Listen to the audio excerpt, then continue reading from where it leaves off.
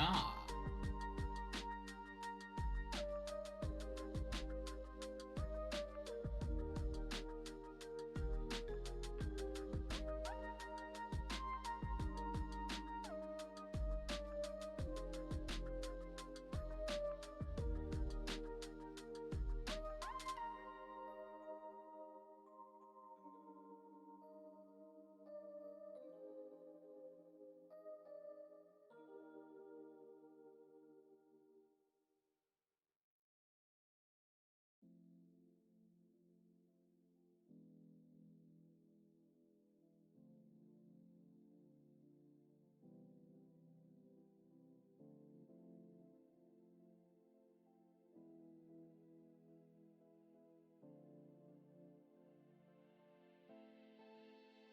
Uh-oh. Gotta do the, I gotta check some of the redemptions. Also something else.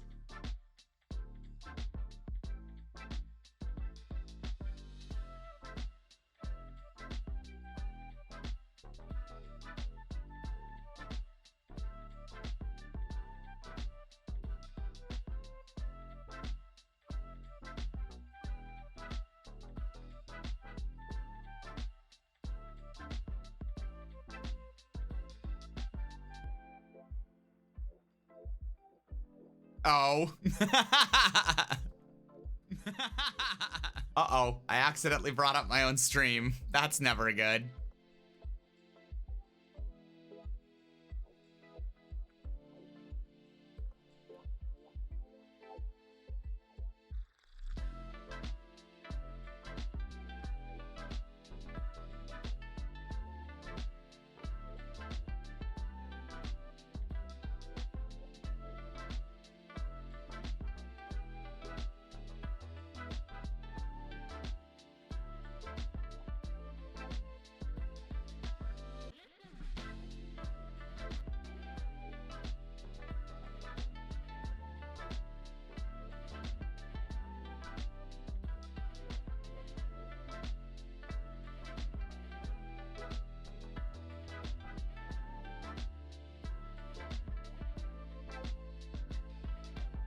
Can I? No.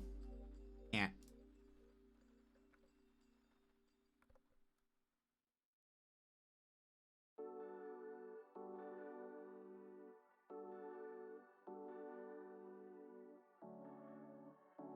Fine. I cannot do anything about this guy. It's fine. I'll figure out how to do other things at a different time.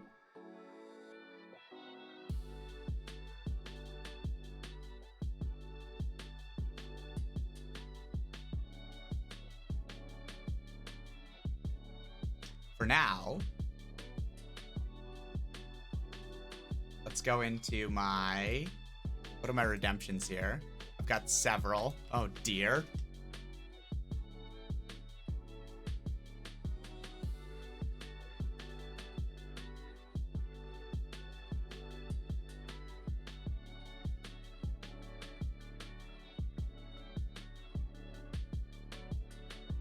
Moving the light. Find me.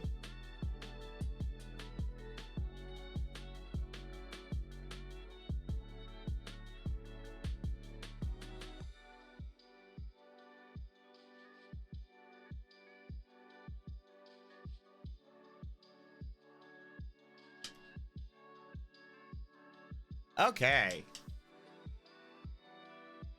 Hey, Vault. I'm your favorite joke, or streaming as hard is your favorite joke? Okay, let me take that down here. And we'll go like that.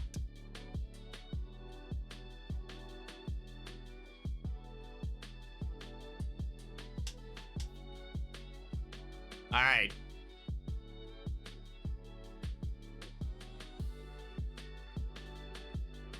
Oh, the empty chair.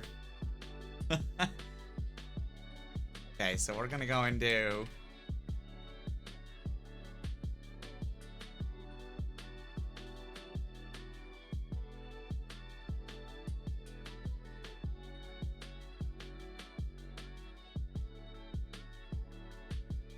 I've got a few of these to do.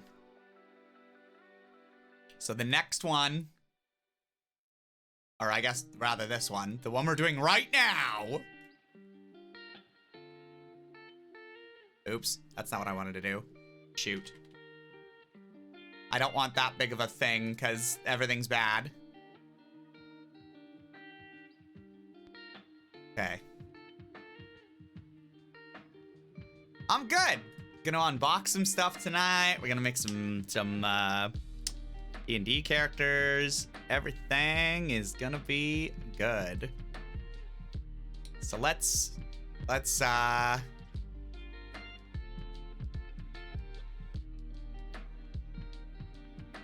start with this. Okay. Mittens, unfortunately, this was a little bit ago. I was behind on some of these. I didn't see that I still had some in the queue. I knew I had one from Copy Kitten from 6 days ago. But I didn't know I had these other two. So I need to draw dogs playing poker. Oh, God. Yeah, I'm sure I'll be good at that. Okay. No, that's no worries. People get busy. We'll get around with stuff. Everyone's got lives. Yours certainly doesn't revolve around mine, so... Okay,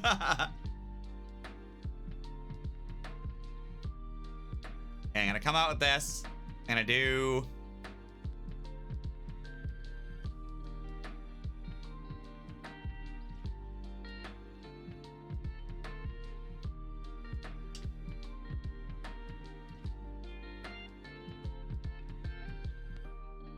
Yeah, I'm gonna have to, the shelf moved, yesterday, Woo. You were here. Although, I guess it was small, so you wouldn't have seen.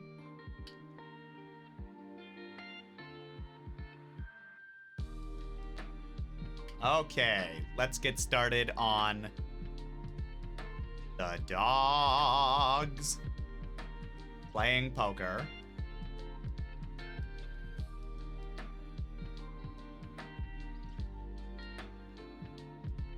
There we go. All right.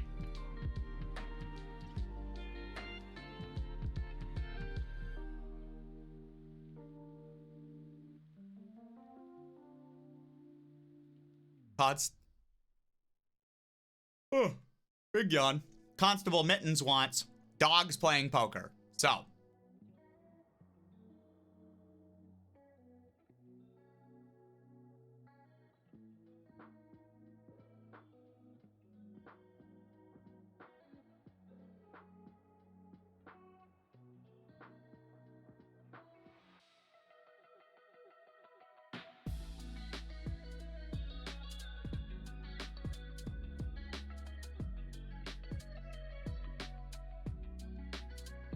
Damn it.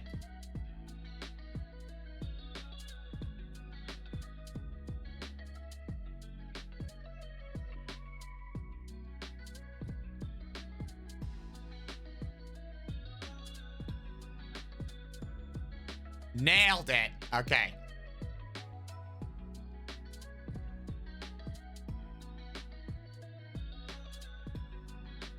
Hey, there we go.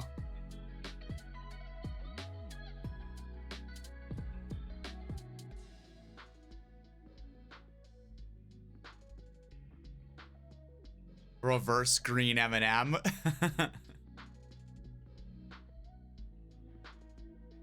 Okay.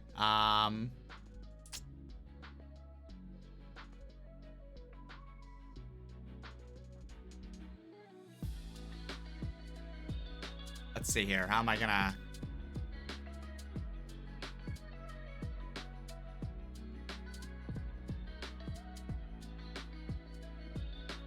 Uh-oh. Oh, crap. Where's the color I was just using? Uh-oh. Oh, wait. I'm a genius.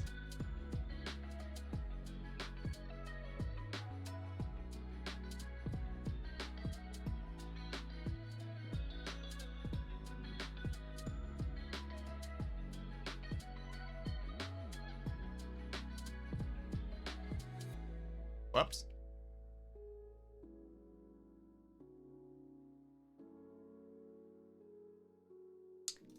Hey, C7. Art streams are my thing. Yeah, you right. Well, I was doing bad art before you even...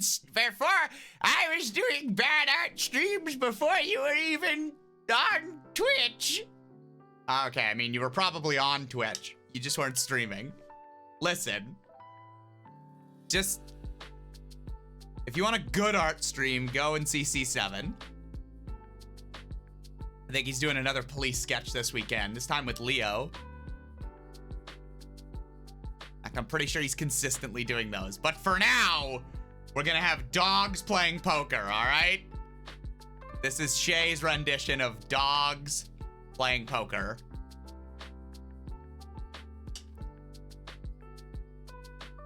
Okay, so I got that.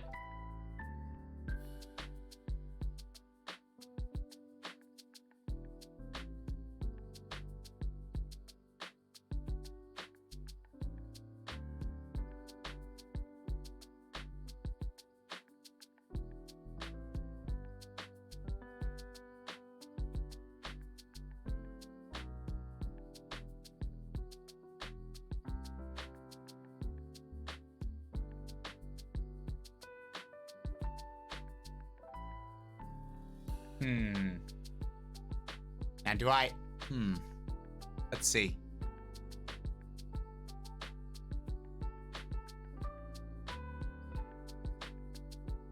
You know, she can do art, but can she words? Wording is hard.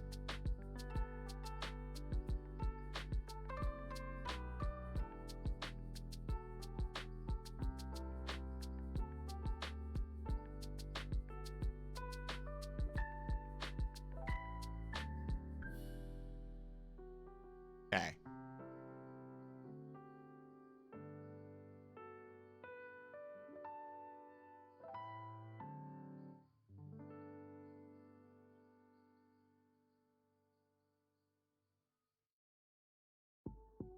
Oh.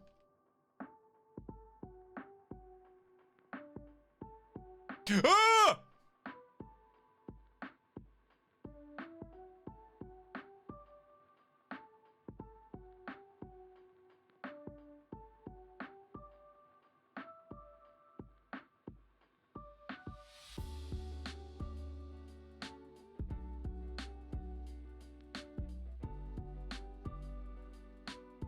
That looks a little boondoggled at the end there.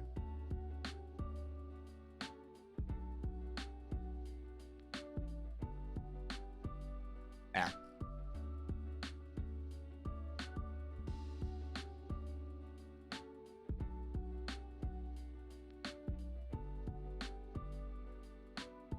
Uh-oh. That's not what I wanted to do.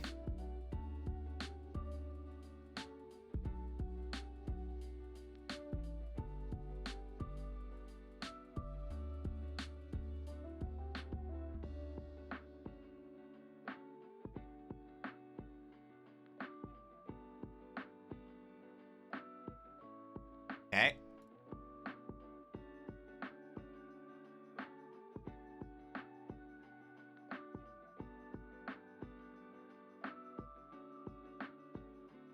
Fuck.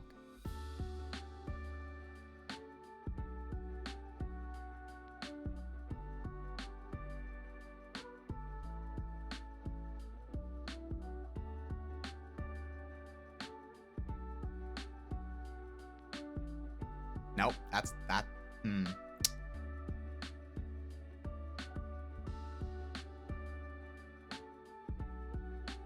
Oh god, the pencil's terrible.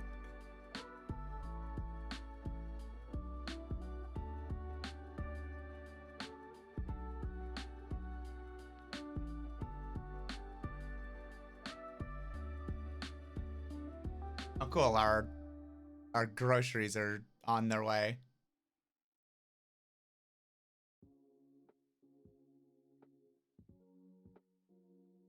Hey, Monty. I'm filling out one of the arts.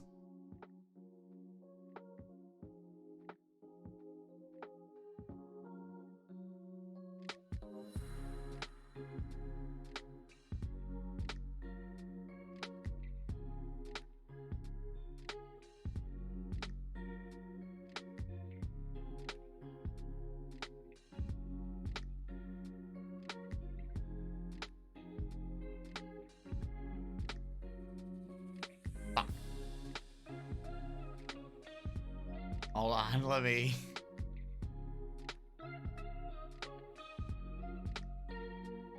Okay, there we go. Perfect.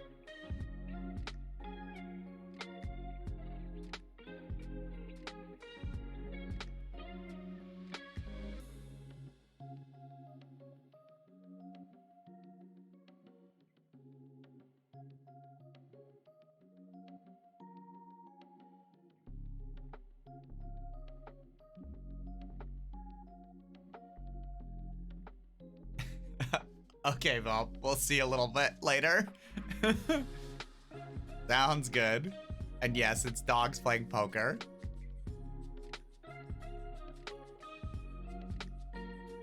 There we go. Okay.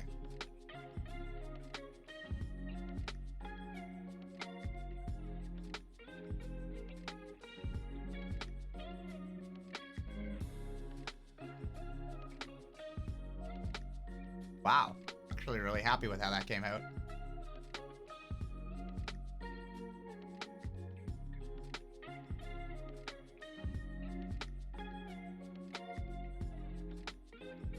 I won't be able to fit those all in there, so it's fine. It's fine.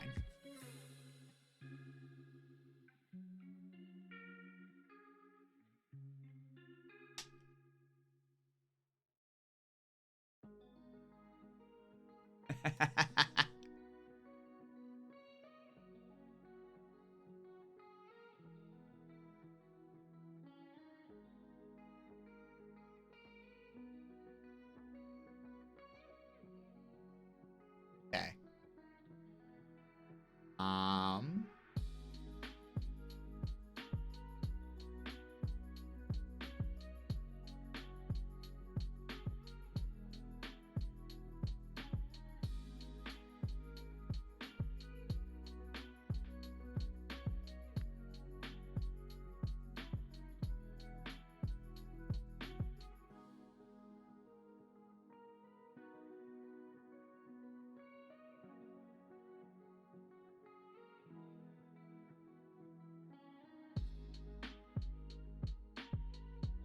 Nope. Nope.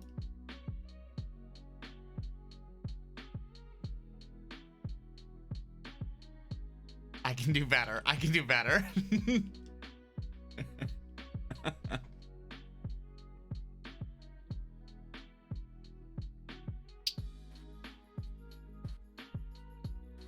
Hard from this angle.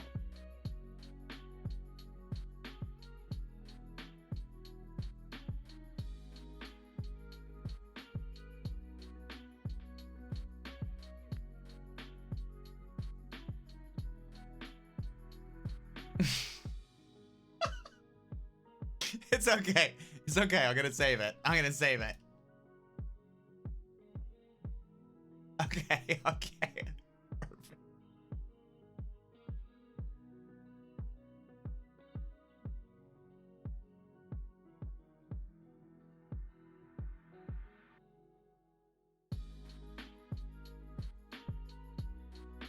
Thanks, Woo. Vote of confidence means everything to me. Doing this with a mouse. I mean, yeah. I don't know how real. I don't know how good real artists would do with just a mouse, but I'm pretty happy with myself. Oh, it's not much better, C7. That's for sure.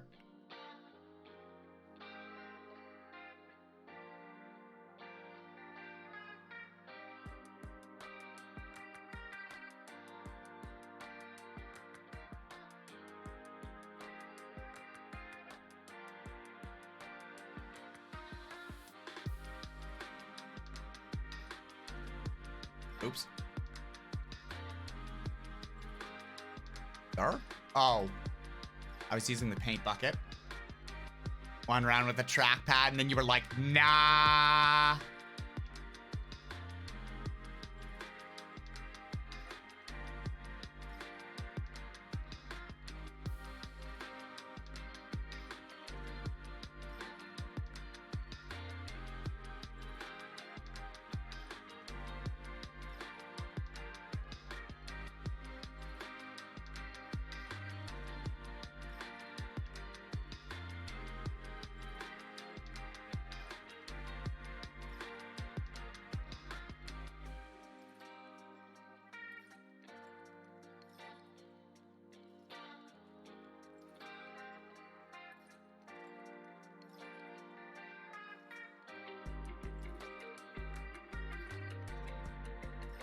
Whoops.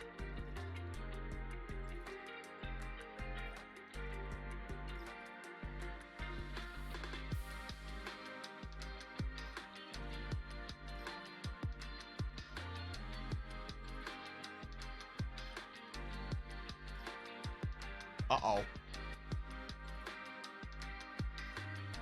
Oh, Jesus. Okay, that didn't fix it. Hold on. Let me...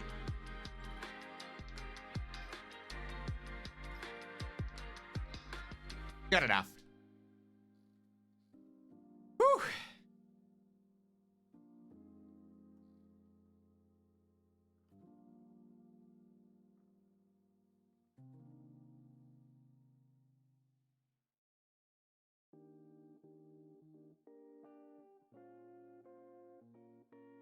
Hey, Henry. I'm doing my art. I've got some redemption, so...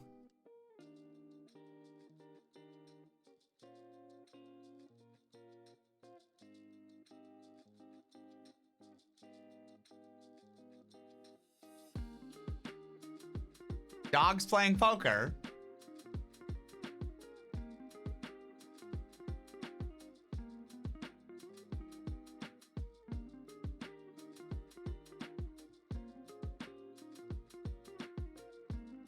Oh God, wait, I only had enough room. I only drew them with 3 cards, so I guess what variation of poker could they be playing?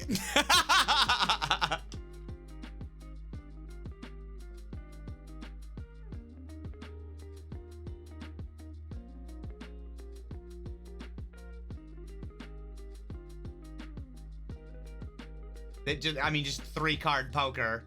But what does it have?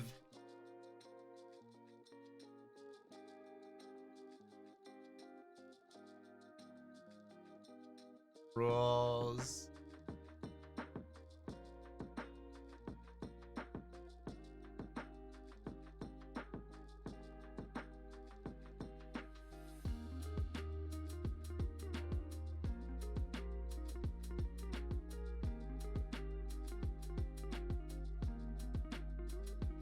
Okay, I'll just do a 3rd dog with other stuff. It's fine. It's fine. It's fine.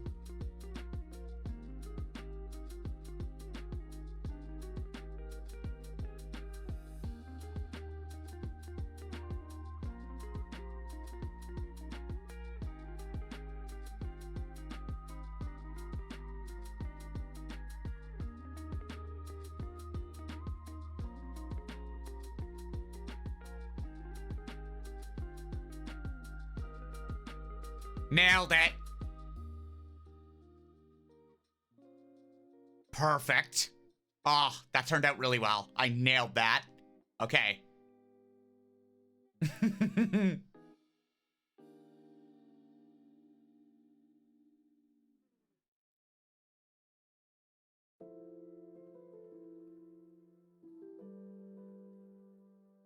Okay, so now I need to have, like, D&D's about to start. Yeah, I'm doing that a little later myself in here. Take it easy, Monty. Good luck. Have fun. And if you get done and we're still going, come on back in and we'll also do some D&D stuff.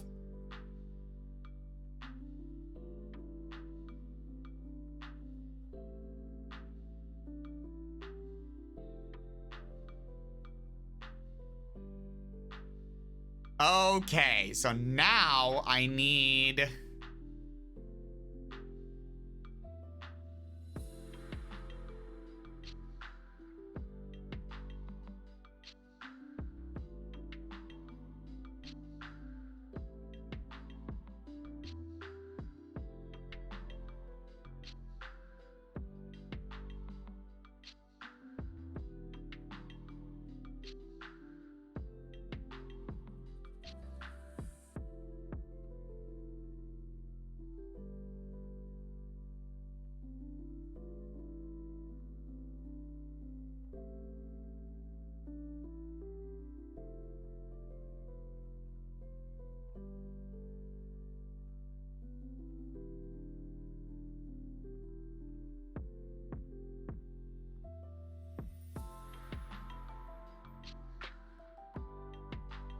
Oh, damn it.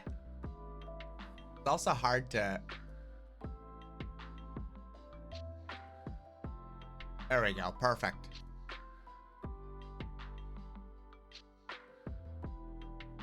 Excellent.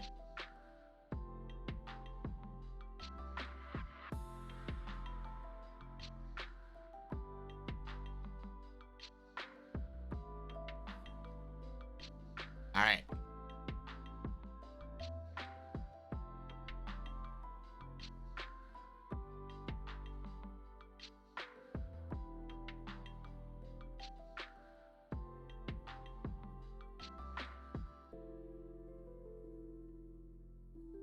That's not a cat. It says dogs playing poker, okay?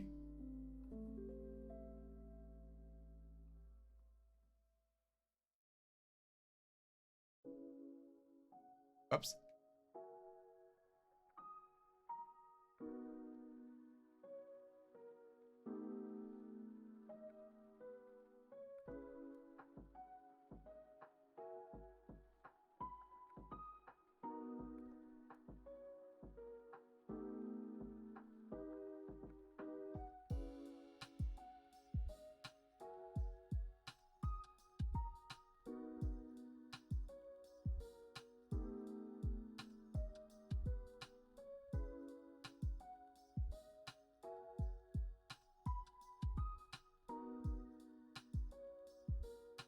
Hey, Scar.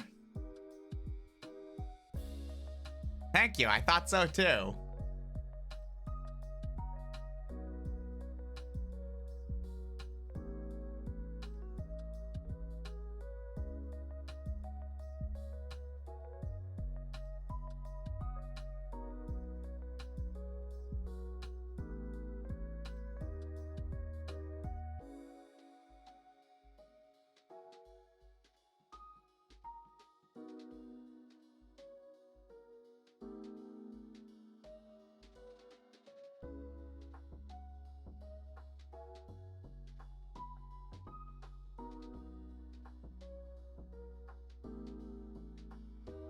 It's a pug.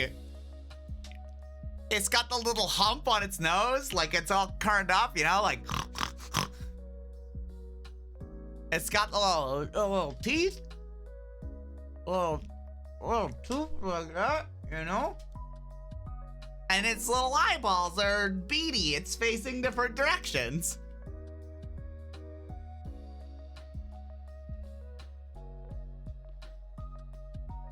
And the ears can totally be up, especially when they're older instead of younger. I couldn't do this little curls. I'm not that good of an artist.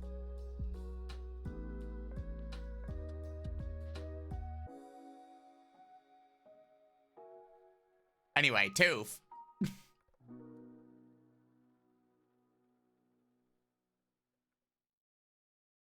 Okay.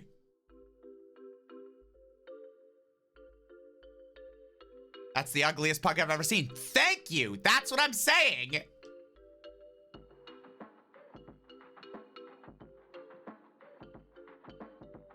Mental Jin. Okay. Now he's the dealer. Whoops.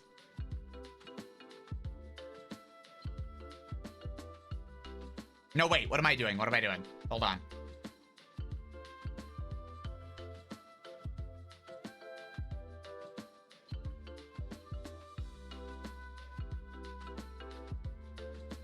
Wait.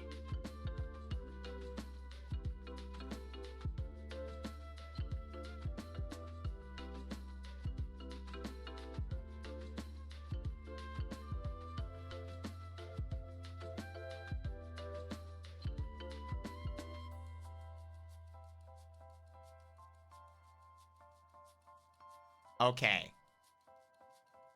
And then, let's see how this will look if I...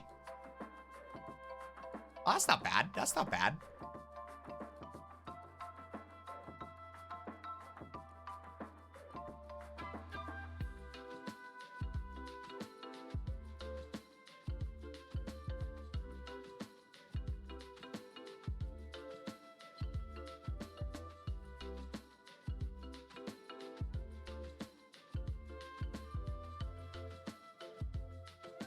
Okay.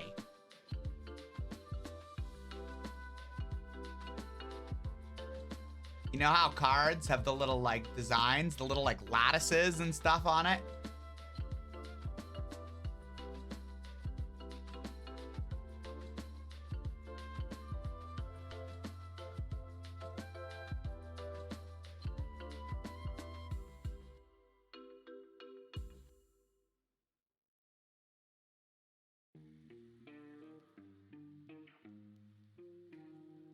Okay.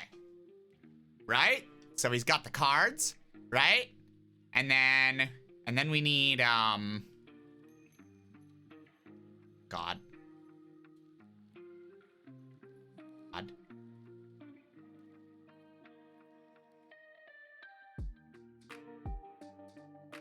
There, that's...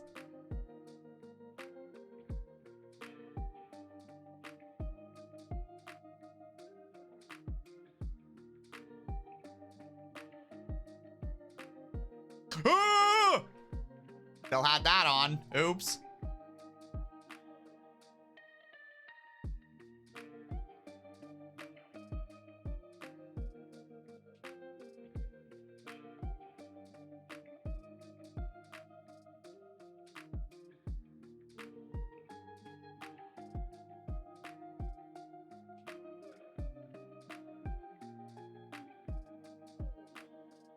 Oh, not what I wanted to do.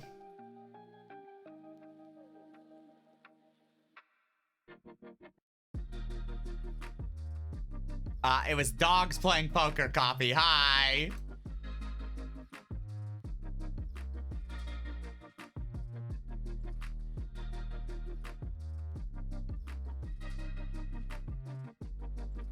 Cute.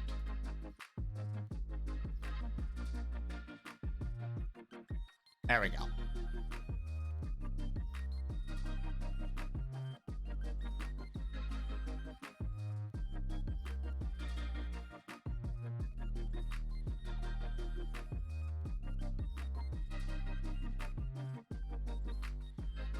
It's not an open jar of Play-Doh. It's the stacks of poker chips.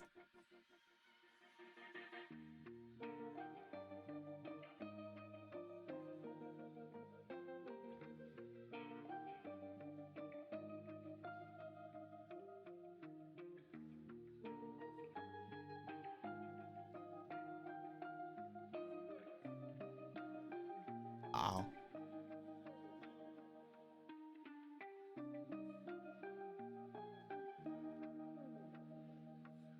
Okay, that.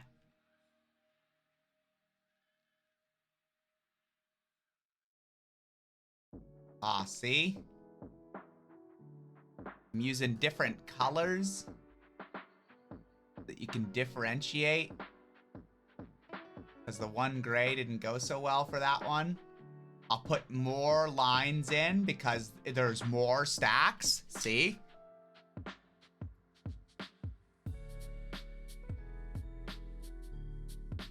Whatever. They're not playing long games, C7, okay? Hey, Gold.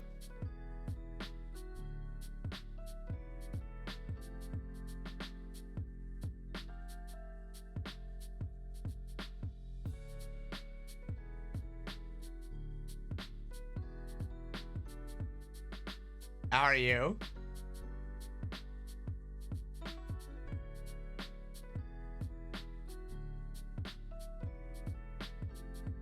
Fix that. Perfect.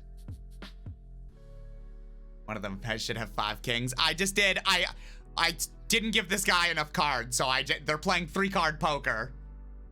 It's fine. It's fine.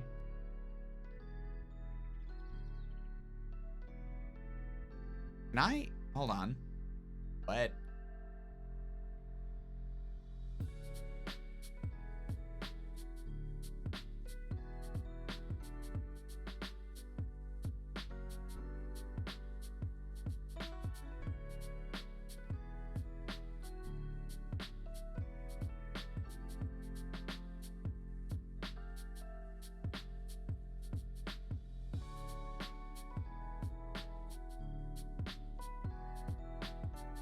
Ah! What is Paint 3D doing?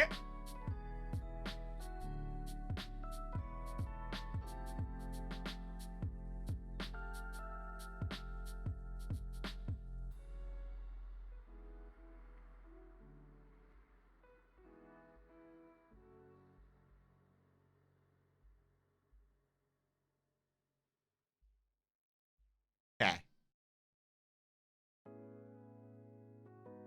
Uh-oh. Whoops.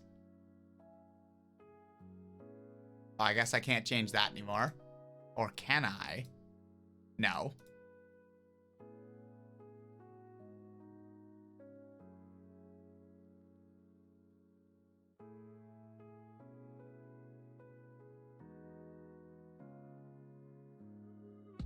That's fine. That's good. That's good.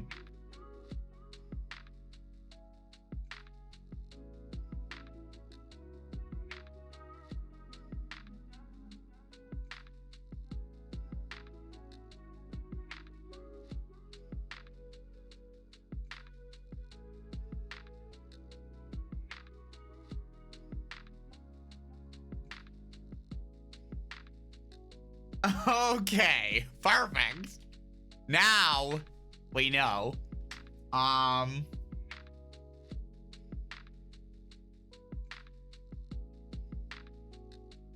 feel like it needs like one more little thing. It needs like one more,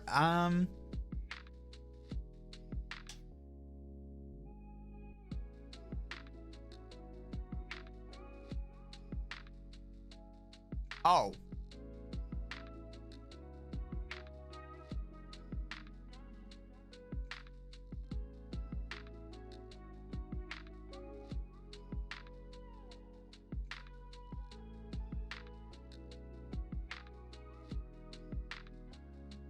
Brief thing. Okay.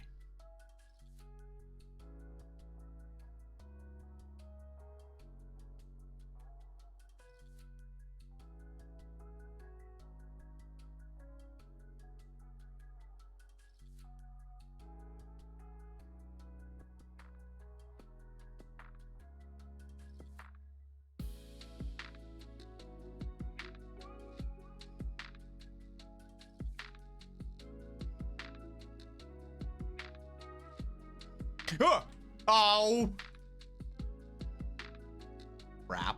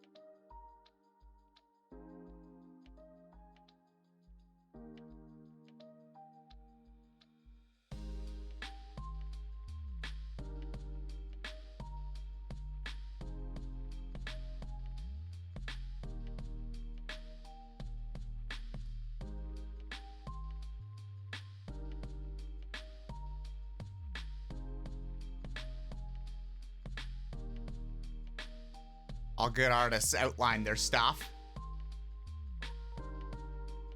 Okay.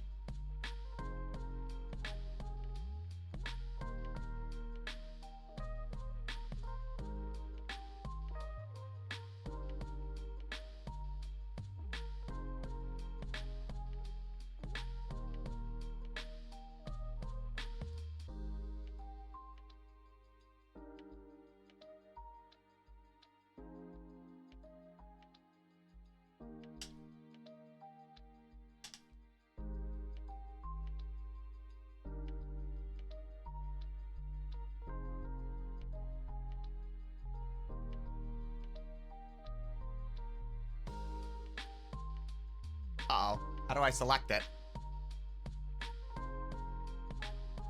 Ah! Ah!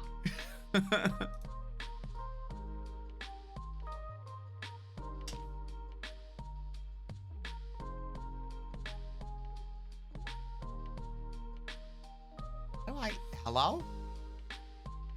Aha! Oh, why did it shift? Lame.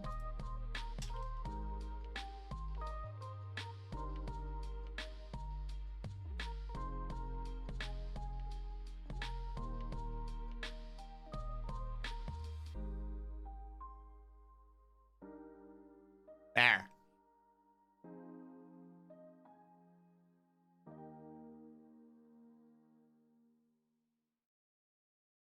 Oh, well, that's not gonna work, is it?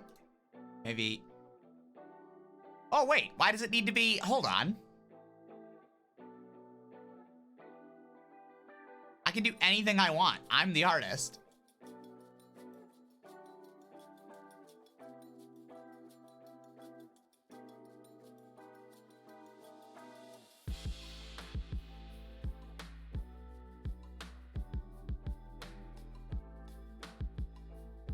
There.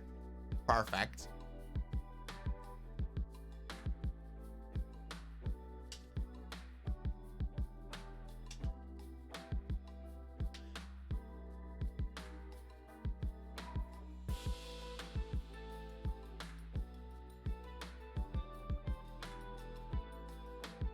Oof. See? If I... No. See, I can't. It kills everything. Yeah, he's got a straw. See, you got it, Scar. All right, there we go.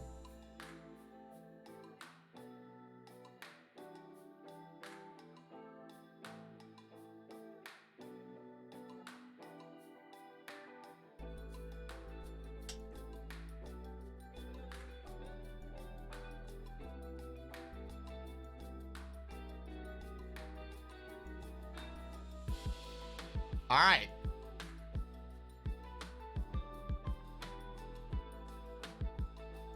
I've got Dogs Playing Poker by Constable Mittens. Finished. Okay,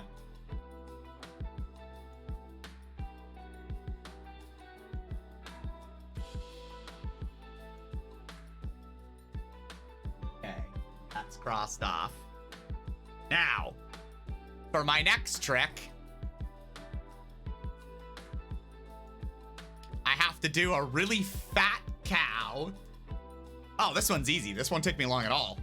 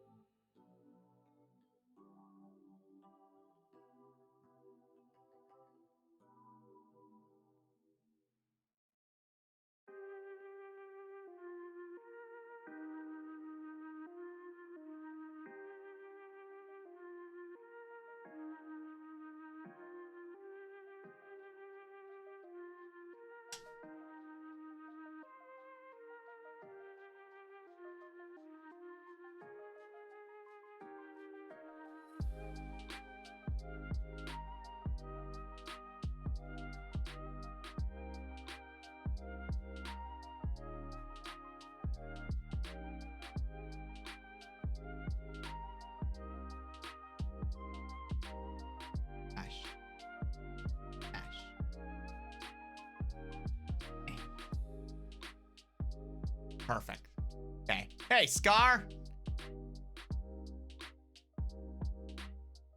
How you doing?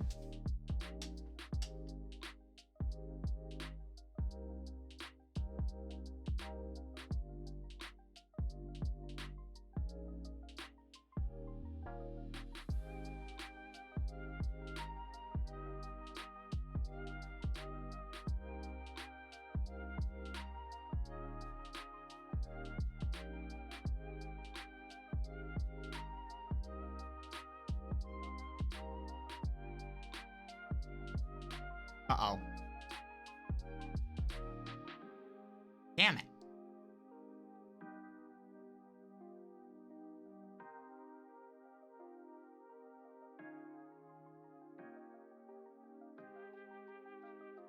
Okay.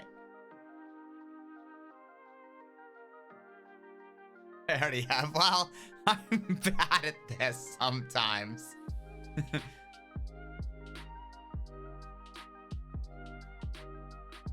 What breed of cow is this? Oh. It's the genus Shut the Fuck Upicus.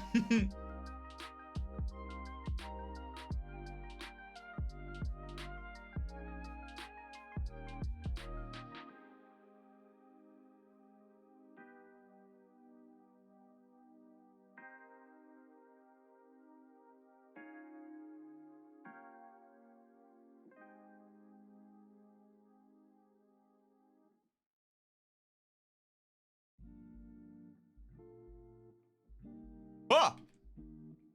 There we go. Oh, that turned out really well. Wow.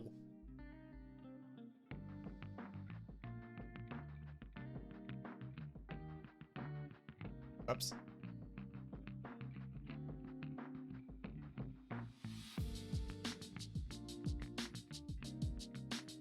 That turned out really well too. Hell yeah.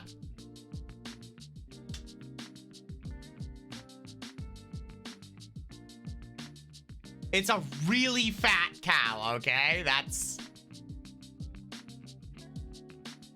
what I was told to draw.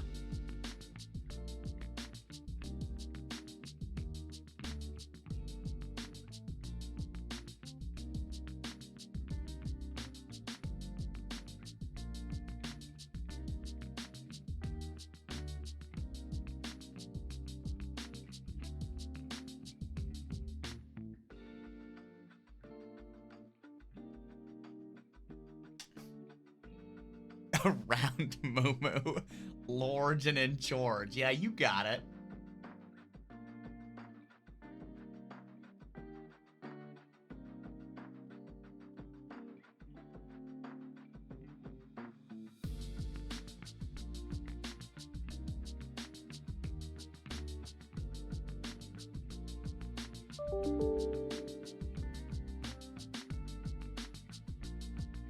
How was that?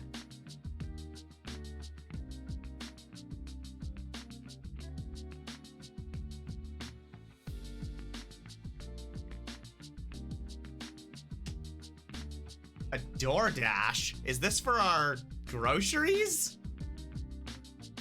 Something's happening. Hold on 1 second, everyone.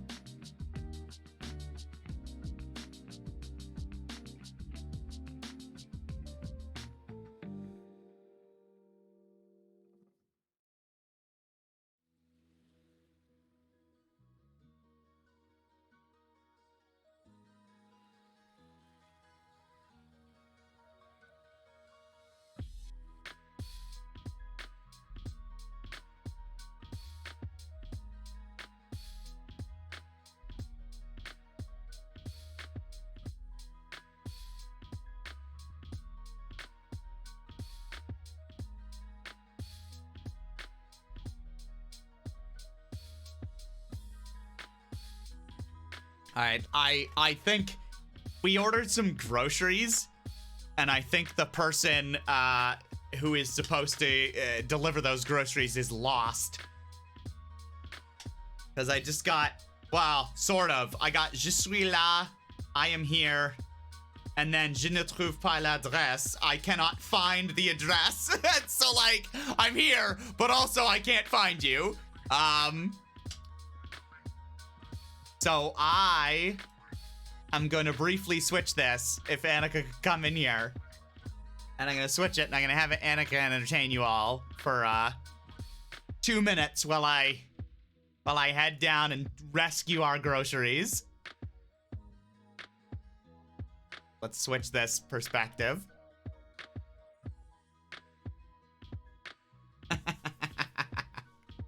Okay, we've still got the big old cow in there. Perfect. Oh, bonk. Well, hopefully that won't get bonked out too much.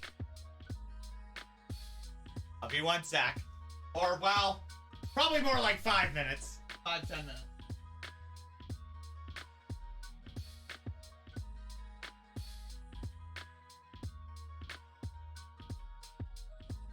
Beep, beep, beep.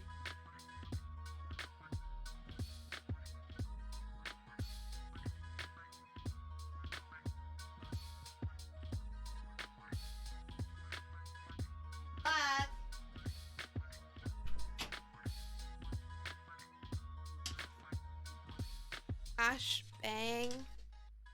Hi, friends. I was told to come here and entertain you.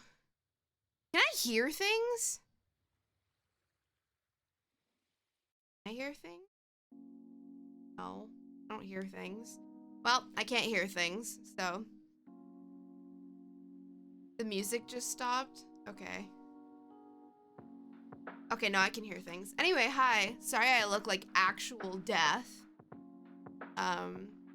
What I look like when I'm not piling on tons of makeup. You guys want to see what I'm making Shay for his birthday? It's pretty simple. But I started it tonight and I'll probably finish it tonight.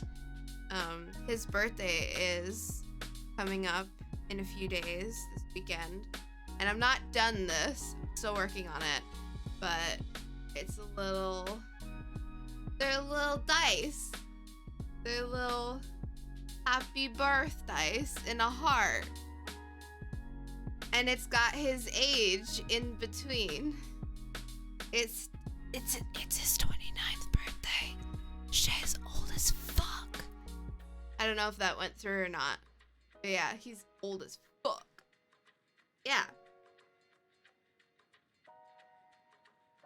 Old man indeed. So yeah, I'm struggling with these red colors, but should I continue this? I wish that there was a way that I could like save this and well, he can undo. He can keep isn't there like an undo button? Yeah, there's like an undo. You can go back a ton. All right. I'm gonna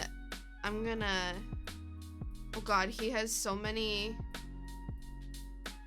things to click on. Gaming. Whoa! I never use Shay's computer, so this is a lot. I have also never used this program before, so. And his mouse sensitivity is gross. Ew, I don't like that. All right, well, let's make this a demon cow. Hell yeah. It is my time to art now. It's my turn.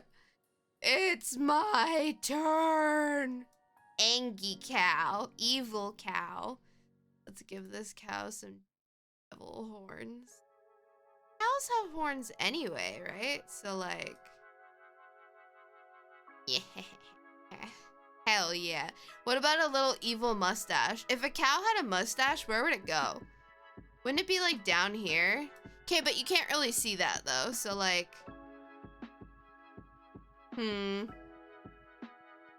that's not a mustache. That's just a squiggly line under the nose. But like, what if I want to do like a mouth in this general direction, but I can't with the way that he's done this. I can't believe you've done this. Also, what is going on here? Sir? Do cows have spots? They do, don't they? Yeah, they do. So like, let's make the ears like all dark. Differentiate from the rest of the cow. Man, this is a weird looking dog. Listen, I haven't seen a cow in a while. I rarely go outside anymore, and when would I Google pictures of a cow? Well, yeah. But like, again, if I do a Hitler stash, it's either there, which makes absolutely no sense, or down here. That actually looks pretty fucking weird, but I like it. I have no problem with this. Let's do a little goatee on a cow. Little goatee on a cow. I'm happy. Also, my lips are so dry. I'm like so unprepared to be on stream today, but it's fine. Everything's fine. Oh, so I have to hide this for when he... I'll just like flip it and hopefully not get paint all over his desk. Give it a pentagram spot? Fuck, man, I don't know shapes. How do I draw anything? I also want to write or... See, that kind of sounds like the sound that cows make. Ooh, Borg. So like,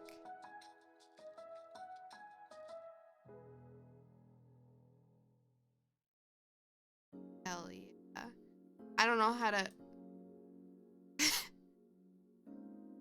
what do pentagrams look like? Oh God, that looks very strange. What is happening? I don't know what's happening. Oh God. This is really weird. Oh man. It's fine, everything's fine. Cause you know what? You know what you can do when things go bad? Literally just do that. Do that. Amazing. I could fill this in with the paint filler, the paint bucket. Nah. It gives it texture. And you see that part that just scribbled off of it? It's because Shay's mouse sensitivity sucks, but we'll just say that it's artistic flavor. Whoever requested this is just gonna have to accept that this is a collaborative art element if he can't undo it times a billion. I feel like most programs can though. Let me continue his work here of doing little feeties, because otherwise this cow is just gonna be standing on nothing. Also, oh shit, that one's really fucked up. Also, yeah, that totally works. Those look like teeth. Those look like actual teeth. Imagine if your feet were teeth. Can you imagine? What is this stream? Why are you guys still watching? I don't know. I would understand if Shay was here and you were still watching, but I come in the room and just random weird shit happens. We gotta give this cow a nice Borg underbelly. We love the chaos. So chaotic. I'm like so tired today. I'm heavily considering ordering sushi for dinner and just like secretly doing it and then making Shay something. But I don't know what the fuck to make for dinner. He's really simple when it comes to food, but I'm craving sushi. No, I had fish yesterday. Cow needs boobies? Oh, that's true. What do cow boobies look like? That's Twitch terms of service safe. What if it's a bull? Good question. Not boobies. Spaghetti. Yeah, that's true. Shay likes spaghetti, but also we don't really have... I just used the last jar of pasta sauce. F. Also, look at these amazing dye. Hope it focuses. That I got Shay. I know like he tried to show them and they were totally out of focus. I don't know if it's still out of focus. Cause yeah, this camera doesn't fucking focus, but I think he's gonna use them today. I'm very excited. He also has D&D sheets, character sheets on the table. That's gonna be exciting. Camera has a short attention span. Yeah. What do udders look like? Aren't they like that? Oh, I hope that Twitch is not gonna ban him for this. How many teats do they have? Isn't it 4? Or is it 6? 4? Okay. Hell yeah. I swear to God, these are not weird, deformed penises. I promise you. I am pretty good with my linear shapeage stuff. Foreign cartoons. Yeah. I've milked a cow before when I was young. I think we did it on a field trip. It felt really weird. I mean, now that I'm an adult, I probably would be like, whatever. But like, when you're a kid, you're like, oh my God, I am touching the titty of an animal. Why am I doing this? Why did my teacher make me do this? Hell yeah.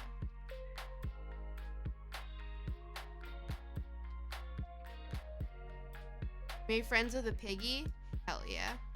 Was it the one and only Miss Piggy? Oh. Even if not, pigs are still awesome. Hell yeah. What else? Do cows have tails? They do, don't they? Don't they have little tails? Little tiny little tails? That's fair, Scar. That's a good bucket list item to have. They do have tails, yeah. They're probably not that long, but you know what? We're not going for scientific accuracy here today. This is an evil cow. Another. Hell yeah, that spot's just really tiny, but this ones are lork. It's stretched out because this cow has some issues it needs to work out with its weight. Relatable, honestly. I keep staring at the mic like it's a camera, but it's not. This cow has turned to evil deeds because it is angry about its weight. So angry. It's a little cross-eyed too, but it's fine. Evil cows make chocolate milk? No, chocolate milk is so good. Not the chocolate milk in our fridge though. That shit is bad. I mean, not like it didn't go bad, it's just not great. We had a cow in our animal science class in high school that managed to shit 3 meters up the wall. Sir?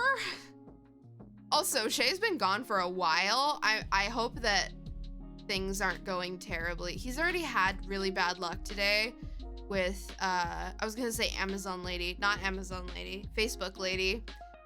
Yeah, he's gonna tell you about that story. I'm gonna remind him to tell you guys about that story. But man, people are just so fucking stupid. He tried to sell that computer, that desktop in the past, and somebody came all the way here, for like, they literally were like, is there a Wi-Fi card in it? He was like, no. And they were like, oh, sorry, then I can't take it. And he was like, okay. So I brought this all the way downstairs, unpacked it from the box, plugged it in, showed it to you, everything was working. And now you're just gonna be like, why didn't you ask that in the fucking first place? Like, you look at an ad, you don't think to ask. Like, if you're okay guys, this is a pro tip for people who are planning on buying things from others. If there is something that you require that without that thing, you're not gonna buy the item, ask beforehand about it. Because if you don't, it's like, what are you doing? What are you does this have fucking, I don't know, an SSD? Yes or no? Without it, I'm not taking it. Like, ask the question. Don't travel all the way here, have somebody unbox it, do all this shit, and then just be like, oh, nah, sorry, it doesn't have this thing that I totally required but didn't ask about. Like, what? That was the first person. Also, fun fact, I'm gonna tell you guys this because Shay's not here and I'm causing chaos. We've been in... Oh, he's back. Guess you'll never find out. Hello. What just happened? Sir?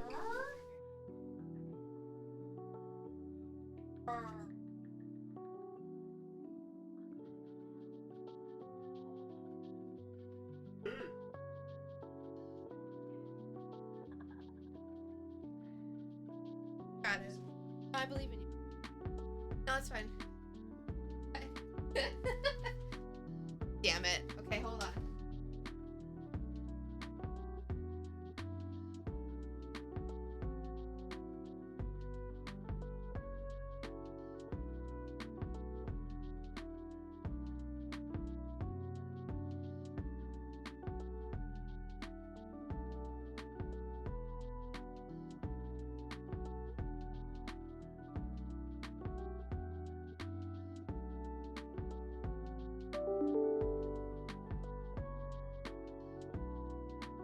Wait, I have to finish drawing my chocolate milk. Hold on. Nothing, it's fine. Hold on, let me finish what I'm doing. Anyway, I'm about to leave, but I'm gonna probably be in chat. I do have to make dinner now though, so I will see you guys around. Thank you for enduring my face and talking my words. I can't English. And also, drink your milk. And if you're allergic or vegan, drink your oat milk, your nut milk. Thank you. It's good to see you guys, talk to you guys. Okay, cool.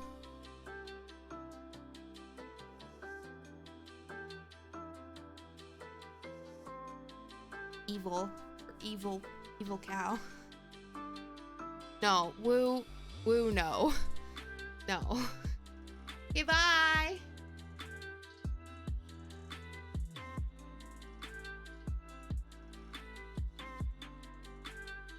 What the fuck?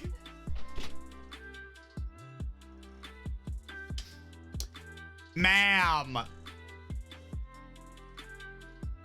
Ma'am.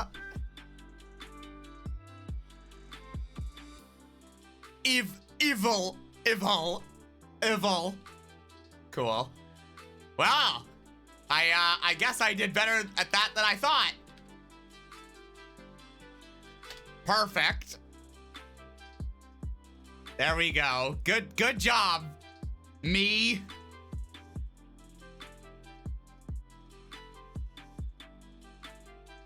Ah, there we go. A really fat cow scratched off for Monty.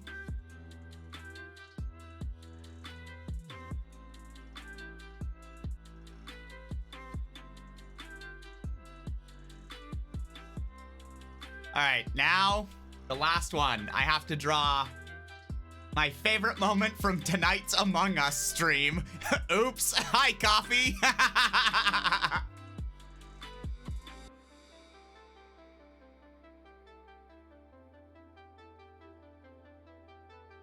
Okay, well, I guess I'll just,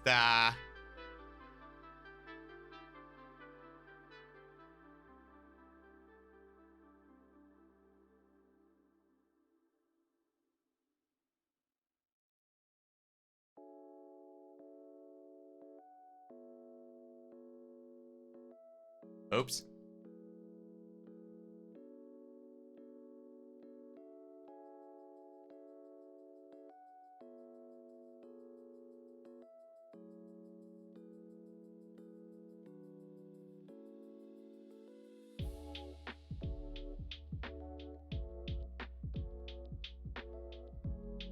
Ah, yeah. So let's see. So how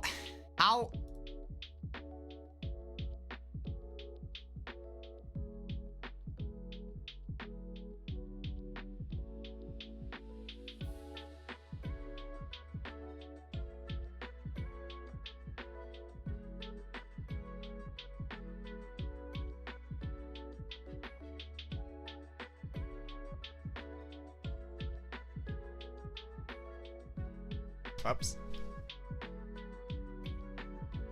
Yeah. I did. There's none? There's no toilet paper? No. So, no. So I guess everything that isn't there, because remember we did no substitutions. So everything that isn't there, they probably just didn't have. But let me text and see.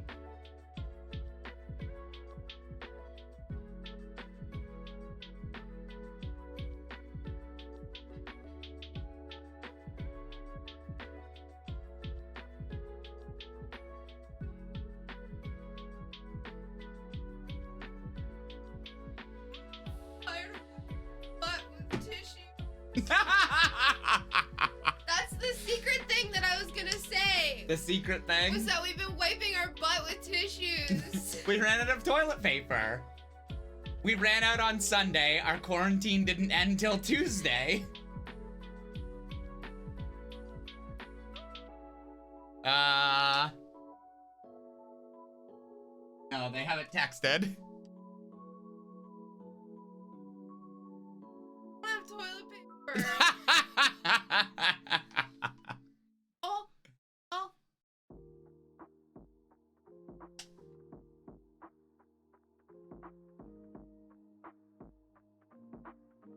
I will check. It's a her, by the way. Oh, okay.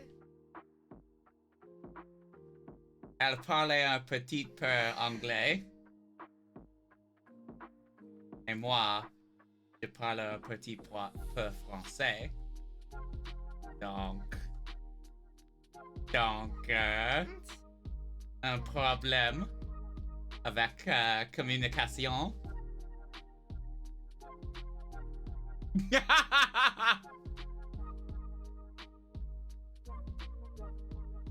So do they still charge you? Did we make up a language with each other? C'est français! Tu es un barbarian.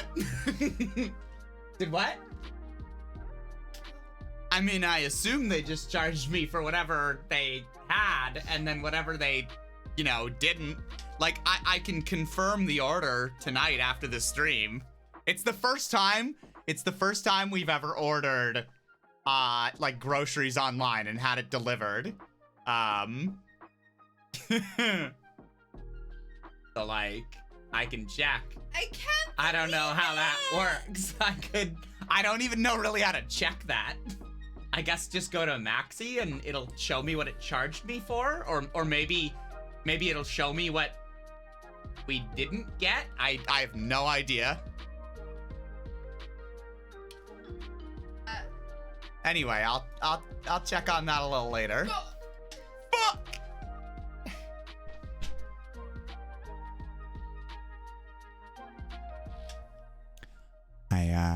I might need to have her entertain you guys for like 10 minutes longer a little later, because if we really don't have any, we have a store at the bottom now, and now that we're out of quarantine, I can run down and get some toilet paper.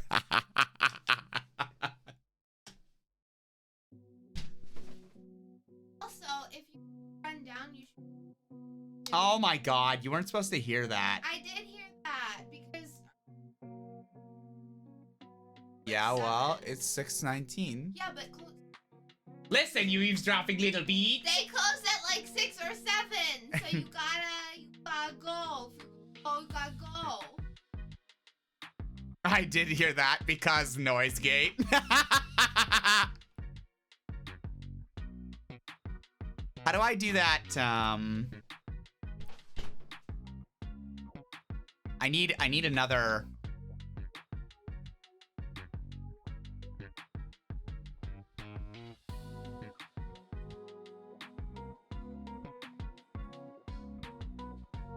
Oops, that's not.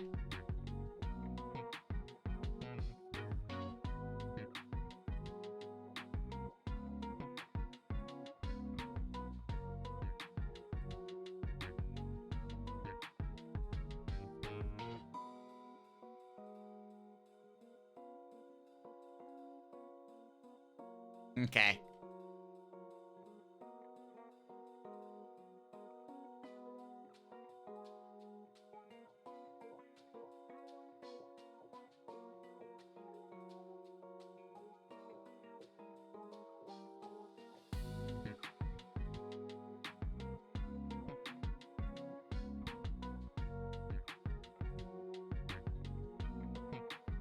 There we go.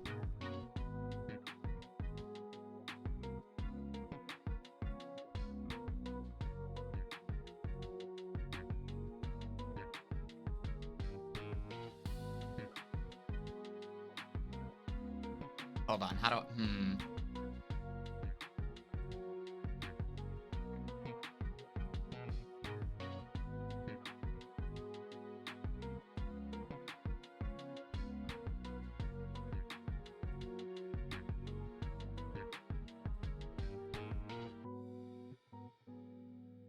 There we go.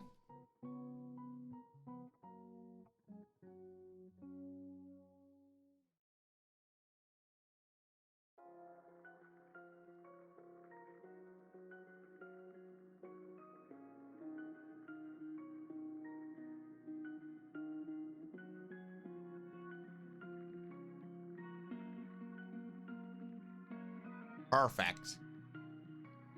Well, that worked out pretty well.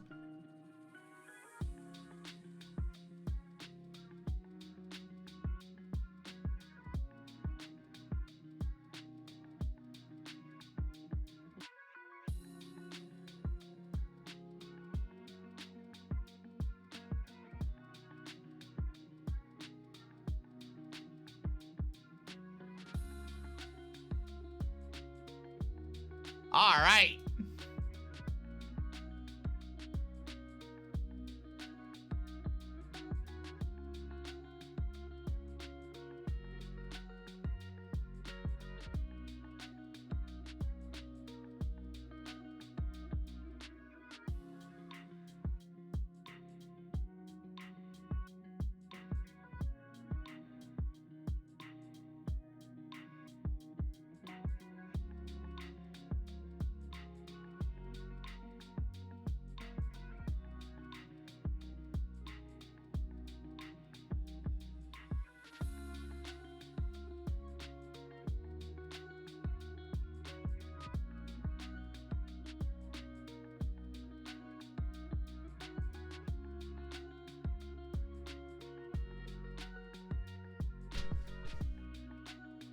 There we go.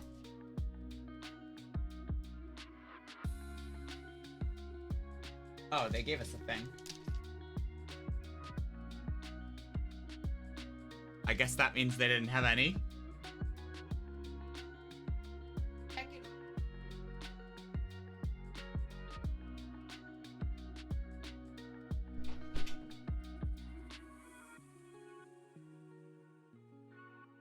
Confirmed with the maxi, there's no toilet paper. Well, we put some on there, so I guess they don't have any. No, I don't think it's the fact that they're, I mean, there was toilet paper hoarding back in March when it first hit. I think it was just, it was on sale for a really good price. So they probably just didn't have any left at the store. And you can tell them to substitute it, but then like, let's say that the big thing of toilet paper was like $4 or something, right? They could substitute it and be like, yeah, we didn't have any of the $4 on sale ones. So anyway, here's the $11 not on sale stuff that we charged you for. And so we turned substitutions completely off. So they just didn't bring us any.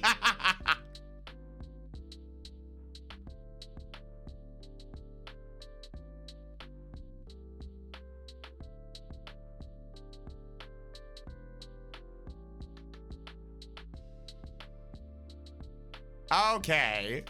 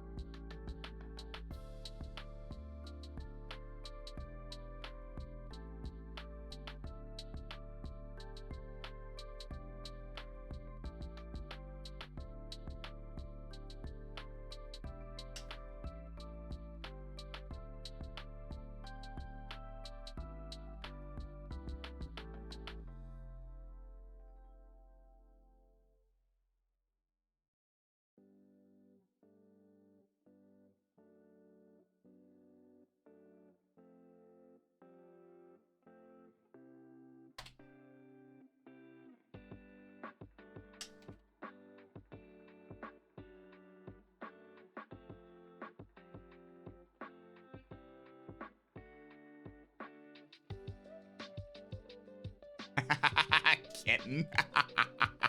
Okay, well now I can't draw. Okay. It's fine. I'll still do it.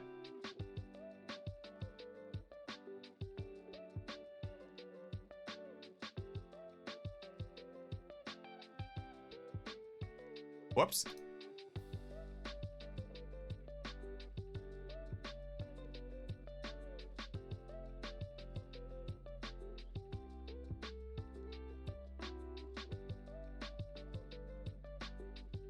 Good Lord. See, that's why I don't do that.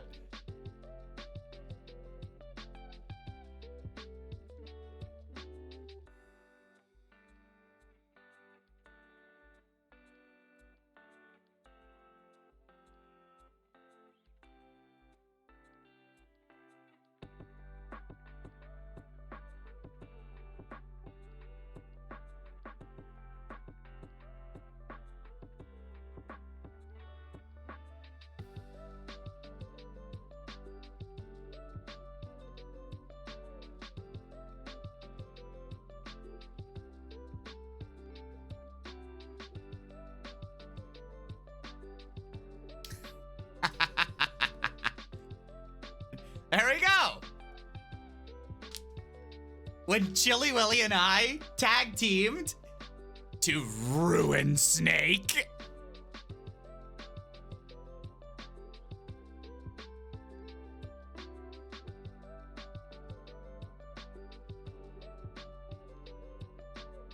I was pretty happy with it.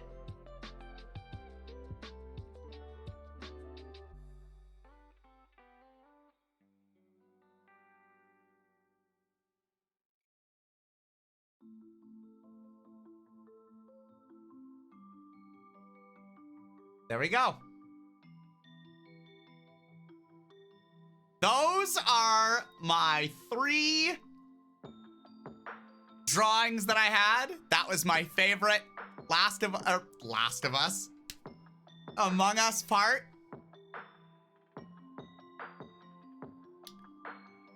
I'm pretty happy with it. All right. So, several things are gonna happen. I'm gonna be right back again. I'll be maybe like 15 minutes. I will leave Annika to entertain you once more. And then I'll come back in. We will unbox the thing. And then we'll get up to some stuff.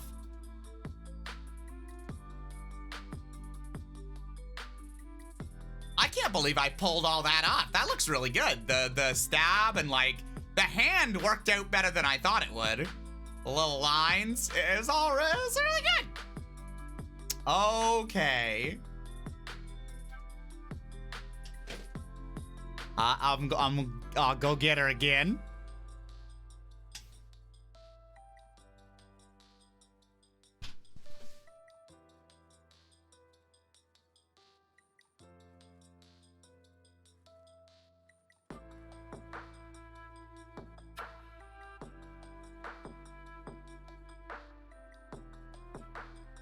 I need to take my phone as well. Whoops. It might be more like 20 minutes. It's fine. We've decided fuck dinner, so I'm also gonna go get some awful for me food. I'll be right back. Behave.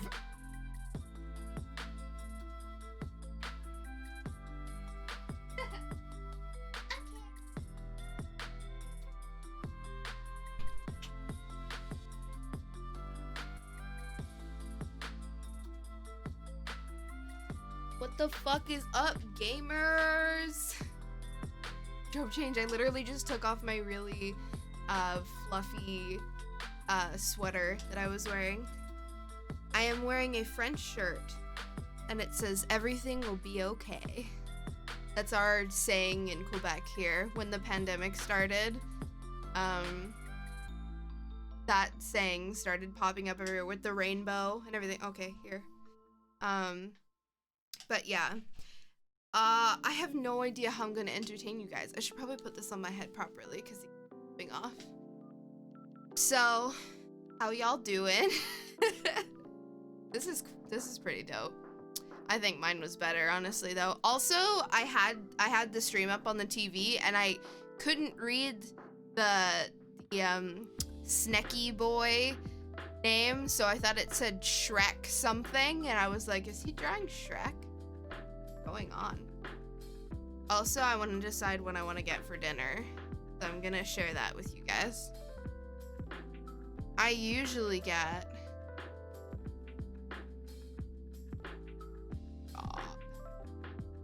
Stop. Search. Ew. What? 40 to 50 minutes. Coughs blood. Hi, Bulwark. Thank you.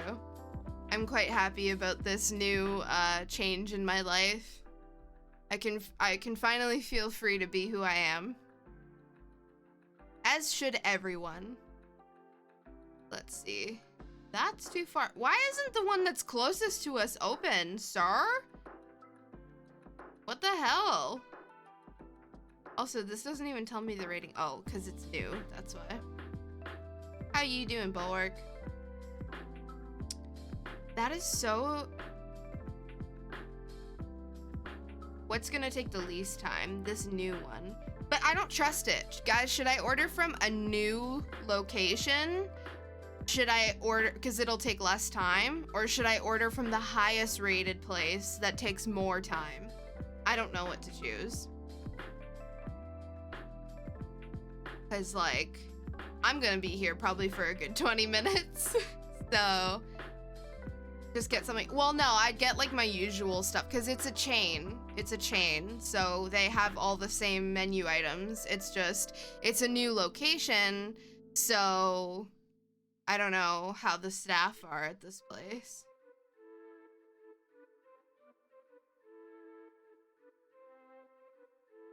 Yeah, well, we'll give up in games. I am one of those people who gets frustrated and gives up. I mean, fair. Chain sushi is a new concept to you? Yeah, we have one here called Sushi Shop. I don't know if America has it, but... That's just what it's called, Sushi Shop, and it's like all over Quebec. Maybe Ontario? Definitely not in the West, I don't think they have. But that's good that you're winning, Bulwark.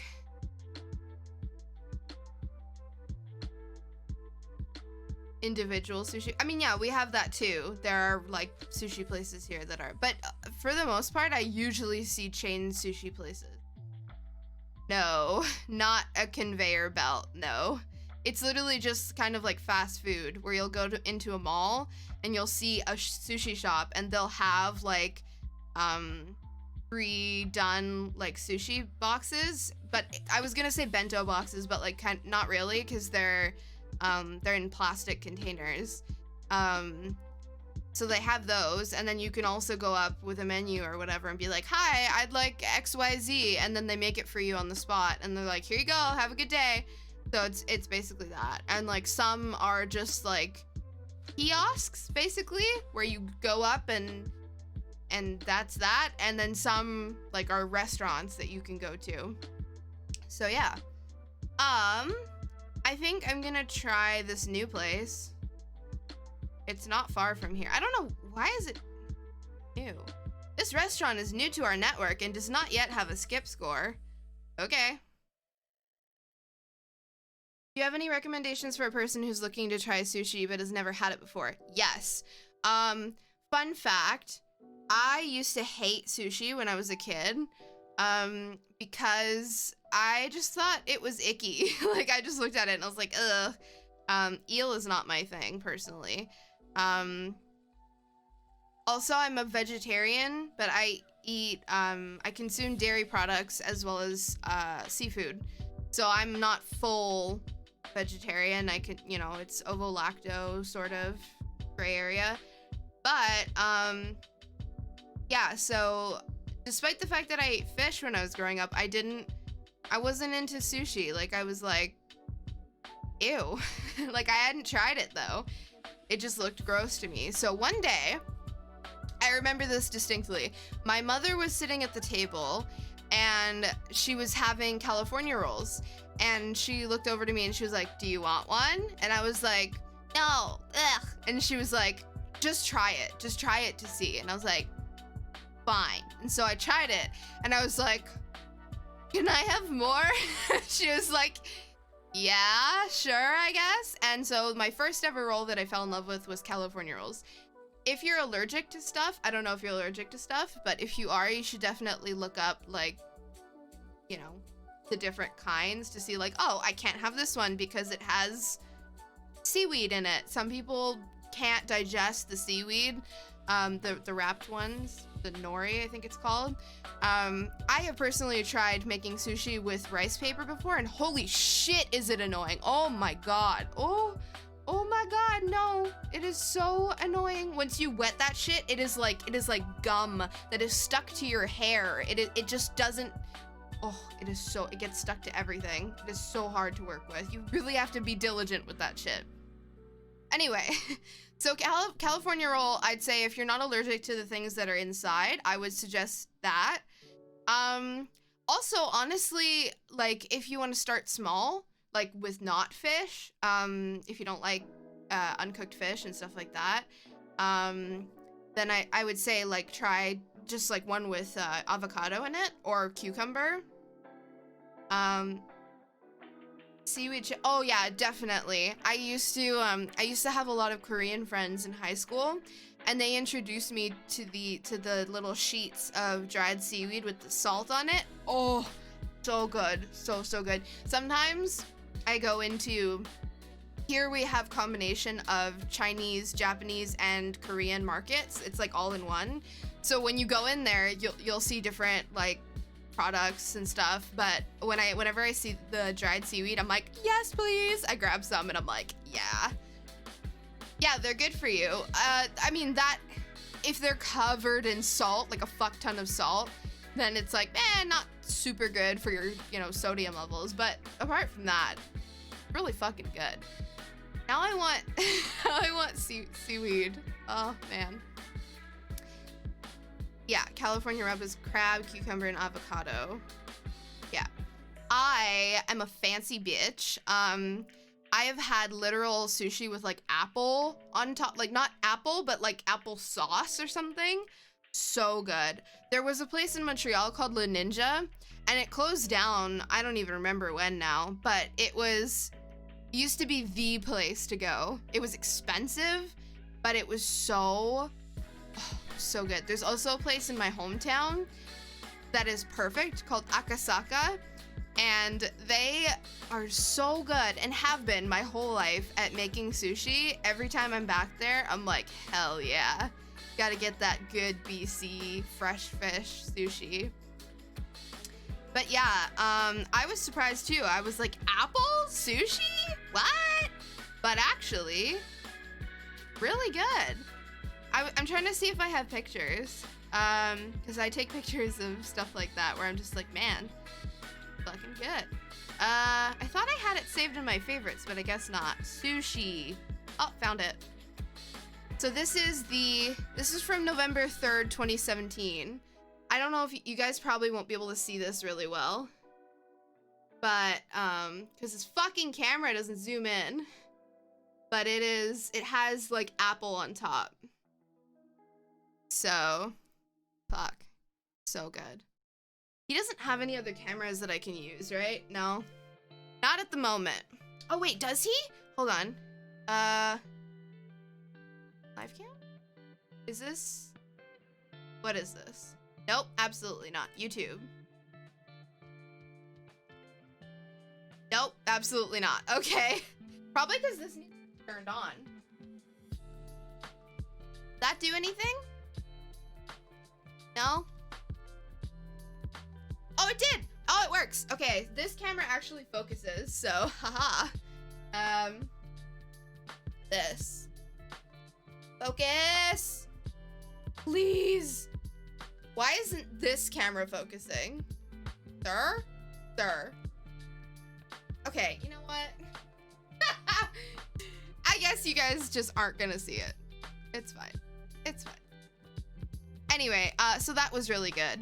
I also go to, there is a little bit of a chain, sort of, not really. It's called Sushi Plus, and they are an all-you-can-eat buffet style. Hoop tickets acquired. Also, I don't have the video up, so I can't hear you. That was Shay. He's at the store right now. That was not me. Hi, Mittens. Your drawing. Shay drew your drawing at the beginning of the stream. He's probably about to type that out. We're just talking about sushi right now. I'm sure he's gonna post the drawing in the Discord, so you missed it. I ate, by the way, oh shit, indeed. I ate 100 pieces or something of sushi for my birthday. It was insane. I also ate this entire thing myself. This whole fucking thing. I am a sushi demon. Man, thought you transitioned. Listen, it was this that I had for my birthday. That whole thing. Oh, man. Oh, jeez. Yeah, bud. It was so good. Oh.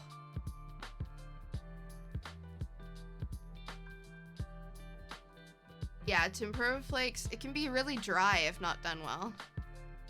Poor people in front of me in line. Oof. Well, yeah, I mean, fucking...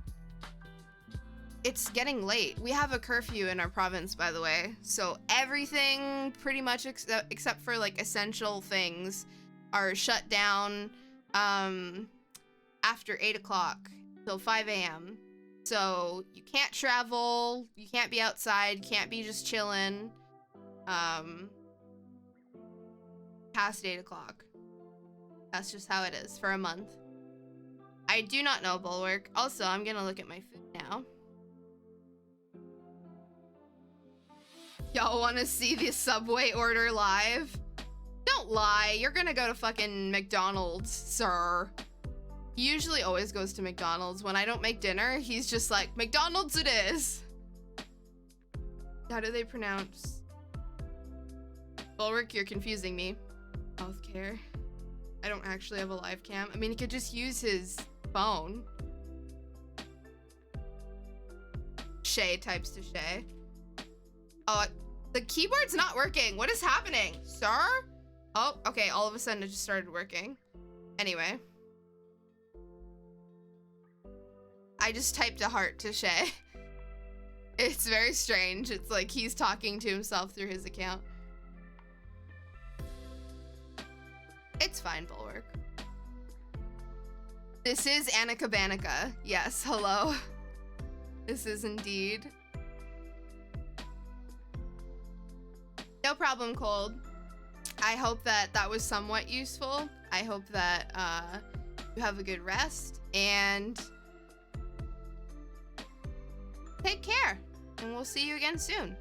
I'm going to order a salmon and tuna poke bowl.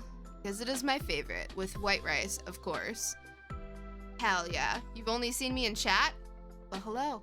It is me. What's up? I should be wearing my sushi shirt. I have a sushi shirt from Forever 21. Unfortunately, it's one of those shirts that I've worn for quite a while now, so it's just naturally, like, stinky for some reason. I hate it. No matter how many times I wash it, it's still stinky. Annoying. Like watching Caged. Does she do face cam? Or do you just mean like in general? I want to get a side roll for myself as well.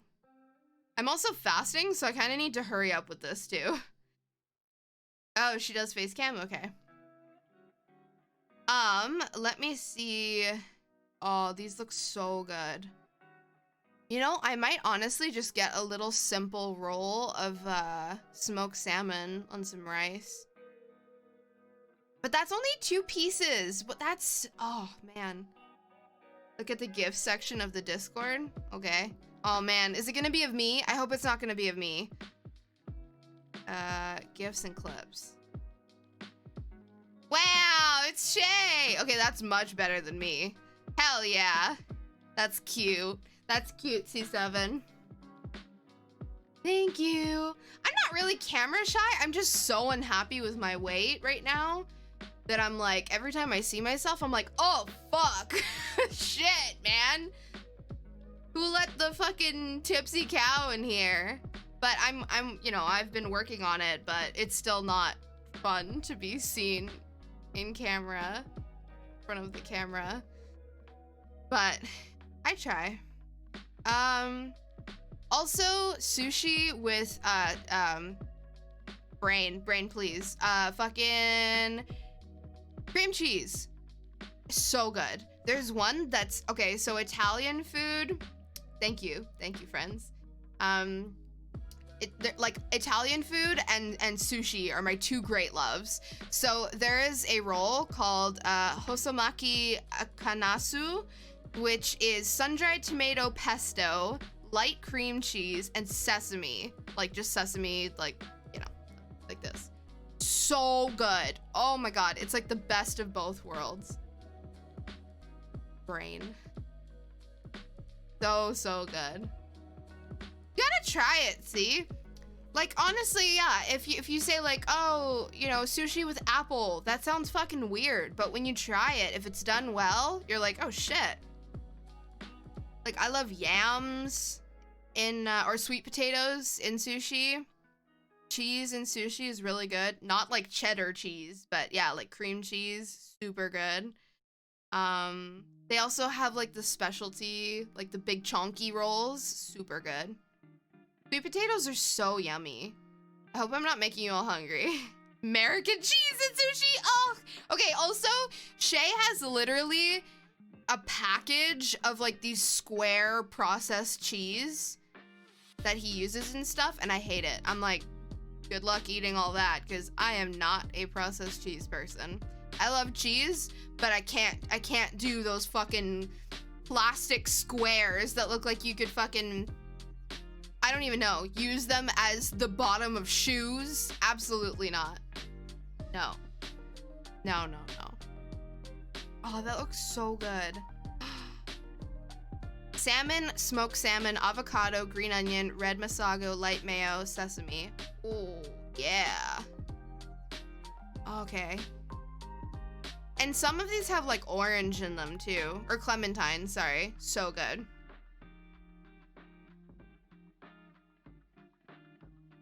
That is so disturbing. Processed cheese product? I fucking hate when I see stuff like that. I'm just like, ah yes, this is a cheese product. This is a milk product. This is not actually milk. It's just a milk product. It's like, sir. Oh, teriyaki salmon blossom. I know you can't really see that, but it looks so gooey. If I hold it back here, it's hard to see, but oh man. Also guys, I didn't even show you the back of my phone. Look at the back of my phone. They're little sushi pop sockets. Because I'm a fucking nerd. I have a third one, by the way. They always come off. They're actually not that good, these ones. Maybe it's because I have a wooden case, but the sushi is so cute. I love it. Makes me happy. Googly eyes are fun. Are they just like the dollar store ones, or are they like made for putting on your phone? Ah, man, I gotta choose here. Come on, brain. Work with me. You know what? I think I'm going to... Should I splurge and get this teriyaki salmon blossom? It looks so good. No. I'm gonna feel so full after I eat that. I'm gonna have...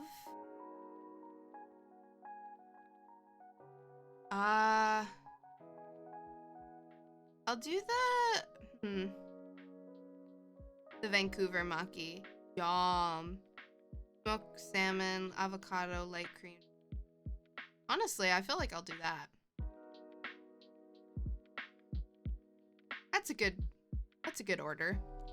Dollar store? Dope. Googly eyes are great with what now? Yarn. For making adorable cosmic horrors. If you guys were there for the quietest stream that Snake and Shay and I did, Snake made googly eyes like the main horror point of the fucking campaign. It was terrifying. I feel so uncomfortable with googly eyes now, and Snake is like, he did that to me. So, all right, salmon and tuna poke bowl and a Vancouver Maki. Doing it. Check out. Leave it in the lobby. Thank you. So I can go downstairs and be anxious and stressed and get it. 10% tip because I am really poor. Sorry.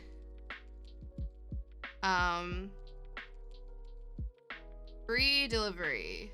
Dope. And then taxes. Not dope. Ah! Stop buzzing my finger. No, I said Vancouver Maki, not monkey.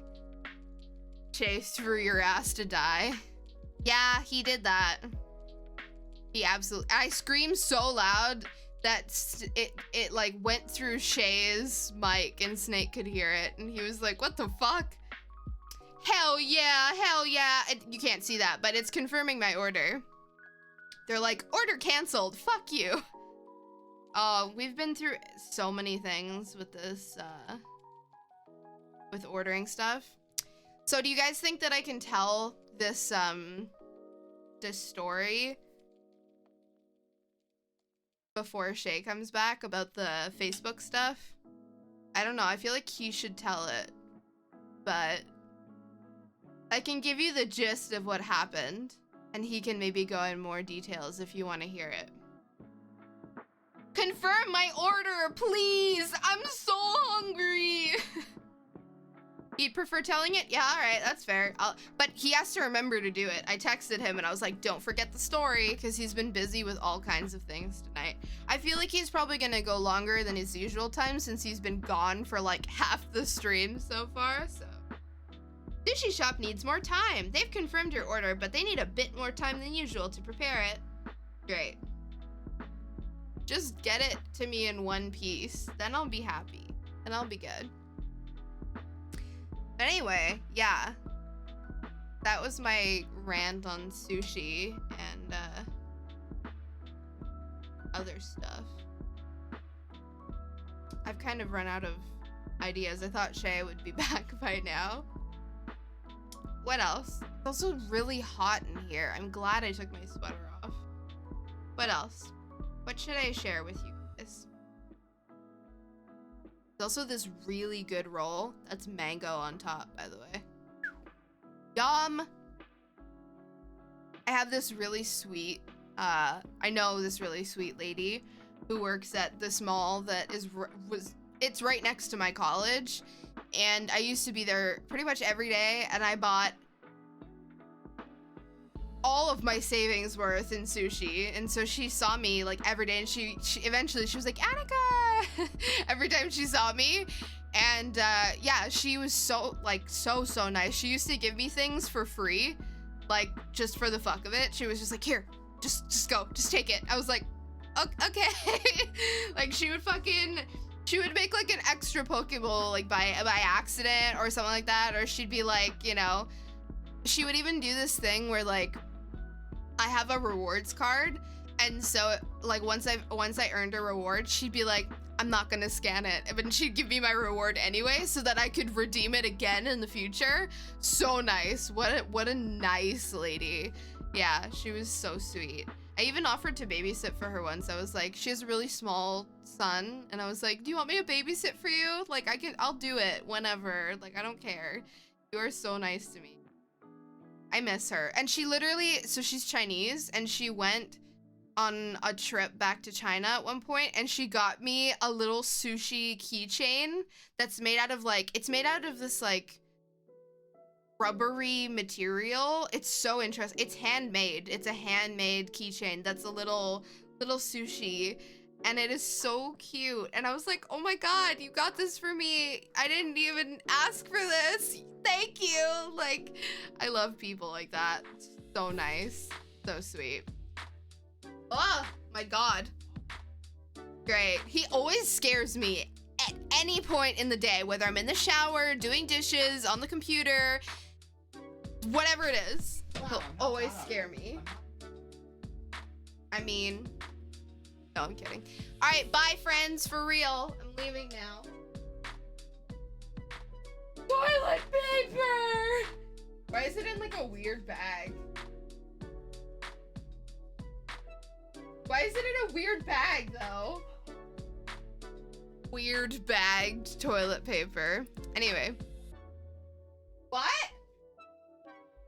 Great. It's Canadian toilet paper. It's bagged. Okay. I'm gonna take off for real. Pray for me that my sushi gets here in one piece. Because I'm very excited. If it does get here in one piece, I'll take pictures of it and share it in the Discord, maybe. But until then, take this off. Oh, so hot. My head is hot. Growing my hair out too, by the way. Crazy. Bye. I keep looking at this like it's a camera. Bye, friends. All right, getting the heck out of here. I bopped your. Hello. Oh. Bye. Tell the story. I'm gonna tell the story as I eat.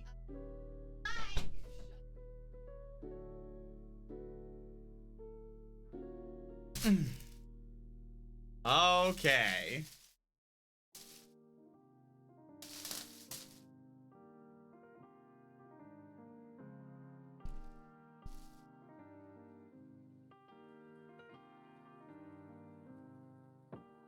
So, first of all, a brief story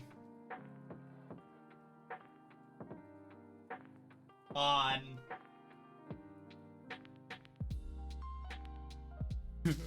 food preparation. No, this is a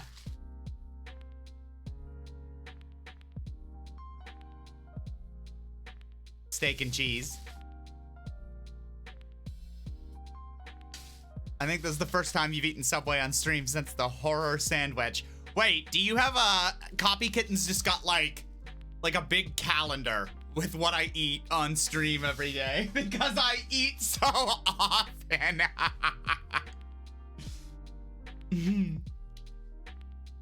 Okay. So,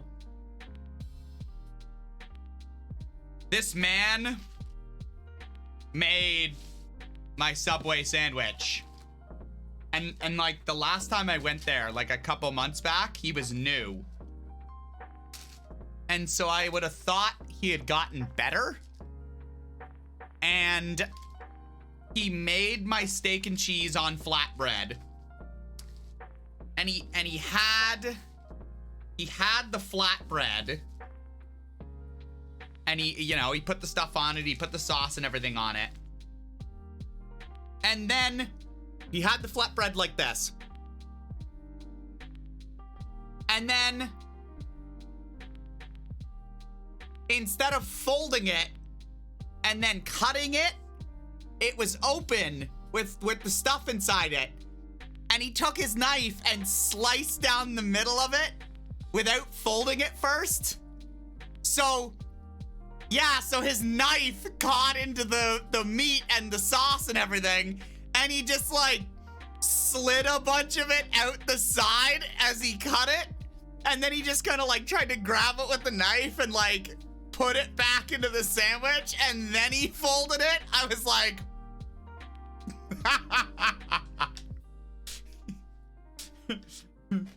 I wanted to give him I wanted to be like, sir, next time. And then, but he just, I don't know, man. Maybe he'll figure it out. Was he cute? Was he pretty?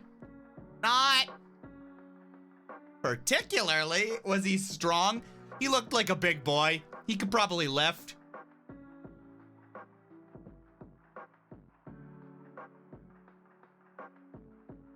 Anyway.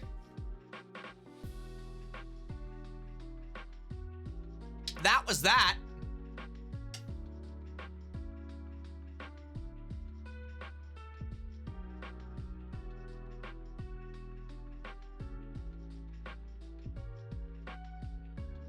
Oh, yeah, okay.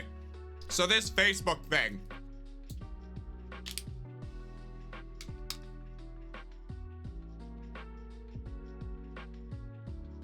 So I used Facebook Marketplace to sell a desktop computer. And this lady messaged me in French, so I struggled through that and figured it all out. She says a friend's gonna come pick it up. So the friend comes and picks it up. I show the friend the machine, show them all the cables, the monitor, mouse, keyboard, etc. Friend gives me my money, leaves.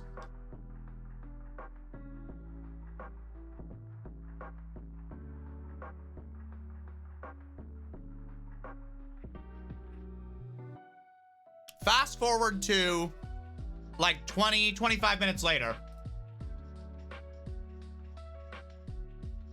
And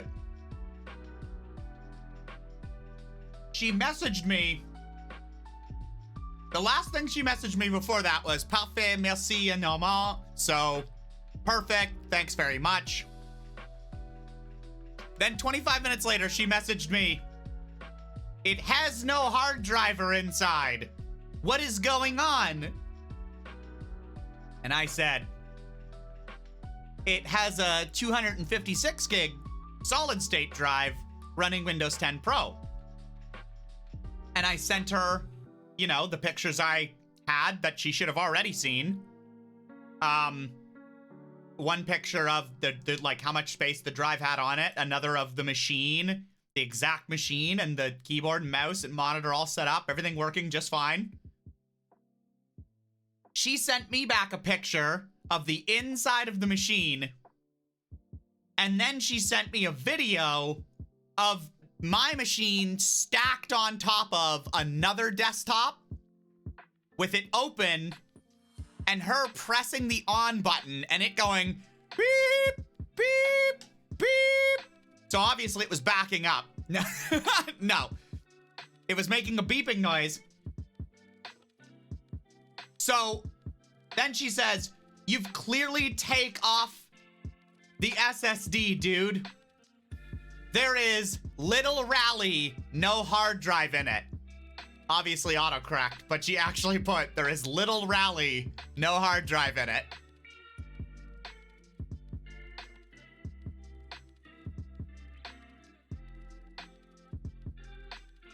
So at this point, I think she's trying to scam me, because I'm like,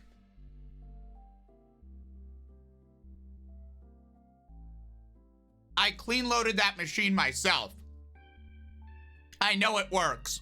So for someone to buy it off me and then send me a picture of the inside empty and be like, hey, what the hell?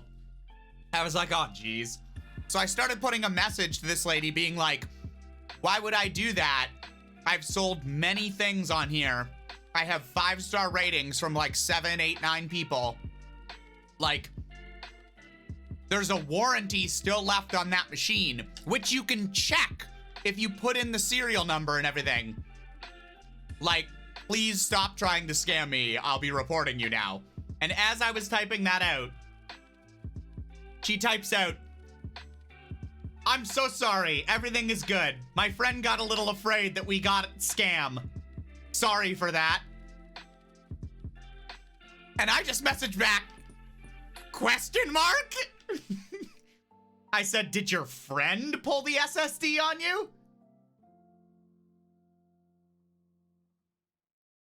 And so then she writes, no, it's just that the computer doesn't have regular drive. We didn't see it first. But when we started the computer, everything was fine. We are sorry again. Sad face.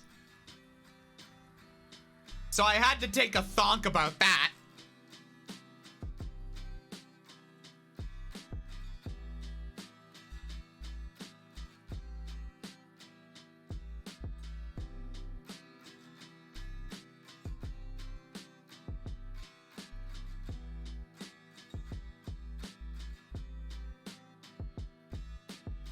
And like at first I was like, what the hell?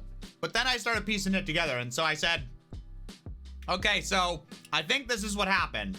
1, you got it home and your friend opened it up to make sure everything was okay.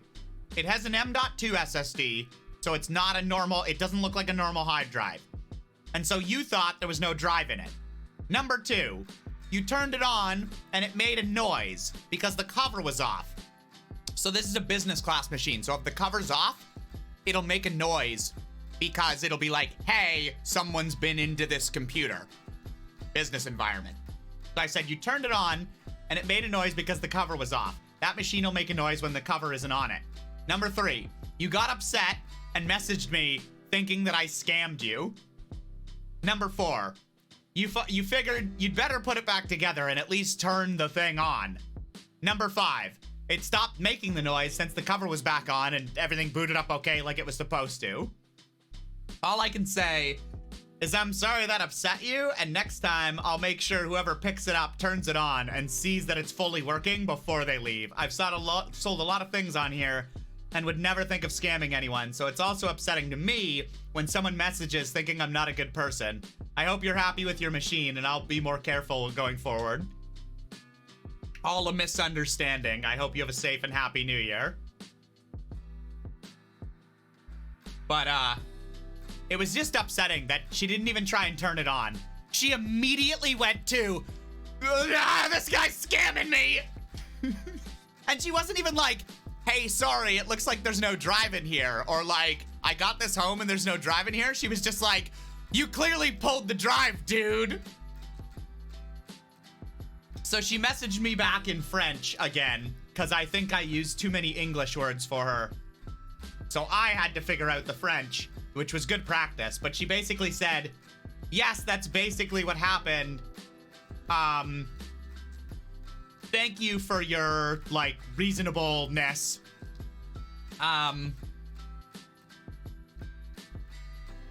We are happy with the purchase, the computer, and thank you very much. Have an excellent year.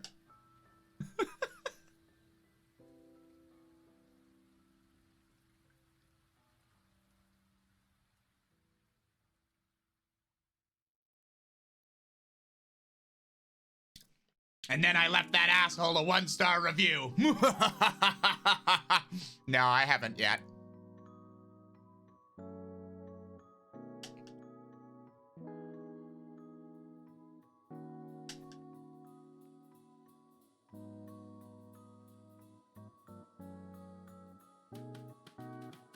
Anyway, that's the story of...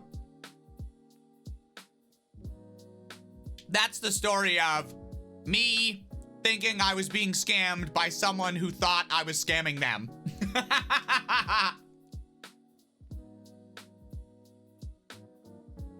But thankfully, it was all a dumb misunderstanding.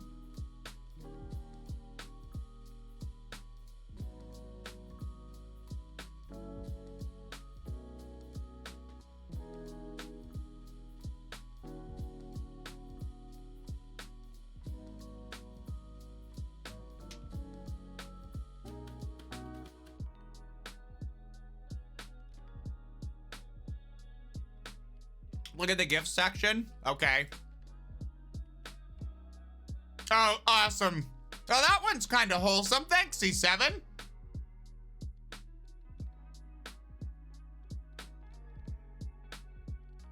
That's pretty wholesome. That makes me look good.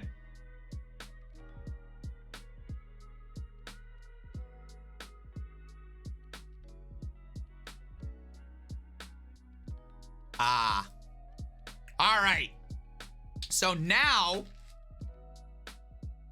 I've still got half a sub left, so you're all gonna have to tell me about your day.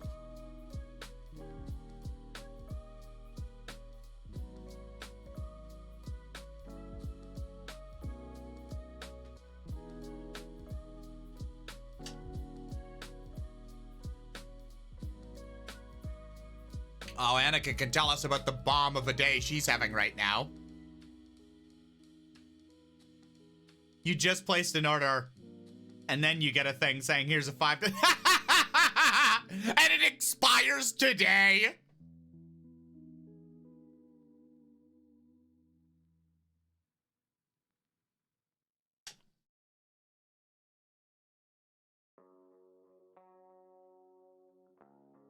Ah, maybe you'd like to order some dessert. Here's a $5 coupon.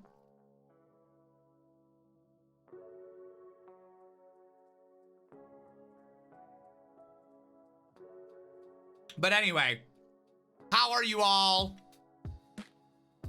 Or what would you like to see from me in the new year? How is your New Year's going? What resolutions have you made that you're totally gonna bomb at? Which ones have you made that you might actually succeed on?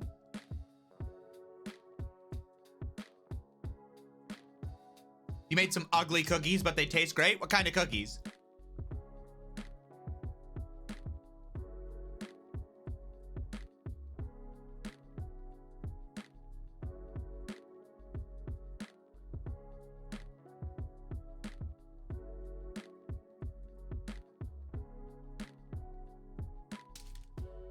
I also have cookies.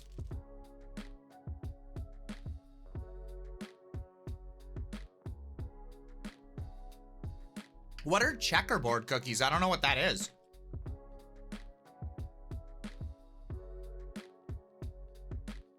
Resolution so far is to practice drawing more realistically. Nice.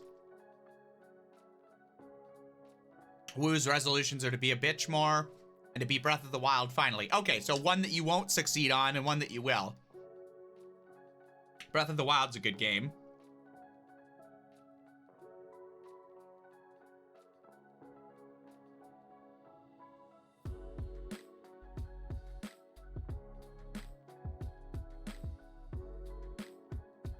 Alternating chocolate and vanilla in a checkerboard pattern. Got lazy and only did 2 layers.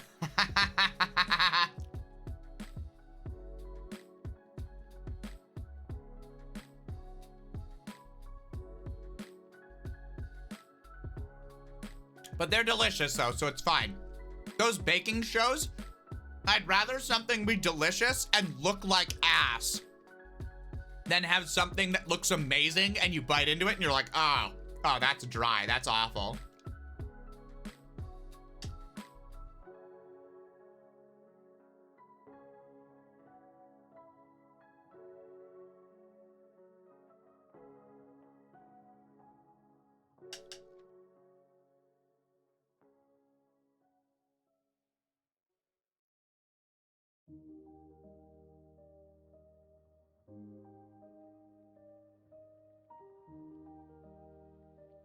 Also, sorry about this little powwow, folks, as I eat.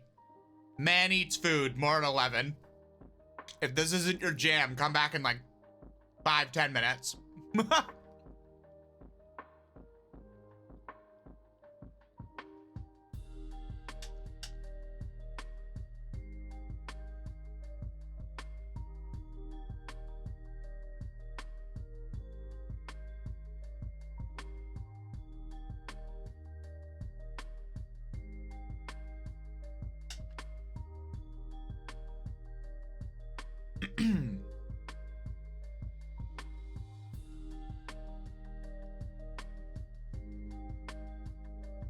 So I realized that me doing some of this roleplay stuff maybe not divides people, but it's just not some people's jam. You probably signed on to watch me play video games. That's what I started with.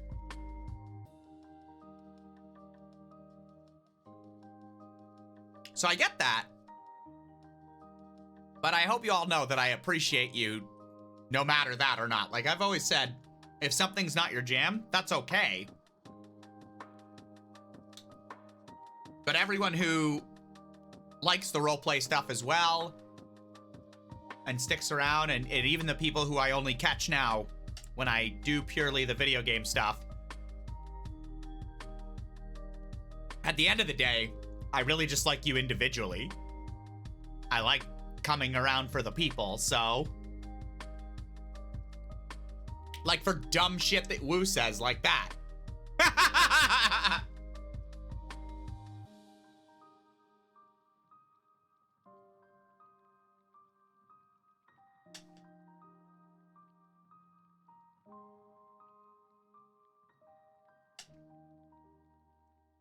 I have like 2 bites left.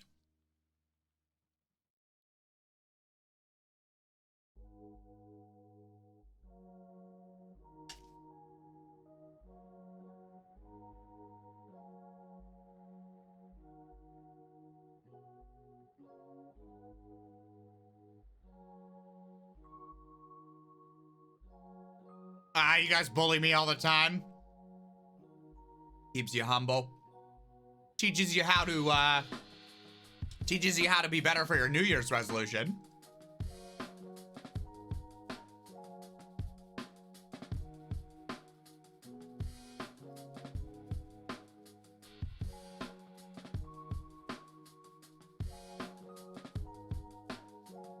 For a minute, I didn't think Mr. Man gave me a napkin at all. He was just like, here you go.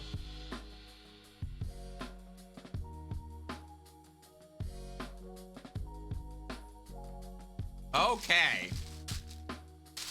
Bag noises. You know what?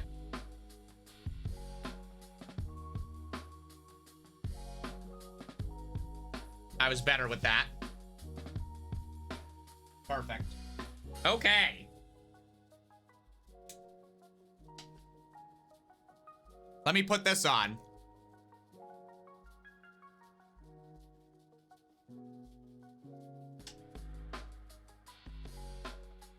That would check out if Open Face Slicer didn't give you canapkins.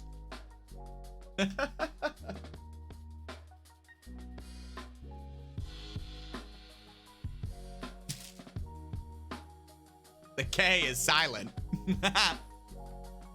Nappins. Okay, is this gonna work? Let me...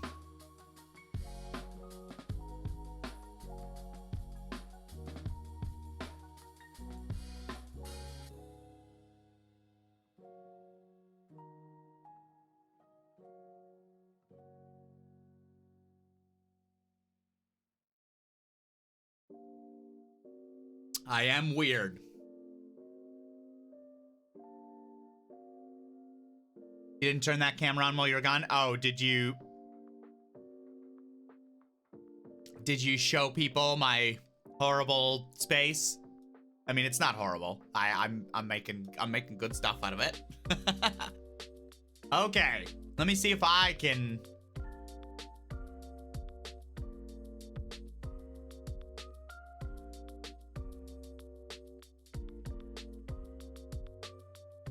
What do you mean the camera doesn't focus?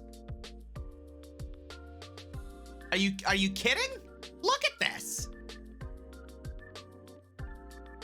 Oh, now it's gonna focus back. Oh, wow.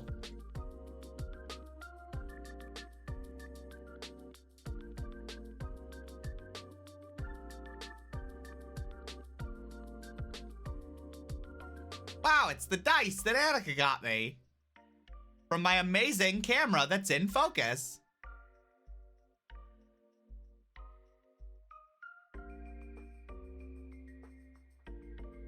Yeah, maybe it's just you, Annika. Pro streamer right there.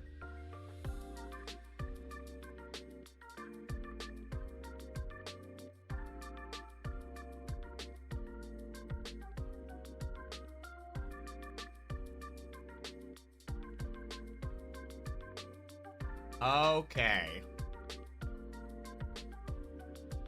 Here we go. So this... Oh, God. Clunk. This... what's given to me by my lovely uncle.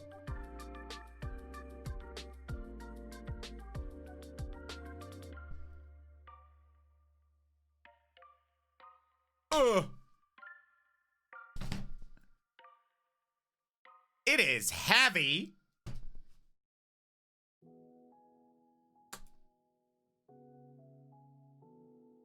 Oh, once again, I have not given myself anything to open this with.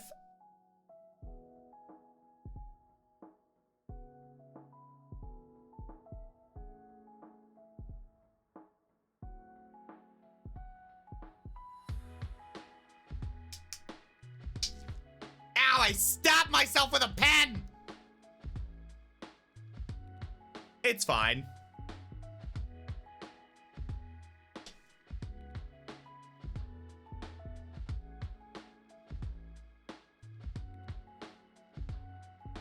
Oh, here it comes. Here we go. Here we go. Ah, yeah.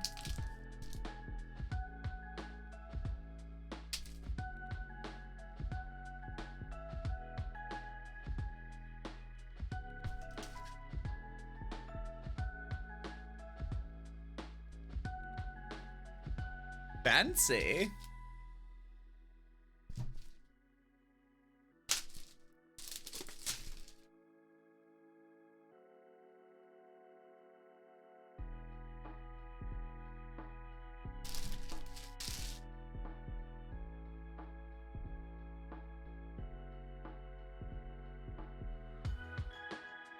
Oh, the back. The back comes off.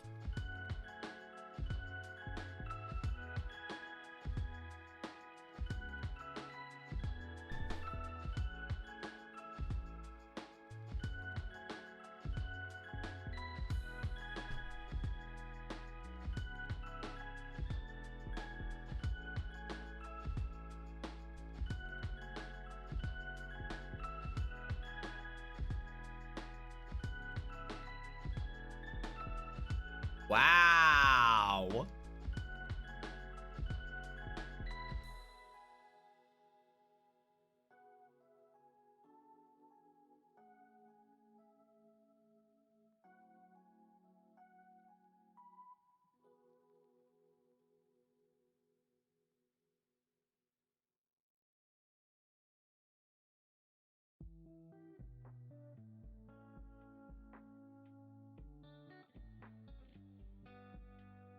Beautiful.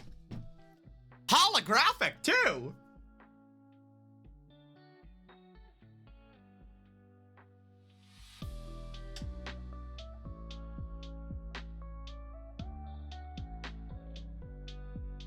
My desk is so neat and tidy. You feel inadequate. Yeah, I definitely didn't move anything out of the way for this.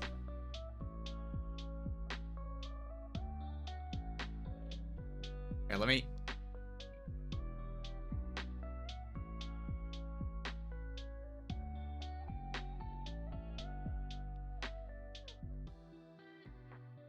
But yes, Annika will always support me by selling me up a river immediately upon the first sign of any resistance or opportunity.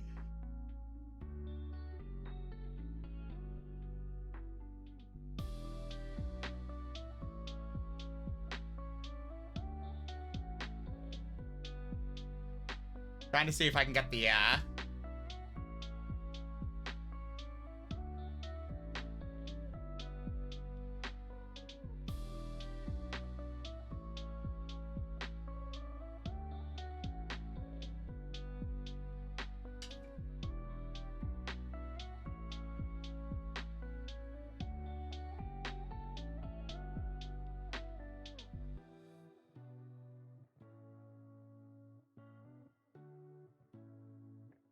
One of them came in, Annika.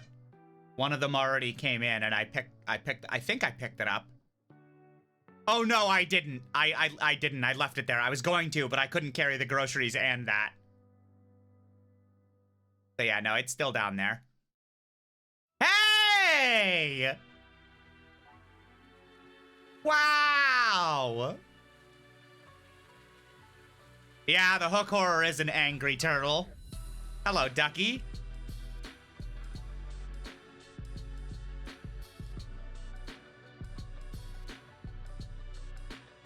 Yeah, the mind boogler, see? Get yourself a significant other who takes interests in your hobbies.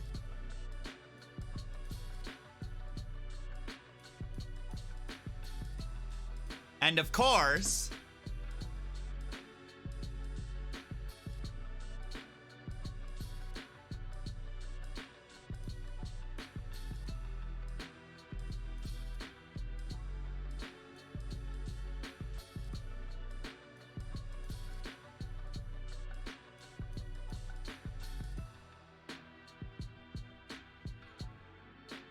Ah, yes, tables and charts, the staple. For any dungeon master.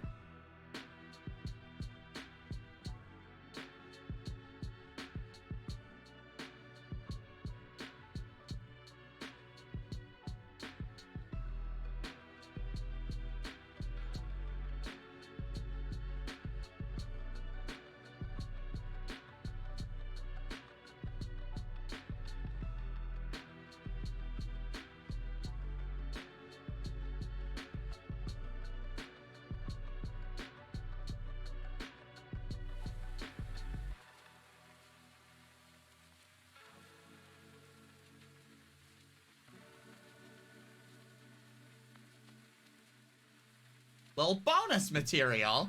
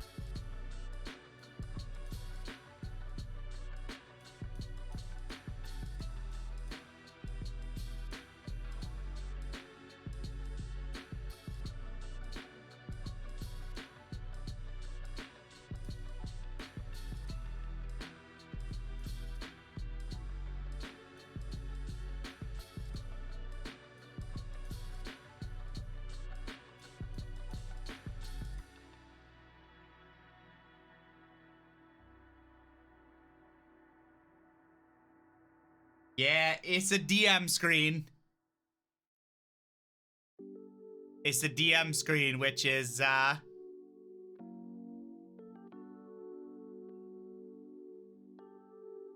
comes with the little gift set.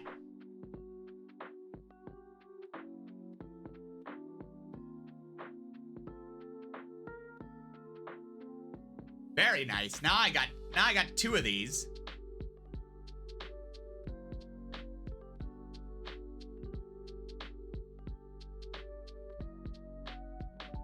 Because the starter box that I got came with one as well.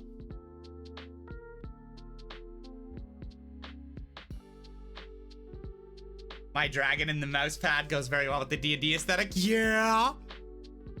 Yeah, it does.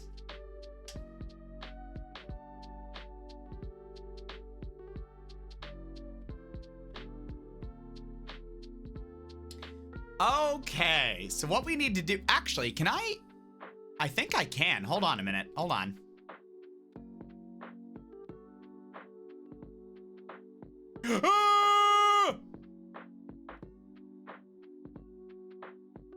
Oh, that didn't work. Oh, God. Oh, where's my keyboard? Wait. No. Don't look at me.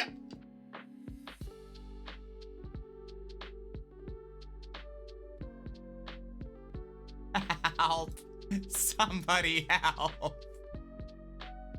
There we go.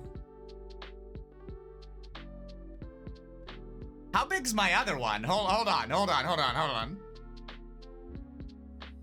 I need to check something. Just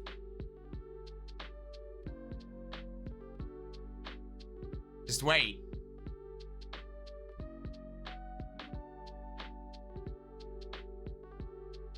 Okay.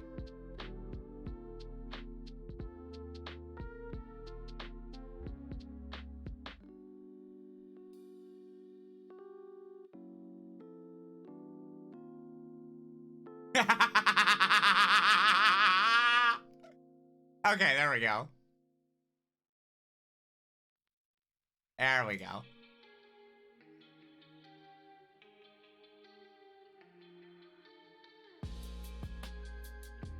Is that good? Does that...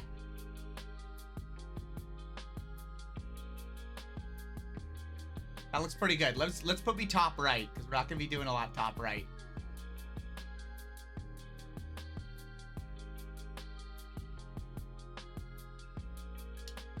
Hey, Sir Dan, there is D&D content. Yeah, we just did an unboxing.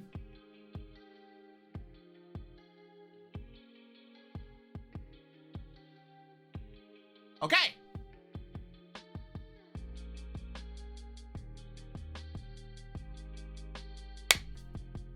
There we go. So I'm gonna put this back. I'm gonna keep the player's handbook out because I need it.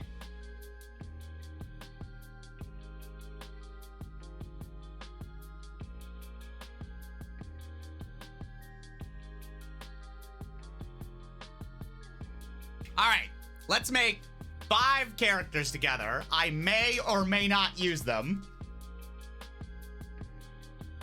depending on how these turn out, but I've got 5 character sheets. Here, can I Hold on.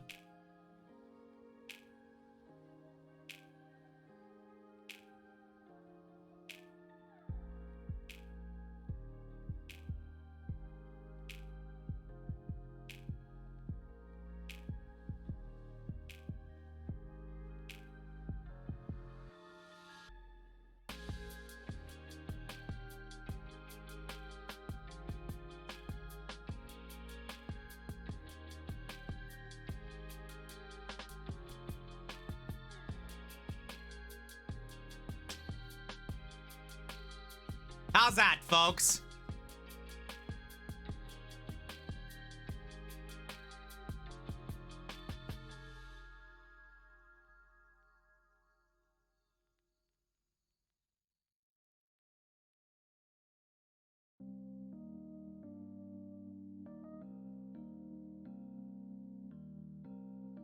Okay.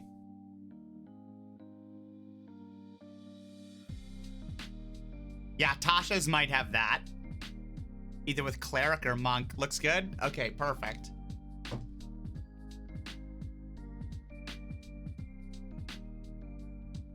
Alright, so I'm gonna...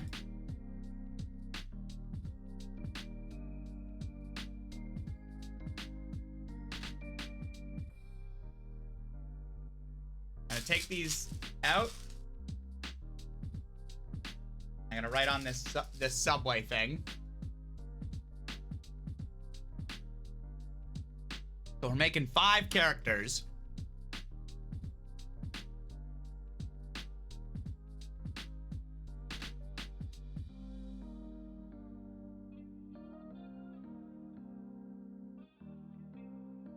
I have 46. 3 of them metal.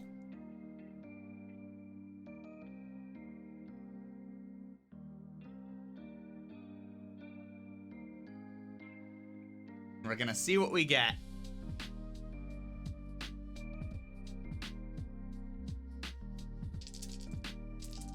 We need to do this 6 times. Hey, Pyra. Yeah, I've got a red and gold set that I want as well, so we'll see. But here we go. Here is the first. Oh, where's my pencil? There it is. Here's the first set. 6, 6, 2, 2. I don't know if I can.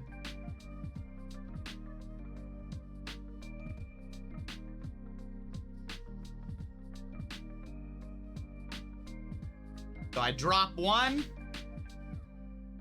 And that leaves me with 14.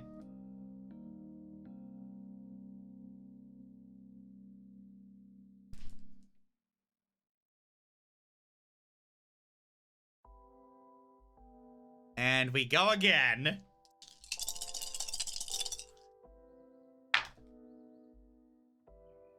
Six, 5, 3, 2. Wait. Hello. Hi. And they're getting 6, 5, 3, 2. Yeah. trying to enter. Ask them, where are you from? Like, you can't come. Can't be. Not allowed to back up. Yeah. Like that. He's like, are you just gonna, like, come here for 10 minutes? Because curfew's in 20. Sir. I can't believe it. I felt so weird going down there. I was like, I'm just trying to get my food in a package. I live here. Alright, go enjoy your food. Yeah, I think so. I think it was just one box. Okay. Bye. Bye. Okay. Yeah, the monk got a new order. Can punch people to health. Yes! It was like the plague doctor looking monk. You're right, Ducky. Yeah. You can punch people to health or also just harm them. Okay, so 6, 5, and a 3. So essentially 6, 6, and 2. So again, 14. My first roll was 14. My second roll was 14. Also, yeah, to Woohoo's asking. So there's strength, dexterity, constitution, intelligence, wisdom, and charisma. And yes, you can choose. I mean, it depends on the game and how they choose to generate stats. Some people use point buy. Some people use an array. They'll give you some arrays and you get to pick which one goes where. Some you can roll. So you roll 46 and then you drop the lowest. There's a few different ways to do it. But, yeah. So Annika got me these for people just coming in. Annika got me these guys. Metal. They're black and rose gold, which I really like. And then my cousin got me, like a burnished copper sort of metal one. And my uncle got me just like a normal brushed metal. So, all right, third roll. 6, 4, 4, 1.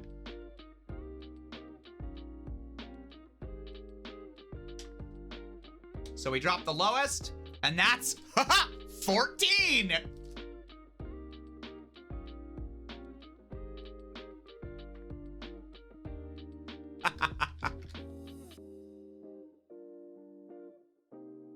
No, we're not gonna do standard array. We're rolling for it. Here we go again. Number 4. 6325. I mean, I could show you guys this, but to avoid this every time, you'll just have to believe me. I got 6325. So we dropped the 2. So that'd be a 6 and a 6 and a 2 essentially. So 14.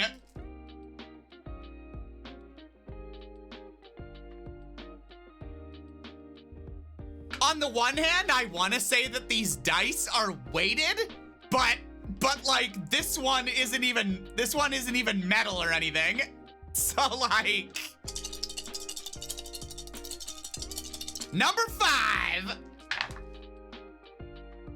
3, 3, 2, 1. So we drop the lowest, and that's 3 and 3 is 6 and 2 is 8.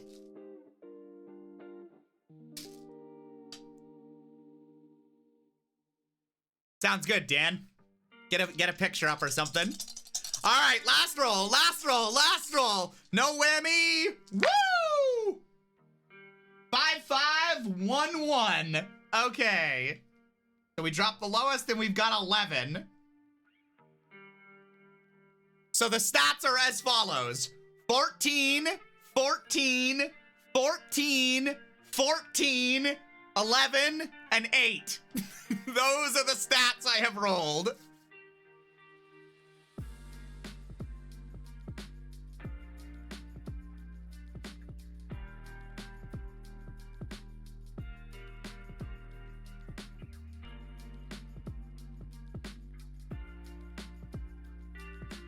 I'm rolling dice to make some characters, Annika. All right, Dan, show me what you got. Let me see your dice.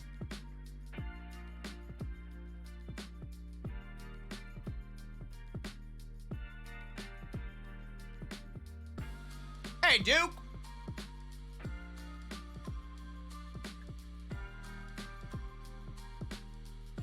Also, we're doing 5 sets of these.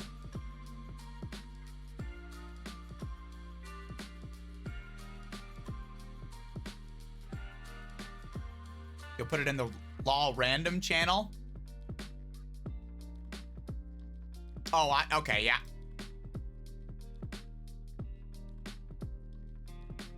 Okay. Oh, no worries, Duke. Yeah. I noticed your absence, but yeah, I just assume people get busy, go to sleep, have dinner, whatever you need to do. All right, I'm going to roll the sets first, and then we'll move on to picking a race, picking a class, etc., okay? So...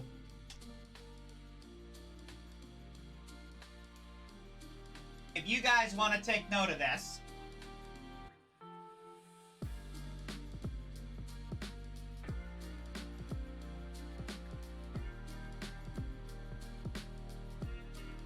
Oh, nice, Dan.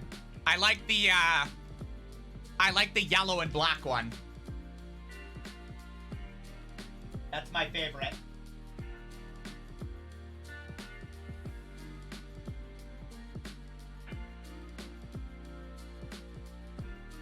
I keep this in my let me just see if I can keep this here.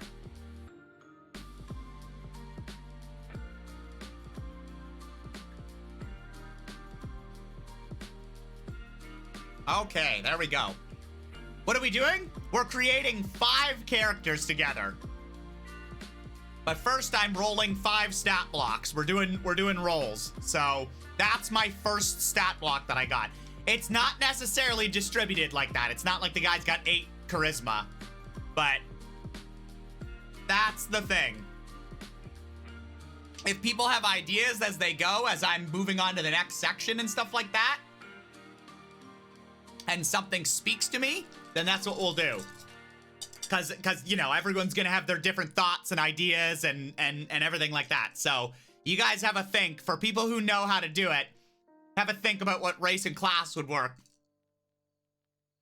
Maybe some roleplay stuff with those stats, pretty good all arounder. And I'm gonna do the second bunch. Here we go. First roll. 6, 4, 2, 2. So 6 and a 4 is 10, and a 2 is 12. So I got 12. Next one. 5, 3, 2, 1. So 5 and a 3 is 8, plus 2 is 10.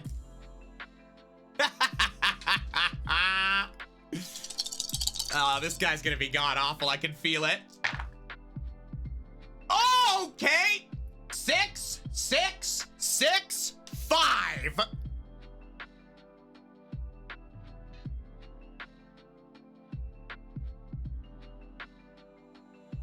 So that is an 18. And we go again. 4, 4, 4, 2. So 12. 5,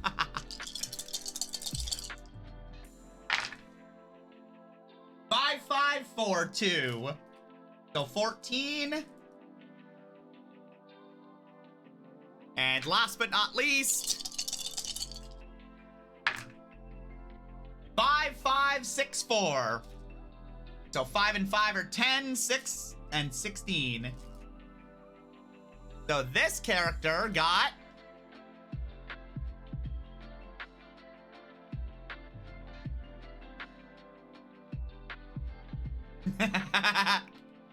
you're a dork, Annika.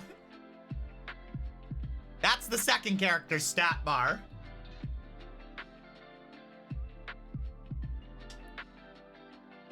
And we go again. We got 3 left. That's a really nice stat distribution. I thought when we started out 12, 10, I was like, oh, geez, here we go.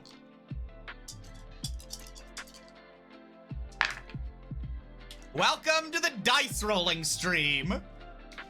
6, 5, 4, 3. I got a straight flush there. So 6 and a 4 is 10, and a 5 on top of that is 15. What kind of races do you guys want to see? Remember, there's 5 characters, so here right now, not counting D&D Beyond, I can do anything Player's Handbook or Tasha's Cauldron. I've got the base 3 books, Tasha's Dungeon Master's Guide, Monster Manual, and Tasha's Cauldron for base stuff. Physical in print. I have much more stuff digitally on D&D Beyond, but for right now, that's what I've got physically.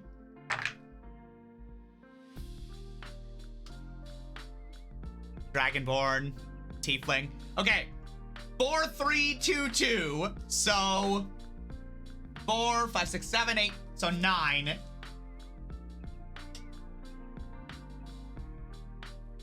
Where's the dude who breaks his bones every morning getting up? We'll get him, don't worry.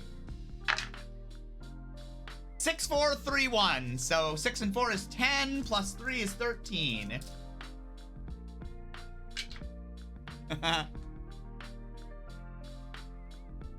I've seen, let's see.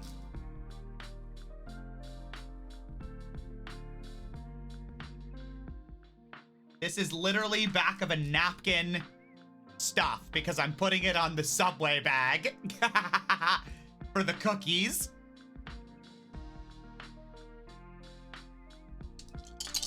Next roll, here we go. 6, 5, 2, 3. 6 and 5 is 11, and then 3 is 14.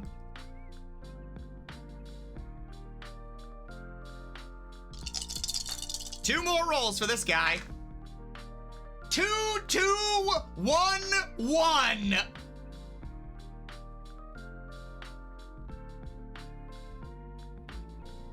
Two plus 2 is 4. Plus a 1. 5. He's got a 5 in one of the stats.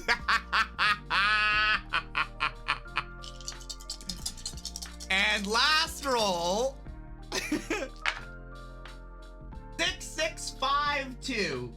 So 6 and 6 is 12 and 5 is 17. So that stat block comes out looking like this.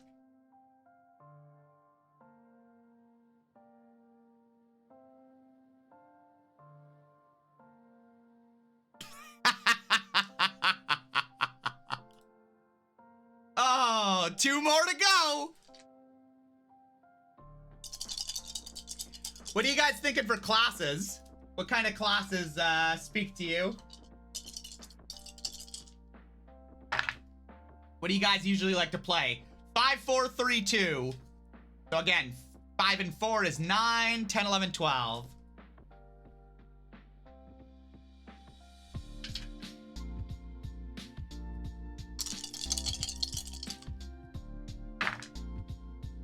Five, 4, 4, 2. 5 and 4 is 9, plus another 4 is 13.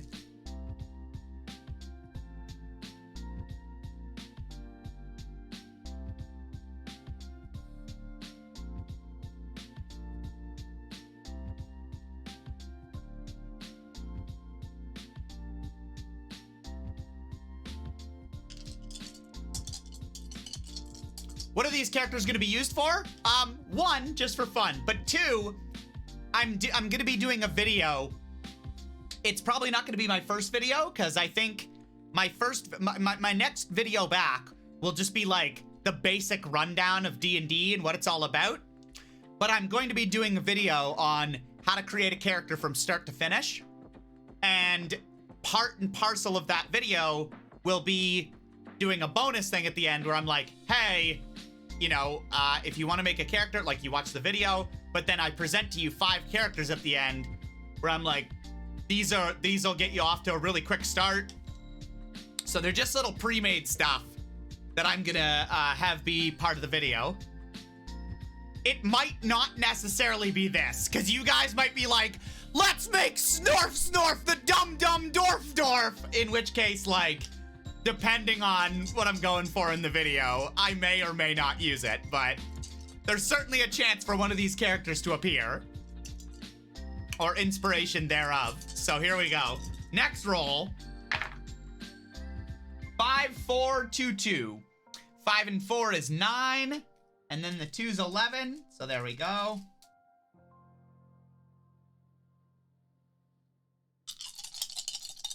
And the 4th roll. 6, 4, 3, 3. 6 and 4 is 10. And 3 is 13. This stat block really likes odd numbers. Hey, Mittens. Yeah, we rolling dice. 4th. 5, 4, 3, 1. 5 and 4 is 9. 10, 11, 12.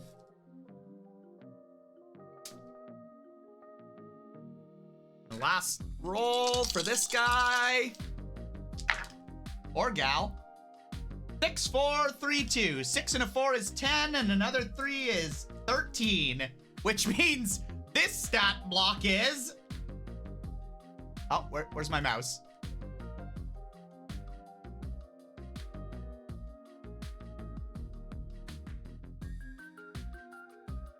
That's the stat block.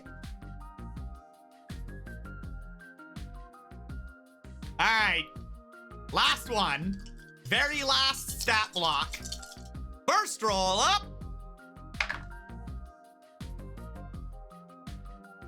3, 2, 2, 1. So 3, 4, 5, 6, 7. The first roll on that is a 7. Man, these dice were pretty hot at the beginning, but I feel like they're cooling off.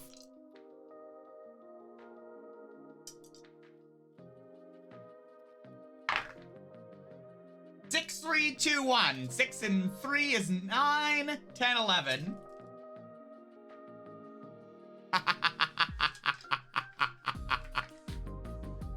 This is gonna be like 3 capable people guarding 2 babies. Third roll. 6, 5, 4, 4. 6 and a 4 is 10, and then a 5 is 15.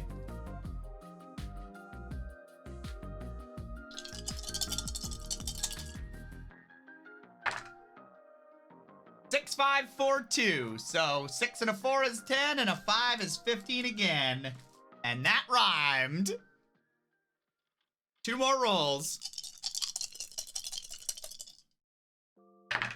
Oh no! 1 fell out of the basket, so it doesn't count. 5, 4, 2, 1. 5 and a 4 is 9, 10, 11. And the very last one. Come on, we gotta get a good roll here. Let's...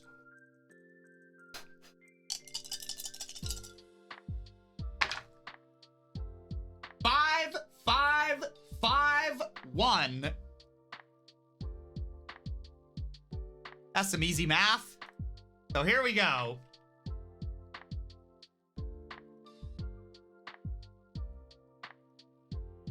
That's the stat block.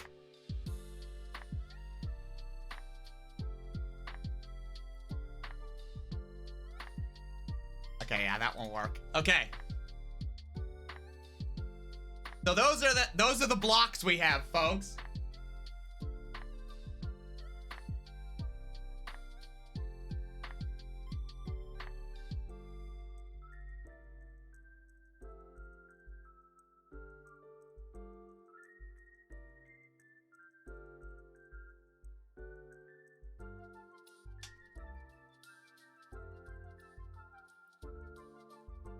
Is there a way that I can... Hold on.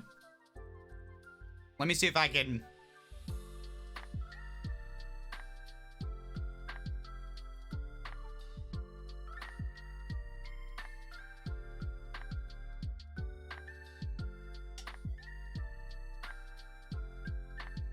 Let me see if I can do a thing.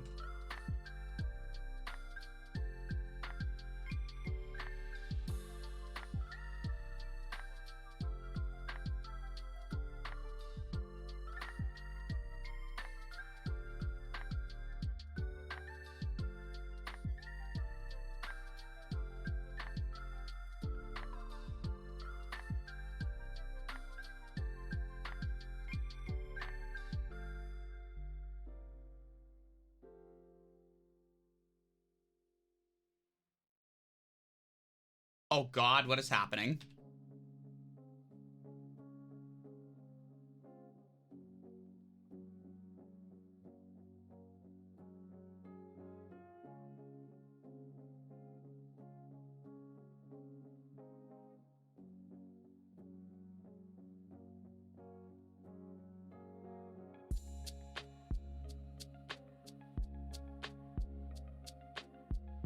This program sucks.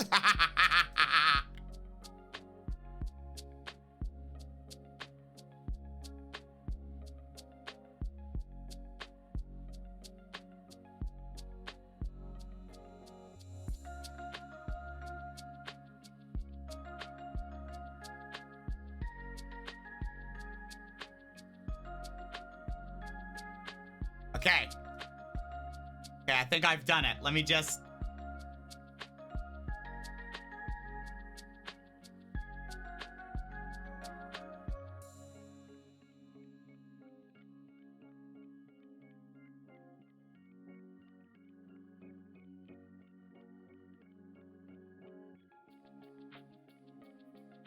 Okay. Perfect.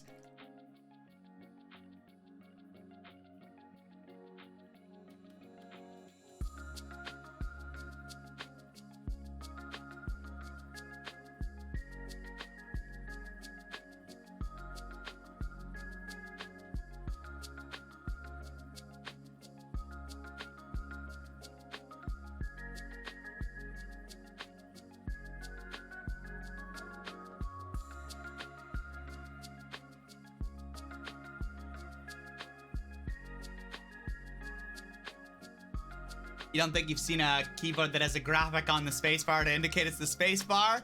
Well.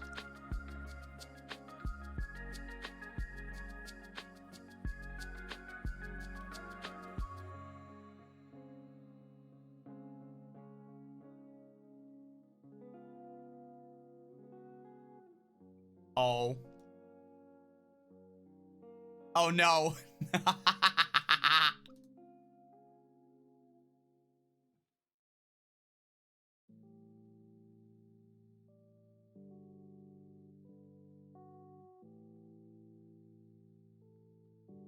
Oh, it's unreadable? Oh. Damn it!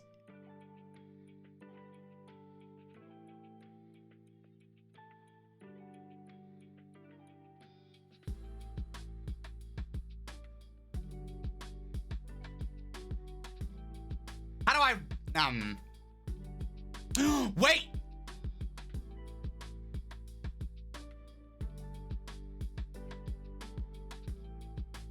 Okay, I'll make it bigger, don't worry. Let me know if you guys can see this, okay?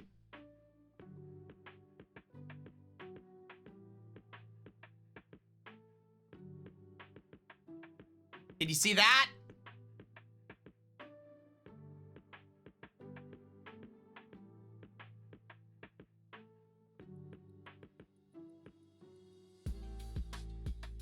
Okay, fine. What about that? Can you see that? How's that? Okay, great.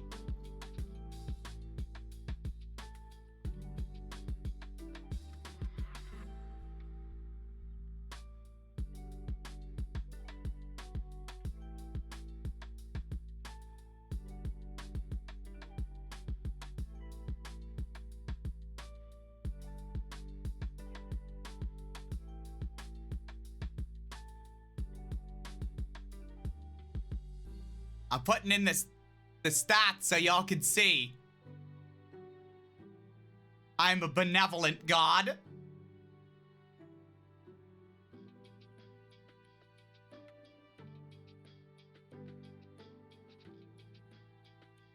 Oh no, wait, that's not right. 18, 16, 14, 12, 12, 10.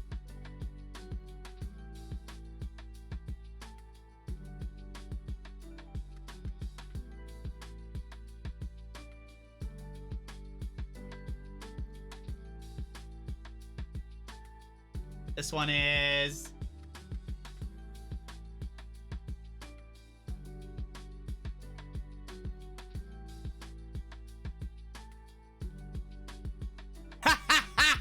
Five. Follow? Hey, Danny Locks. Danny Locks coming in like D&D. I am all about that. Hello. Thank you for following. We're making characters in a very childish Comic Sans way.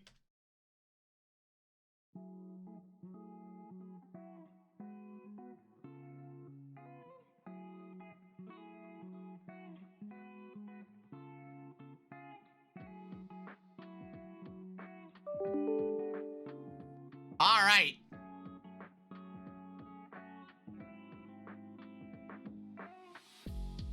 Hey, Leo.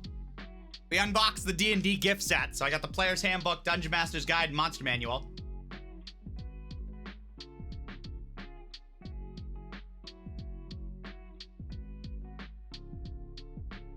All right.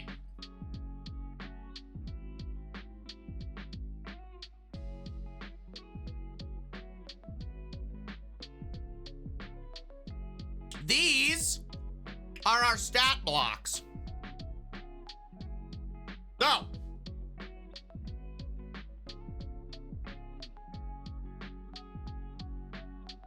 getting back to the characters,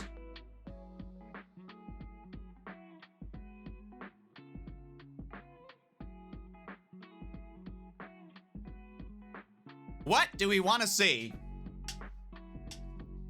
I rolled poorly? Are you kidding me, Leo? These are awesome stats.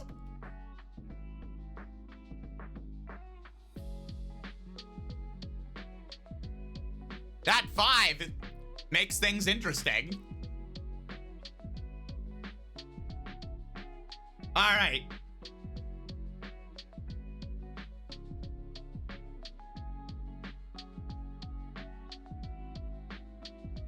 So what do you guys want to see for character number 1?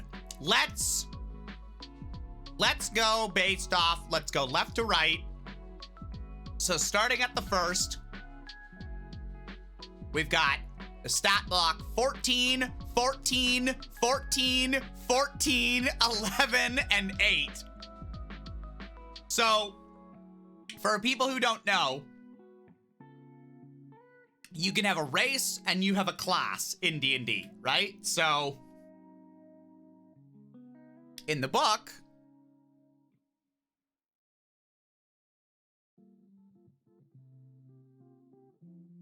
when you're creating a character,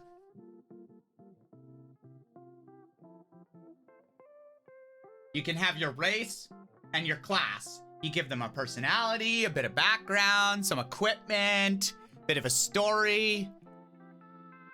Some people make super involved backstories. Others just go off of little descriptors. But the race will also determine typically a little stat boost. So certain races get certain things. Elves typically get dexterity increases, that kind of stuff. Remember, there's strength, dexterity, constitution, intelligence, wisdom, and charisma. And they all do different things in the game. Strength, typically how it sounds, stuff like how much you can carry, your athletic skills, so climbing and jumping, your melee damage with strength-based weapons, all of that stuff. Dexterity, how nimble you are, how stealthy you are, how much initiative you might have. Again, melee to hit and damage if you're using certain weapons, certain little finesse weapons, or ranged if you're using like bows and stuff like that. Constitution, how hale and hardy you are, how much health you have. Your intelligence governs a number of knowledge skills, your general knowledge of things like arcana or religions, those kind of things. So wisdom, that's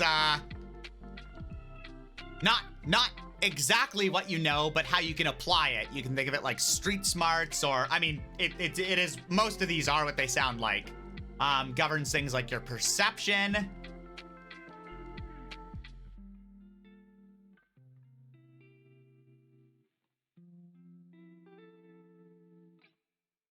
And then charisma. How charismatic you are.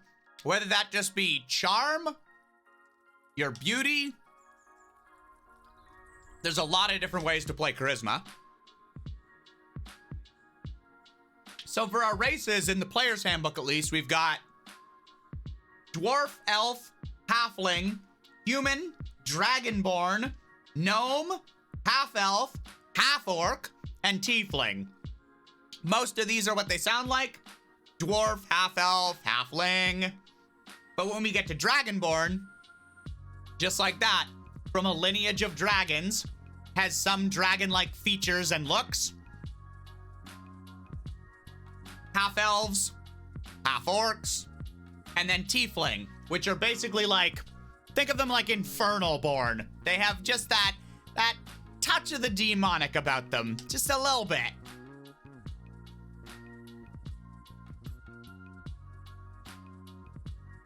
So let's start out with the race. What are we thinking for race? Some people who know how this is done, you might start thinking about class too. Like I see Pyra say maybe a bard. Kitten thinking the first block could work out for a monk. So if you guys have a race and class combination, otherwise...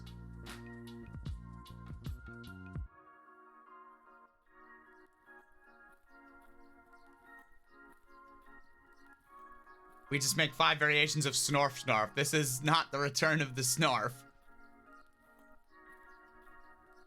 Yeah, it's just a half-orc woo. Orcs are their own separate thing. Dan wants to make a human fighter. the very base thing. Tiefling monk might be cool. Yeah, that's true. Grung alchemist. I can't make a grung with my physical books. But I continue to see how Leo is absolutely enraptured with grung.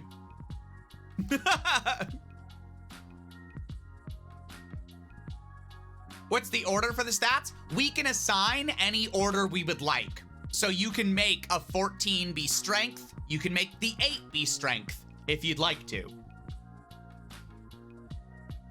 We're 14, 14, 14, 14, 11, and 8, C7.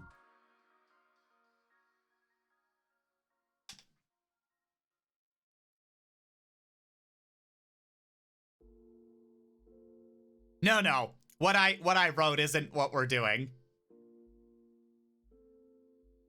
Okay, so I see Tiefling Monk, I see Human Fighter, and I see Half-Orc Healer. I like all of those concepts. I'm thinking maybe...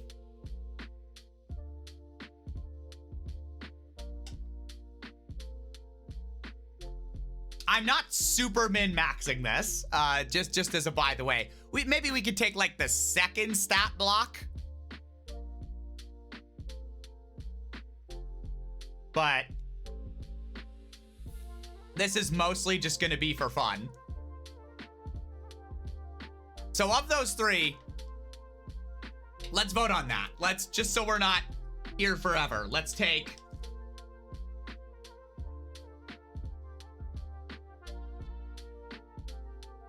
Can someone make that poll? We'll take Human Fighter. We'll take Tiefling Monk. And we'll take Half-Orc Healer. And those are the 3 that I want you to vote on for this first stat block.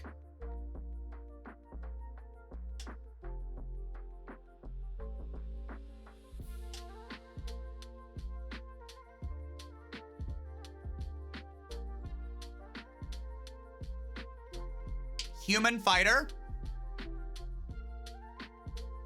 Tiefling Monk, and Half-Orc Healer. So like Half-Orc Cleric, let's say.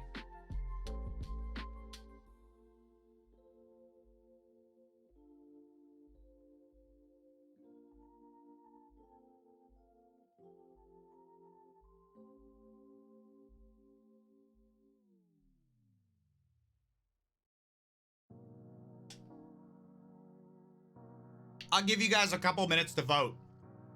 While we're waiting on that, does anyone of these stat blocks, does anyone have any ideas of what like kind of speaks to them for that?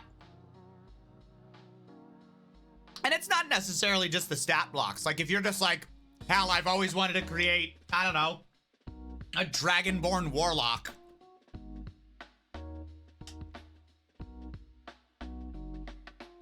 Then that is cool.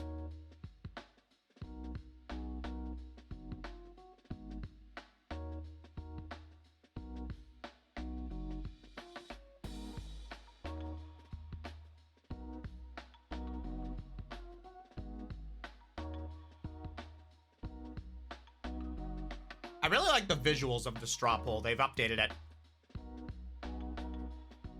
A strength bard might be cool. Honestly, I don't typically tend to make bards, so a bard might be cool. I think we should make one of these a bard, because I really don't make bards. Let alone a strength bard.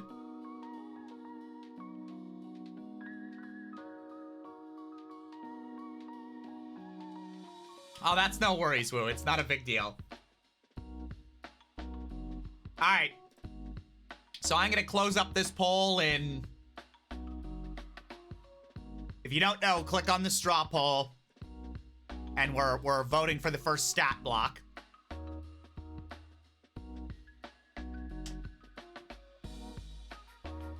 We'll close it off in 10, 9, 8, 7, 6, 5, 4. Ooh, cookie. 2, 1. Tiefling monk gets the win.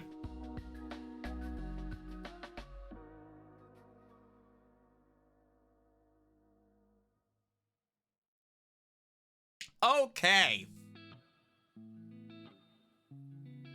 So we're gonna look at monks, and feel free to chirp in if you guys, know about this kind of thing. Feel free to just talk in chat.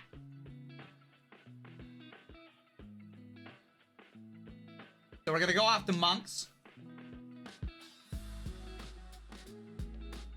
And just a note for folks, you kind of have to do it. You can do it step by step, certainly. But typically at the end, you're then gonna want to tweak things if you do it that way. Because you can say, like, okay, I'm gonna take the first stat block and I'm gonna make it a dwarf. And it gets this stat increase, So it's got +2 over here, and it's got and you can do all that. But then you might get to your class where you're like, oh, I want to be a fighter. And you're like, oh, they need strength. And then a bit of con. So the way that I've done this doesn't really, and then so it's interesting that way. You sort of need to do it a little bit wholesale, or sort of go back and check what you've done. For now, because I've got 5 to do, I'm just gonna make them level 1, and then we can talk about, kind of where they might go. Should I do rolls for everything? No, oh no, wait, no, never mind. Level 1, you always get your highest, so. Tiefling is like a touch of infernal, C7. You can think of it like demon-born, basically.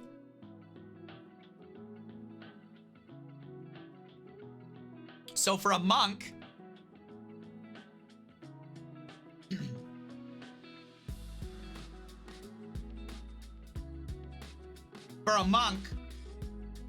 they want several different things. I mean, they kind of want dexterity. Wisdom governs a lot of their skills.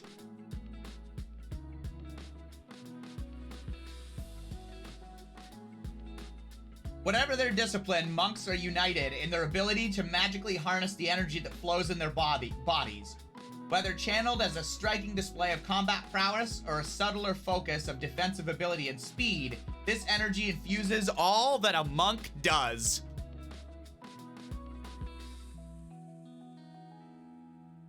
Okay.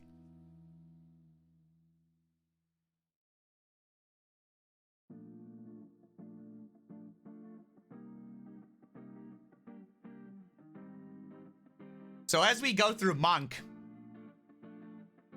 yeah, a lot of their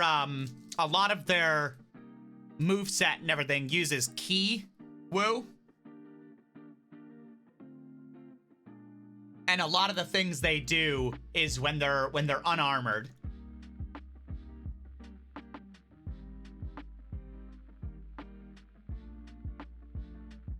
Monk ki. Good job, kitten. So, for a quick build, it suggests to make dexterity your highest score, followed by wisdom, then choose the hermit background. So, for right now, let's see. Monks They start out at first level. Everyone starts out with a proficiency bonus of 2. So really, we're just gonna put the good old +2.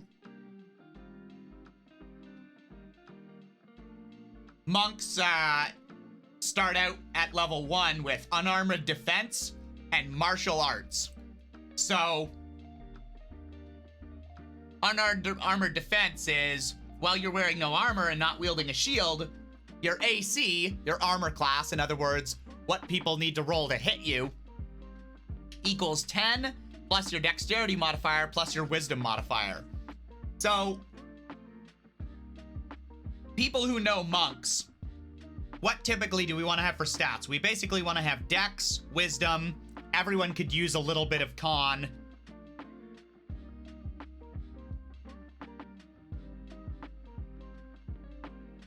Strength, yeah.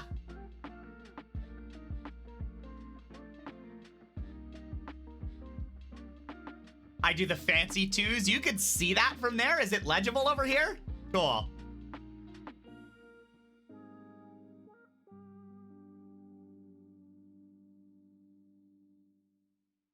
So starting at 2nd level, we're gonna get access to that mystical energy of ki.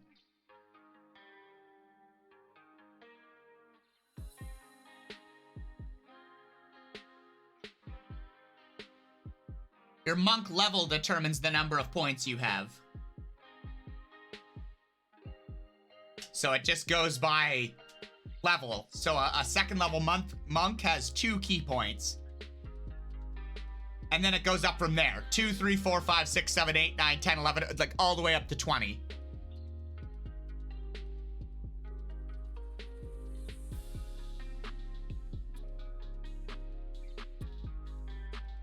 Marshall Artes. So, we also need to keep in mind that we're a tiefling for our race. So let's go over to tiefling. That's page 42.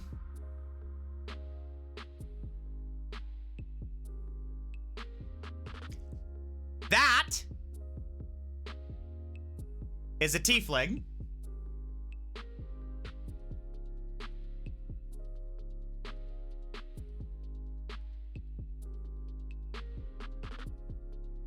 To be greeted with stares and whispers, to suffer violence and insult on the street, to see mistrust and fear in every eye.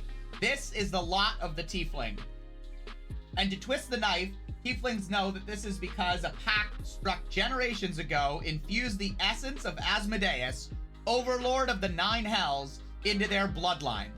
Their appearance and their nature are not their fault, but the result of an ancient sin, for which they and their children and their children's children will always be held accountable. Look at that thick tail. So.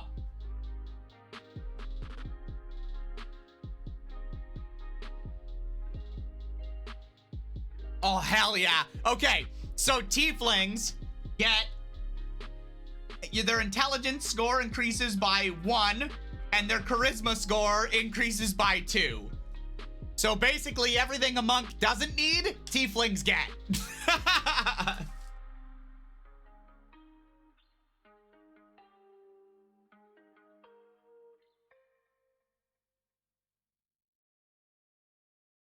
So int +1.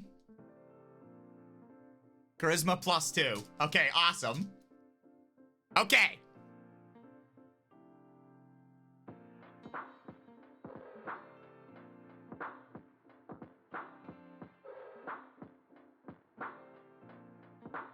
So what are we thinking for that? Can we make a twofling instead of a tiefling?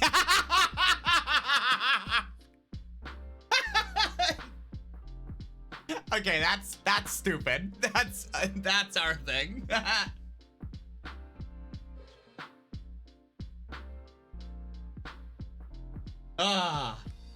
Tieflings also get dark vision, so they can see in the dark as if it were dim light, although they can only discern shades of gray. They have resistance to fire damage. And they also know the Thaumaturgy cantrip. So fire stuff. When they reach 3rd level, they can cast Hellish Rebuke. And when you reach 5th level, you can cast Darkness. You can speak, read, and write Common and Infernal.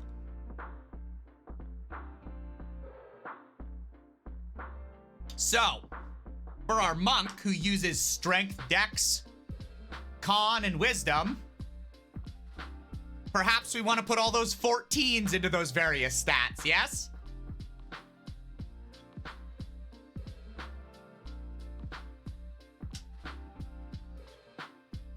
And if we could have weakness with the 8, we could make that a 9. Or we could honestly just go the more obvious route and make the 8 the charisma, boost it by 2 because you're a tiefling, which is 10. And then the intelligence is 11, boost it by 1, so it's 12.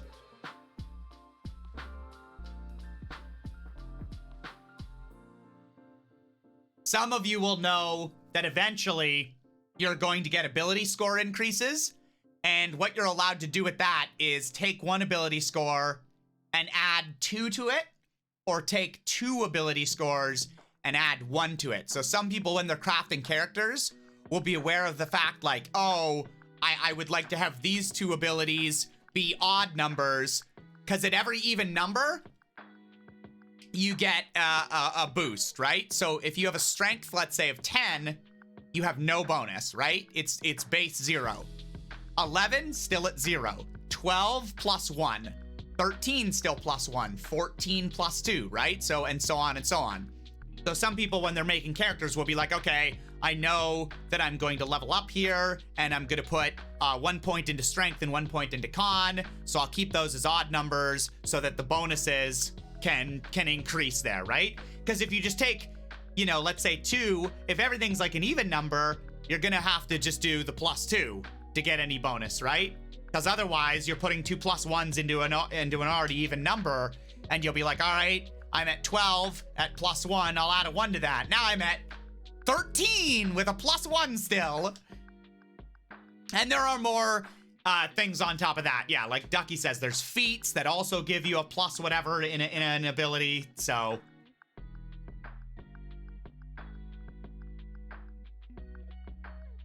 okay. So let's take those 14s and put them in the different things that the monk needs. So we'll do a 14 into strength, a 14 into dex, a 14 into con, a 14 into wisdom,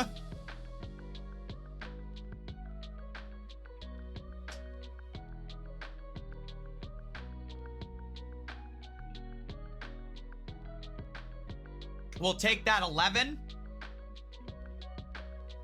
and we'll put it into intelligence, which gets a plus 1 for being a tiefling, so that becomes 12. And we'll take the 8 and we'll put it into charisma, which gets a plus 2 for being a tiefling, so that's 10. So the strength being 14, we get a plus 2 bonus. Same for dex. Same for con. Their intelligence, we get a plus 1 because it's at 12. Wisdom, we get a plus 2. And charisma, we get nothing.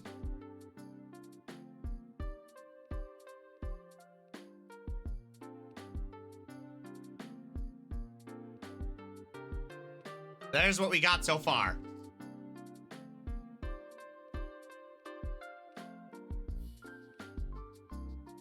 So let's go back to... Let's go back to the monk. Wherever the heck that was.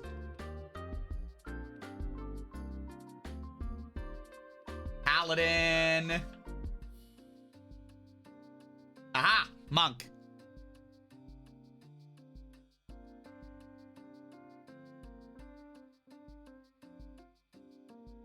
Okay. So in Dungeons and Dragons, there are also saves, right? So saves just being different things you might run into. So as an example, like a dex save might be you trying to avoid someone shooting a spell at you. Or it could be a trap that you're trying to nimbly get out of the way from, right? So your dungeon master can call for saves based on a number of different things. And 5e makes it so that each of those saves is keyed off each of the stats. So there are strength, dex, con, intelligence, wisdom, charisma saves, and you can have different proficiencies in it. Now, I think, again, I'm not a 5e expert. I'm just starting to get into 5e, coming from a 3.5 background, but I believe with 5e, the saves are just, if you have proficiency in it, then you get your proficiency bonus, and then whatever your attribute bonus is from it, if any.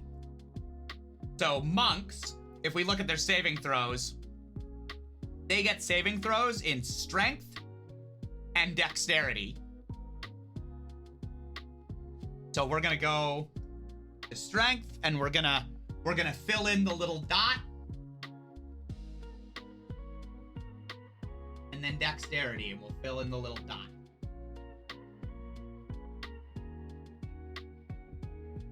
Okay, so we've got a strength score of +2, and we've got a proficiency of +2.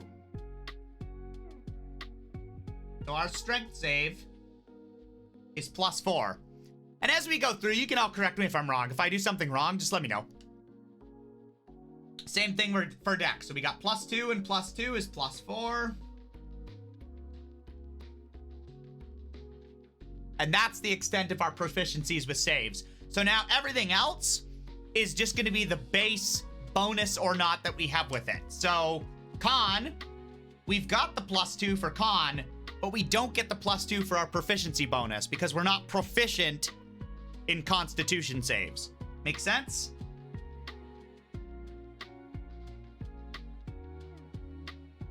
We get a +2 for that. Intelligence, get a +1. Wisdom, we get a +2. And charisma, we get a big fat 0.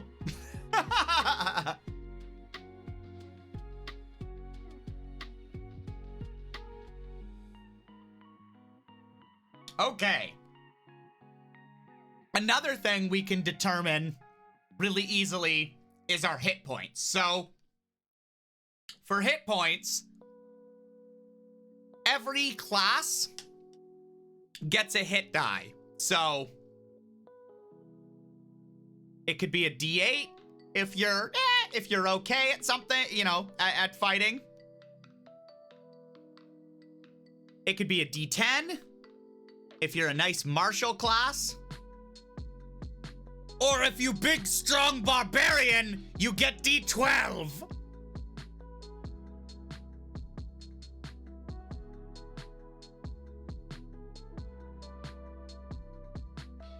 At first level, you always get the highest of whatever die you have. So monks do get a D8. Okay, so you don't roll, you just do 8, because that's the highest you could have rolled. And then it's plus your constitution modifier. So we've got a monk who's got a constitution mod of +2. We get 8, so that's 10.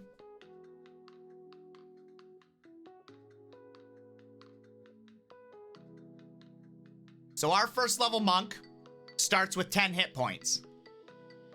Now, depending on the game you're playing in and you know how you guys do things, some DMs make you roll, some DMs have you take the average, and some DMs say it's dealer's choice.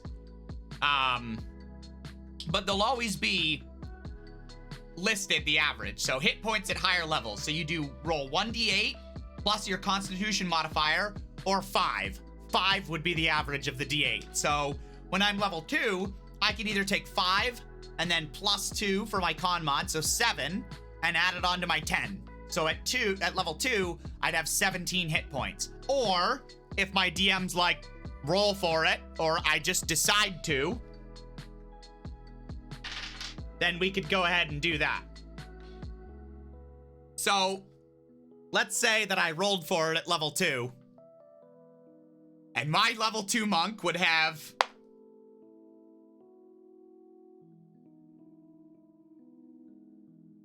look at that, I got the average.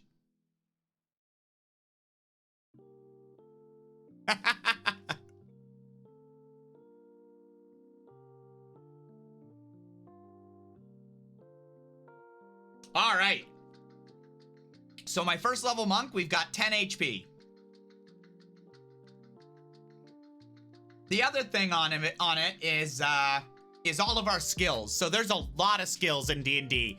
And in fact, they've consolidated this. There's less skills in 5e than in 3.5. But there's acrobatics, kind of like it sounds. There's animal handling, so how well you can have animals respond to you. Things like mounts, if you're riding them, that kind of thing. There's arcana, things dealing of like a magical nature. There's athletics, so that's one of the consolidated into like climbing and swimming and running around. There's deception, trying to pull one over on someone. There's history, knowledge, just like it sounds. There's insight, which is kind of trying to get a sense of what's going on in a situation, whether someone's lying to you, their motivations, that kind of stuff. Intimidation, trying to get someone to do what you want them to do, either through force, threats, that kind of thing. There's investigation, which is like checking out an area, kind of inspecting something. There's medicine, which is kind of just how it sounds, used for stabilizing people and that sort of thing. Knowledge of nature, don't eat that mushroom or the creatures of the forest. There is perception. That's a big one. It's, you know, your ability to suss things out, to see something before someone else, to perceive your surroundings, maybe find secret doors and the like. Performance. So how much of a sweet flute solo you give. Persuasion, your ability to get someone over to your side, typically through means that aren't like intimidating them or deceiving them, that kind of thing. Like literally just your ability to be charismatic and have someone see the other side of something. Religion, again, just like it sounds. Depending on what your religion is in the game, you can sort of flavor that. Sleight of hand, your ability to pawn things from people, or if you're playing a certain video game, your ability to slip a grenade in someone's pocket without them noticing. Stealth, just like it sounds, but again, your ability to move unseen up to somewhere, to do something without someone noticing. And then survival, your ability to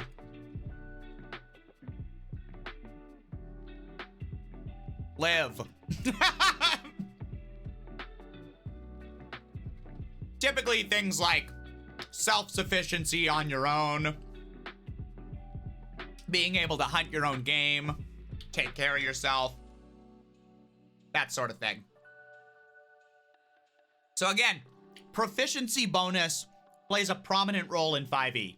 So you're going to add your proficiency bonus to, what do you know? Things you're proficient in. So again, for monks,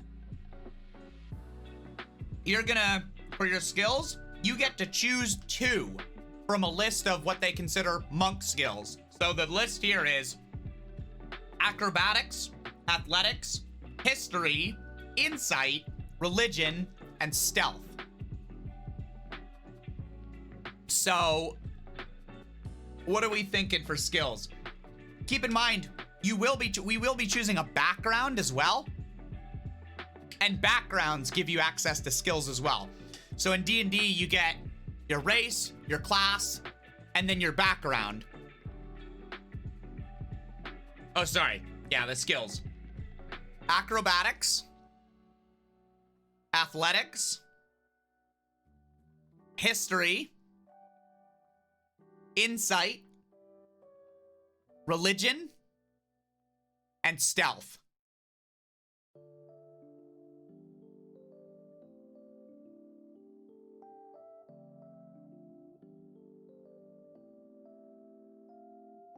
That's a good way of explaining it, Ducky.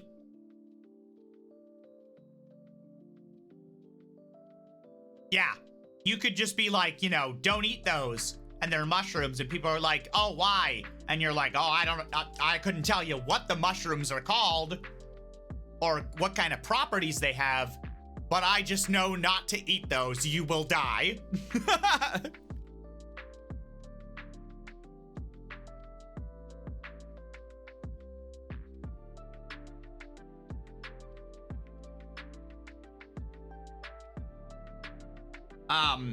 So as people vote for that, I will sort of continue. So yeah, race, class, and your background. Yeah, pick one. And if I can see which one has the second amount of votes, then I'll make those two the skills that I go with. But your background sort of gives you inspiration for how your character is. D&D is pretty good at giving you choices and giving you like, oh, maybe think of this, maybe think of that. Yeah, you're limited to the player's handbook and Tasha's for background, Sir Dan. Because that's what I've got in physical form. I'm not on D&D Beyond, so I don't have access to everything I actually have. Just the physical stuff for now. But yeah, D&D, as I was saying, is good at sort of making you think, you know, of how you want to roleplay the character. So they'll give you a bunch of different ideas for like, oh, a cleric could be, you know, a stalwart defender. They could be someone who's a pacifist, who doesn't do violence. And then you go with a background where it's like, okay, were they like a cloistered cleric where they just really didn't leave any sort of monastery or religious order much? Are they a traveler? Hell, are they a pirate cleric? And you can sort of make that as your background. And so it's really up to you to sort of craft the character based on the inspiration that takes you, right? So you can be basically anything you want, which is why I love role-playing so much. And your backgrounds and your class and everything like that will also prod you. Like if you really can't think of something, they have roll tables. So in your background, it might say like, what's your ideas? What's your ideals? And you can roll on a chart and it'll give you some examples, which might get your, you know, your brain working. What flaws do you have? And that kind of things. Looks like the poll's just about done, so I will munch this cookie for a moment.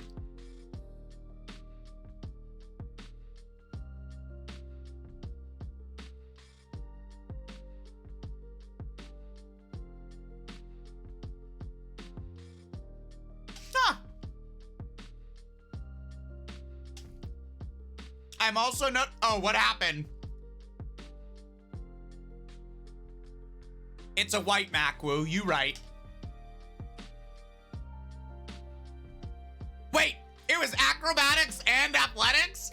Is that what happened?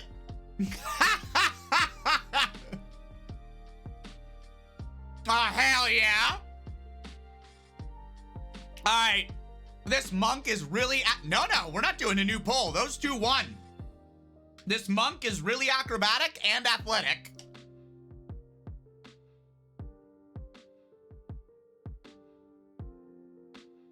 Okay. So we're going to do the same thing that we did for the saves, right? We're going to go to acrobatics. We're going to put a little dot next to it. And that's dexterity. So we've got a dex of +2. And then we're going to add the +2 from our proficiency bonus. We got a +4 in acrobatics. Athletics, same thing. Put a little dot. +2 and a +2 is +4 overall.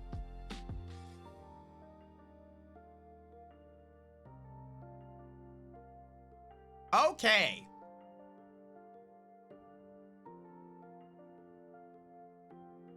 So, we've got that. I could fill the rest in, but again, I know from the background that that we're gonna get probably 2 more. And so now we have other proficiencies. So the other proficiencies were what weapons are we proficient in? Because D&D classifies weapons in different ways, right? So there's simple weapons, so things like clubs and maces and stuff like that. There's martial weapons, things like long swords, and they each get categorized.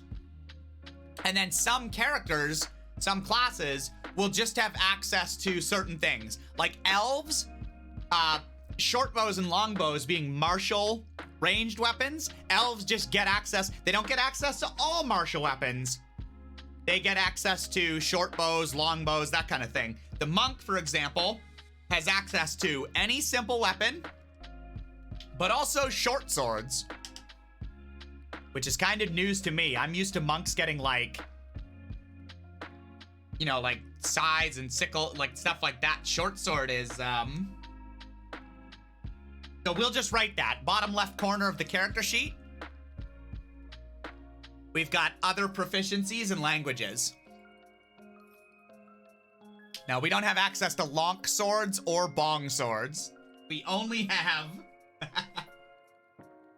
Oh, and we're not proficient with any armor. That's another thing. There's light, medium, and heavy armor. Monks aren't proficient with any armor. So.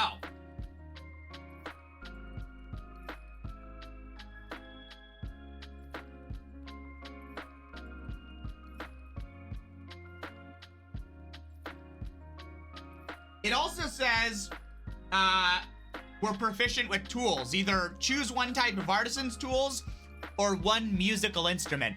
I like the idea of a musical instrument. What musical instrument would you guys want a monk to be proficient with?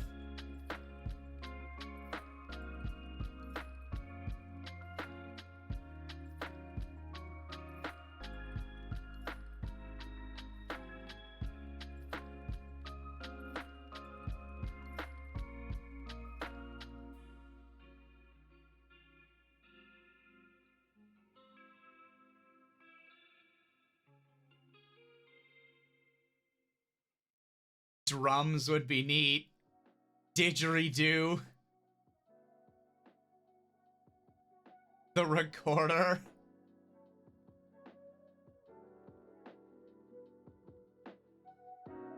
Bagpipes, baritone, sax, kazoo, flute.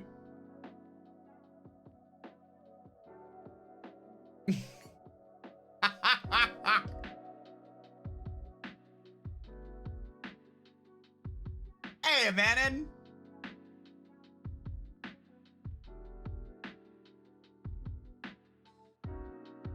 All right. I like the idea of a monk with a flute who just hops around with their acrobatic and athletics, like just weaves in and out as they're fluting around, and then throws an elbow at you when you least expect it. Got your COVID test result today. There's no corona in yeah! Good. No corona in your house. Perfect. I'm happy for you, Manon. That's good. Well, pull up a seat. We are making D&D characters. I say D&D characters. I'm almost 4 hours in already. We've made half a character. I mean, I've been doing other stuff, but I was like, oh yeah, we're gonna make 5 characters. No. Maybe we'll level the monk up a couple of times. We'll see. Okay.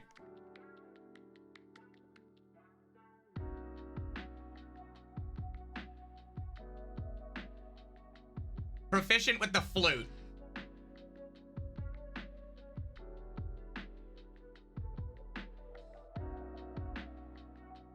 All right, so we've got that.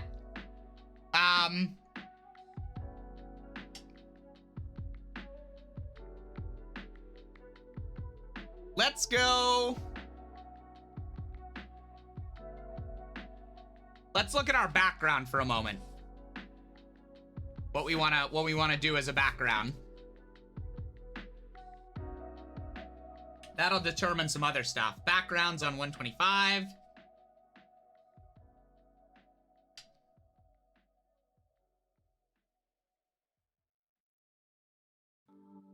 Yeah, session zeros are really good ways for sussing out what your players are into, what kind of game they're looking to play, what kind of game you're looking to run, the limits of your players.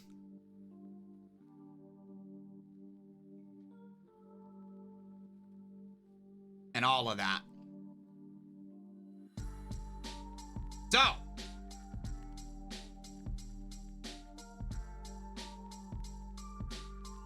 for backgrounds, for D&D 5th edition, Amanin.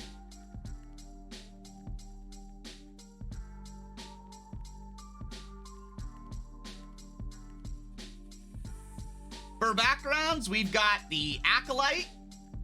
Spent your life in service of a temple. We've got the Charlatan, where you've always had a way with people. You will know what makes them tick.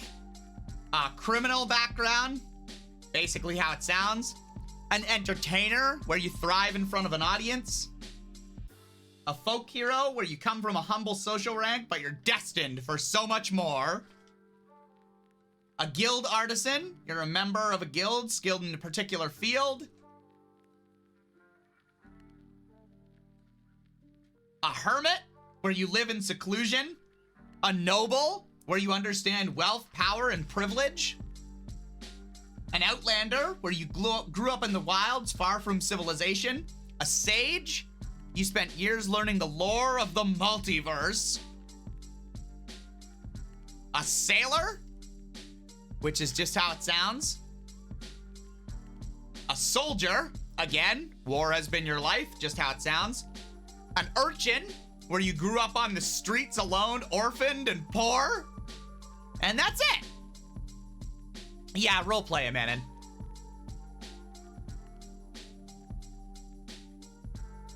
And yes, player boundaries are huge. Please respect them. So I know I went through a lot of those. Did anything jump out at anyone? Make them a dirty criminal. That would fit the stereotype for tieflings.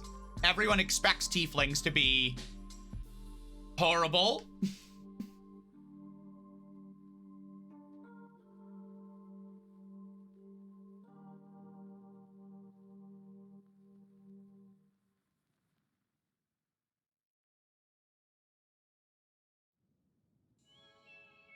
In fact, the picture for a criminal is a tiefling.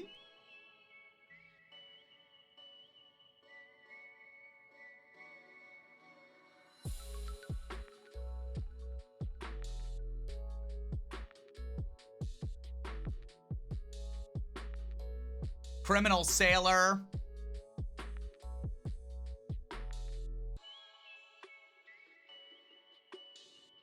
Acrobatic sailor.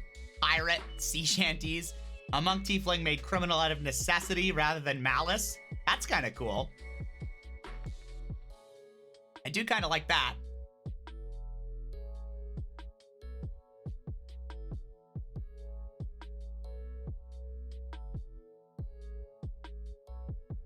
Nothing that says we can't make them both. So let's start with that. Let's do...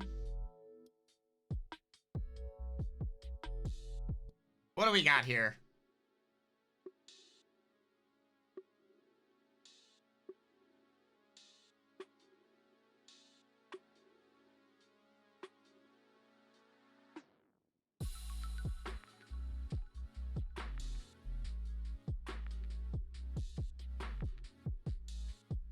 Okay, copy kitten.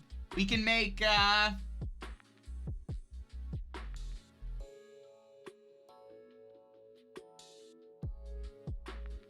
let's do the criminal background. So, there's my pencil. I was like, where's my pencil? So given the criminal background, you're an experienced criminal with a history of breaking the law. You spend a lot of time among other criminals and still have contacts within the underworld. So, the skill proficiencies that we get are deception and stealth. So we're gonna go to deception there and fill it in. That's charisma based, so we have 0, but we get +2 for our proficiency bonus because, well, we're proficient in it. And then we're gonna go down to stealth.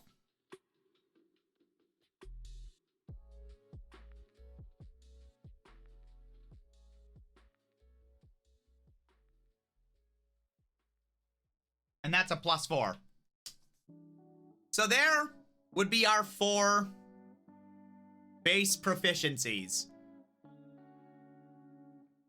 And all the other ones we're not proficient in, we just don't get our proficiency bonus. So we would calculate those just by taking the base bonuses we get. So animal handling being wisdom, it'd be at a +2. Arcana being intelligence, it'd be at a +1. And so on and so forth. You'd calculate out all your different skills and what those are. D&D also uses passive abilities, so passive perception. And so that, for our perception, we've got just our wisdom of +2.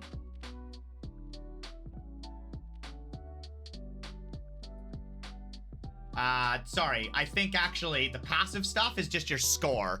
Because it's anything over that amount, or sorry, under it, you would notice. So if something is like a DC 12, let me know if I'm getting this one right, because this is a new concept to me in 5e, so I'm shaky on it. But your passive wisdom, our passive wisdom is 14, right? And so if the difficulty to notice something would be a 12, you've got a 14. And so you see it, or notice it, or whatever the case may be.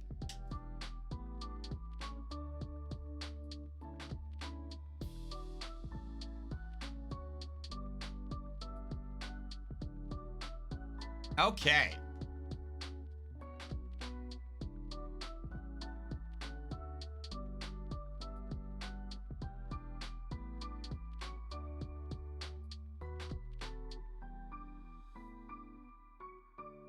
Okay, cool. So I did,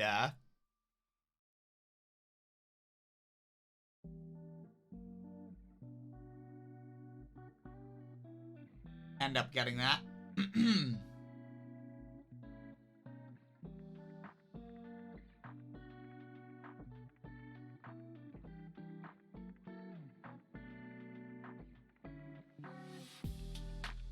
Now for our personality, our ideals, our bonds, our flaws, you know, all that kind of stuff, you can just fill that in. Like if you have an idea for your character, you can just go ahead and jot it all down. That's your character. But the book does give you some different, as I say, tables, right? So for personality, if you're having trouble coming up with something, you know, you're not sure exactly how you want your character to go, you could roll on the table, or hell, just pick one, honestly. So for example, under the criminal background, there's, for personalities, I always have a plan for what to do when things go wrong. I'm always calm no matter what the situation. I never raise my voice or let my emotions control me. I would rather make a new friend than a new enemy. I don't pay attention to the risks in a situation. Never tell me the odds. So things like that. So I think, just so that,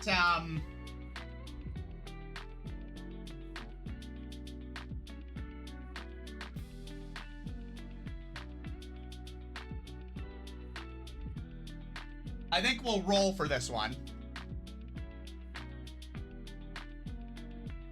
So for the personality trait, Our tiefling monk.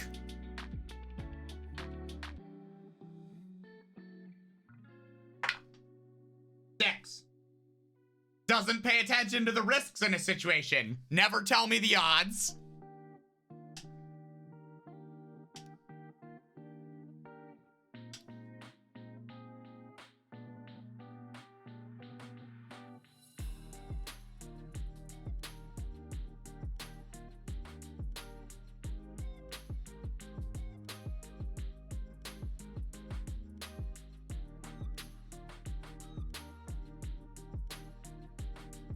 Doesn't pay attention to risk.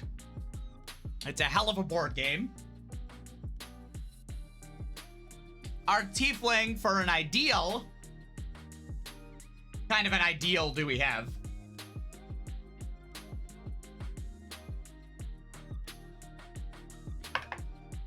Also a 6. Our ideal is redemption. There's a spark of good in everyone.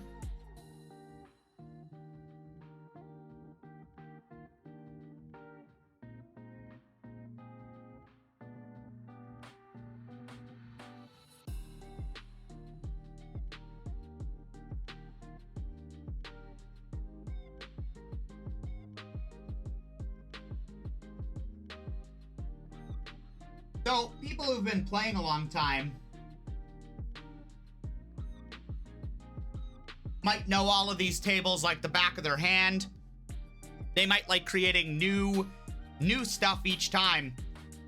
But this is a good way, if you're new at the game, to sort of, like I say before, get those creative juices full. Oh God, I didn't like that sentence. To think of some things. As you put together a character with the race and the class, it can start forming a picture in your mind, right? So let's keep going with the, what's the bond for our tiefling monk?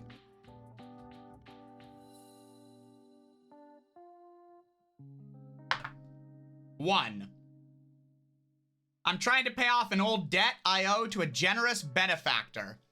And Ducky's got a point. You can reskin and reword a lot of this stuff, right? So, hell, even if you're dungeon mastering, you can take a well-known plot from your favorite TV show and sort of reskin it.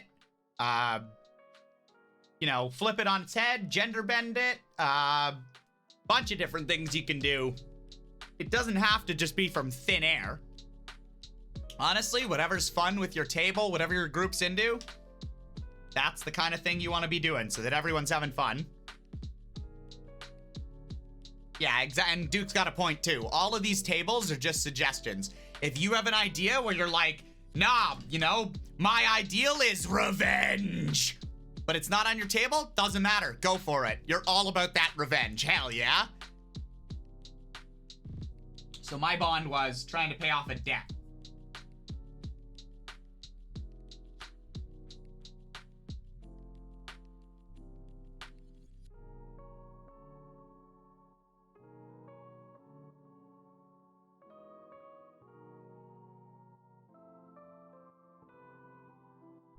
So I can recreate the entirety of the Twilight series and whoa. Come on, man. It's like you're asking for that, ban. I can only do so much for you.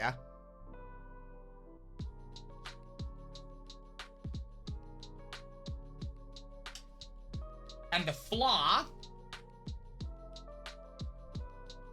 for our tiefling monk, also a 1.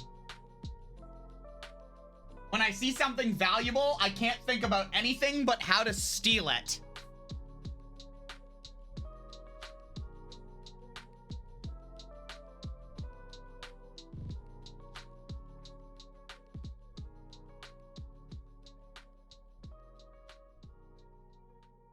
Okay.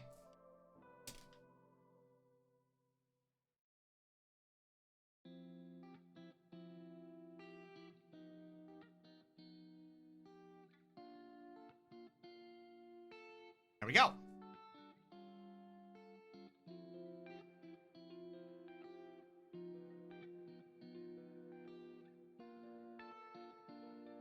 For a monk, level 1. So there is alignment as well on the axis of law and chaos, good and evil, and then neutrality. So given that there's lawful good, neutral good, chaotic good, and so on and so forth. Lawful evil, neutral evil, chaotic evil. And that can be loose or rigid depending on your game. In previous editions, it was a lot more rigid. In fact, there used to be like languages based off of those alignments.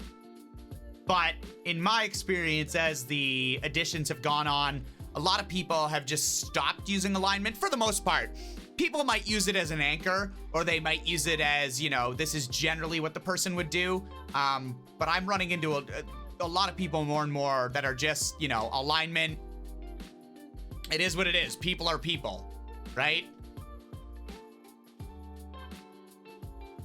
So for now, I'm not going to worry about that, but we will put in the fact that we took a criminal background. What are you reading about, Annika? Oh, I know why you're reading. Never mind. So the other thing with backgrounds is it gives you, again, proficiencies and equipment. So proficiency for being a criminal. We are proficient with one type of gaming set and thieves' tools. So what kind of gaming set do we want our criminal monk to be proficient in? Cards, dice, chess. And I'll also write down here thieves' tools.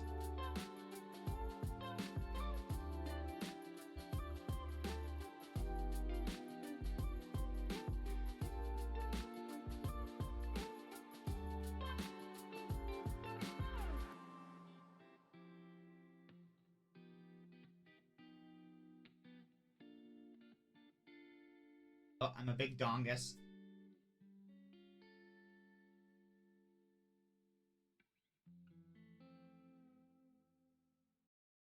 Cards, swindling people with cards. MSI gaming, so cards. Okay, gotcha.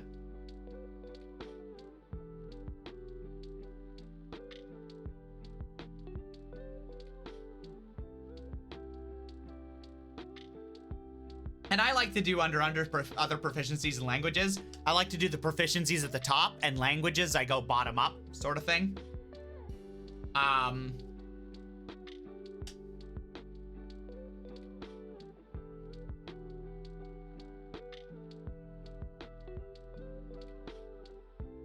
What equipment do we get as a criminal? We get a crowbar.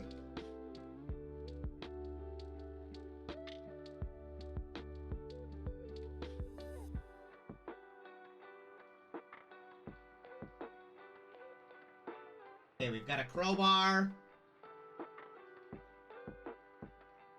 We've got a set of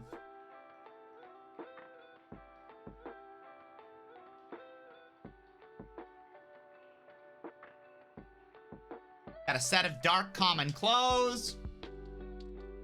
And we've got a pouch containing 15 gold pieces. Okay, so currently we've got 15 gold pieces.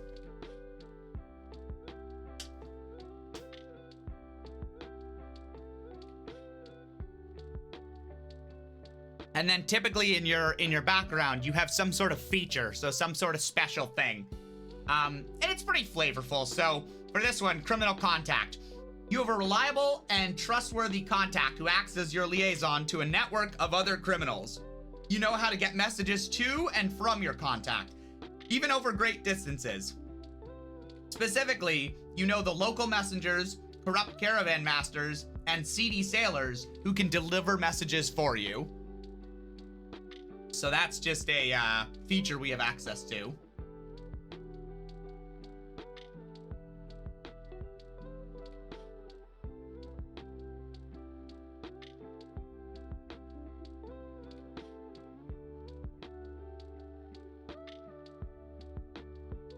And typically you would flesh that out, right? You'd say, you know, who your criminal contact is, maybe a little bit about them, couple of bullet points, that kind of thing.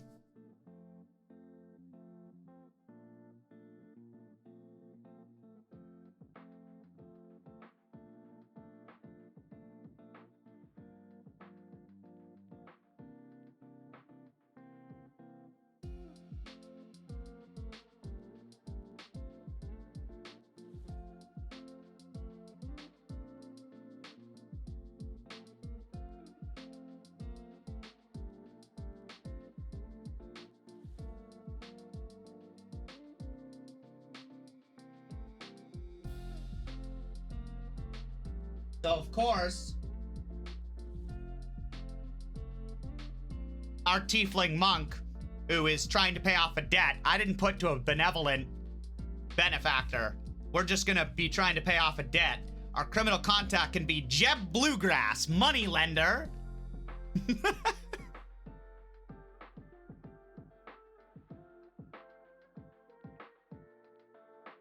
Or we could even go with what Wu said. We could just have Long John Crimson, pirate. That could easily be our criminal contact, right? So you can tie it in however you want. You can make, you know, make the roleplay your own fun. Now let's head back to our monk to finish the class off.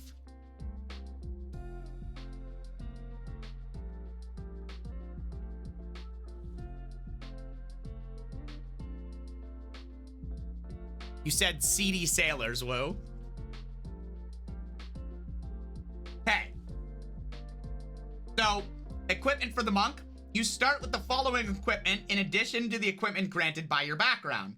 So you can have a short sword or any simple weapon. So, let's take a look at the player's handbook here. Equipment. We'll take a look at weapons.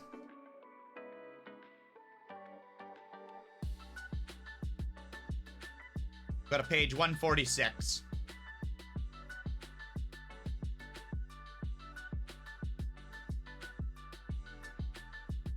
So simple weapons. We can have a club, a dagger, a great club, a hand axe, javelin, light hammer, a mace, quarterstaff, a sickle, a spear.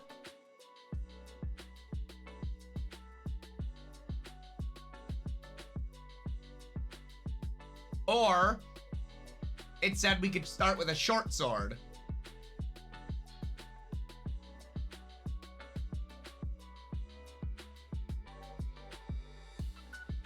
You like sickle, Wu? Yeah, and again, some of this is, you know, flavor for the character, or some of it, you would just look at the chart. I mean, I know some people who are just like, you know, I want to do the most damage. So if it was simple weapons only, you know, it'd be a two-handed great club. But I like your thinking, Wu. A monk with a sickle? That sounds good. So you've got a sickle, so under the attack.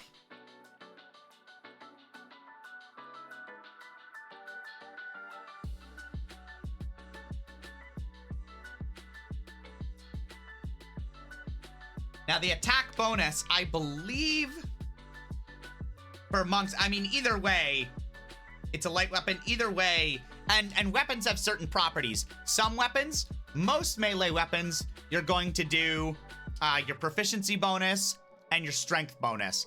But some weapons allow you to use your dex bonus, and heck, some classes allow you to attack or cast spells or whatever with different abilities. So sometimes you really might be swinging a sword and rolling your intelligence bonus. And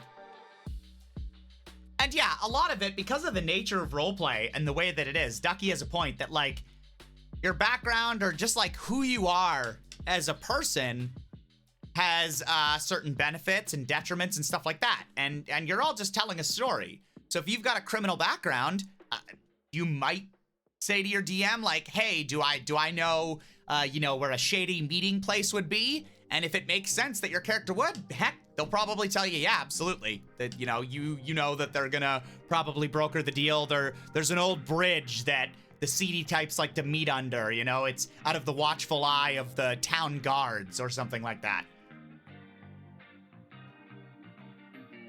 So for now, we've got a sickle, which is going to be, no matter if it's dex, strength, whatever, it's going to be at +2, and then another +2 for our proficiency. So we're going to attack at +4. The damage is 1d4, and it's slashing.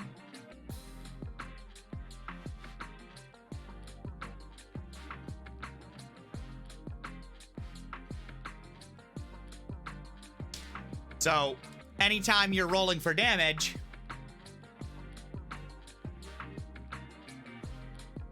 you're gonna roll this lovely guy.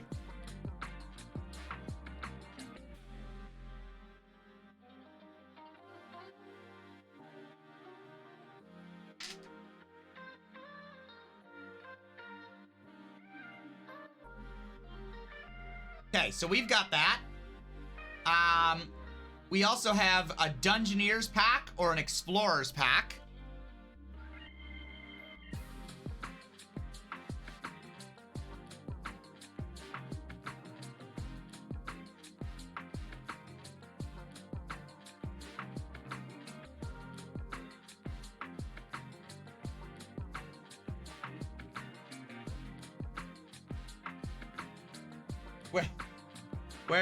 Where do I find the packs? What page are those lovely guys on?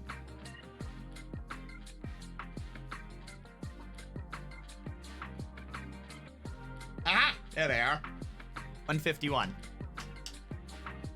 So the Dungeoneer's pack has a backpack, a crowbar, a hammer, some torches, tinderbox, rations, water skin. The Explorer's pack, backpack, bedroll, mess kit, tinderbox, torches, 10 days of rations, and a water skin. Maybe the Explorer's pack, because we've already got a crowbar. Given the fact that we are a criminal background, so.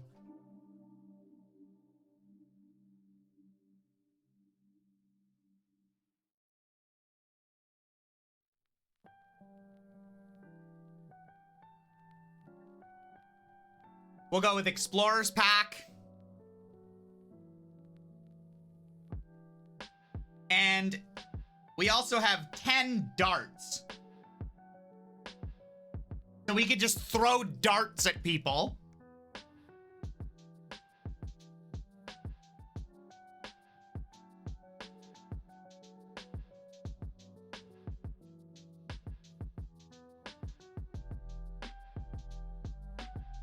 It also does 1d4.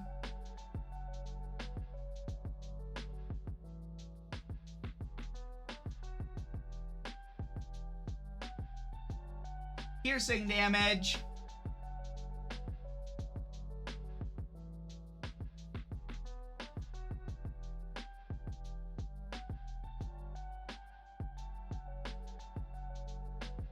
And an effective range of 20 to 60. Pocket dart.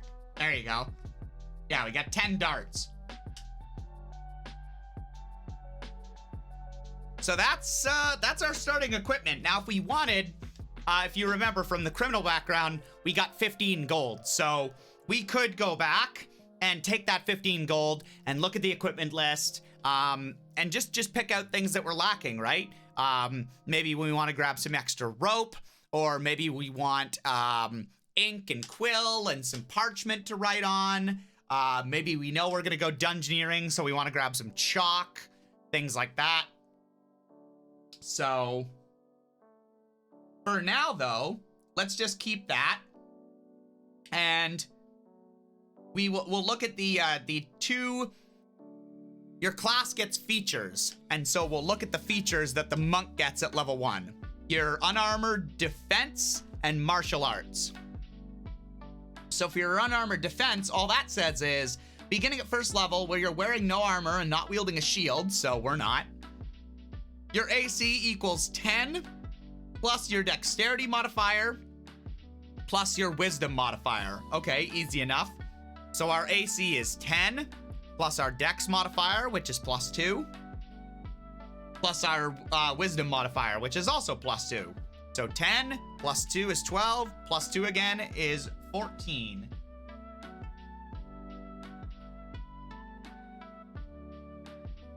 Got an armor class of 14.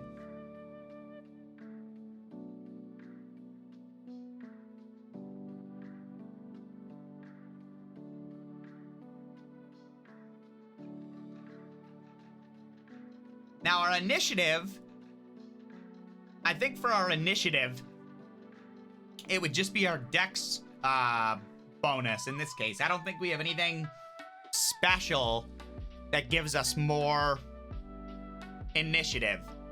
And I'm not sure, I don't believe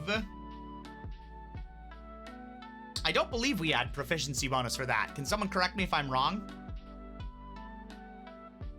But I think for this one, it's just base off of dex. So we'd just be looking at an initiative of +2. Our speed, most creatures have a speed of 30 feet. But again, there are some exceptions. Some elves are exceptionally quick. Some dwarves are exceptionally not quick.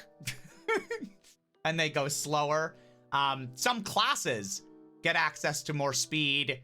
And there's also spells that can increase that. Magic items. Boots of running really fast. That's not what they're called.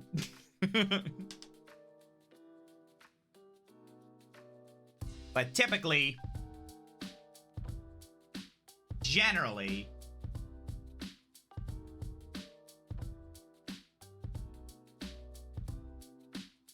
you get a base speed of 30 feet. And yeah, monks, starting at level 2, actually, do get more movement. So, as long as they're unarmored, they get plus 10 feet of movement at level 2 on. And that increases as they go, all the way up to, starting at level 18, they get 30 feet more movement speed. So it's like double. So you started at 30, but if you're a level 18 monk, you move 60 feet. And then let's say if you had like a race and a class that can increase that, monks can neum, y'all, okay? You could build a monk that neumes.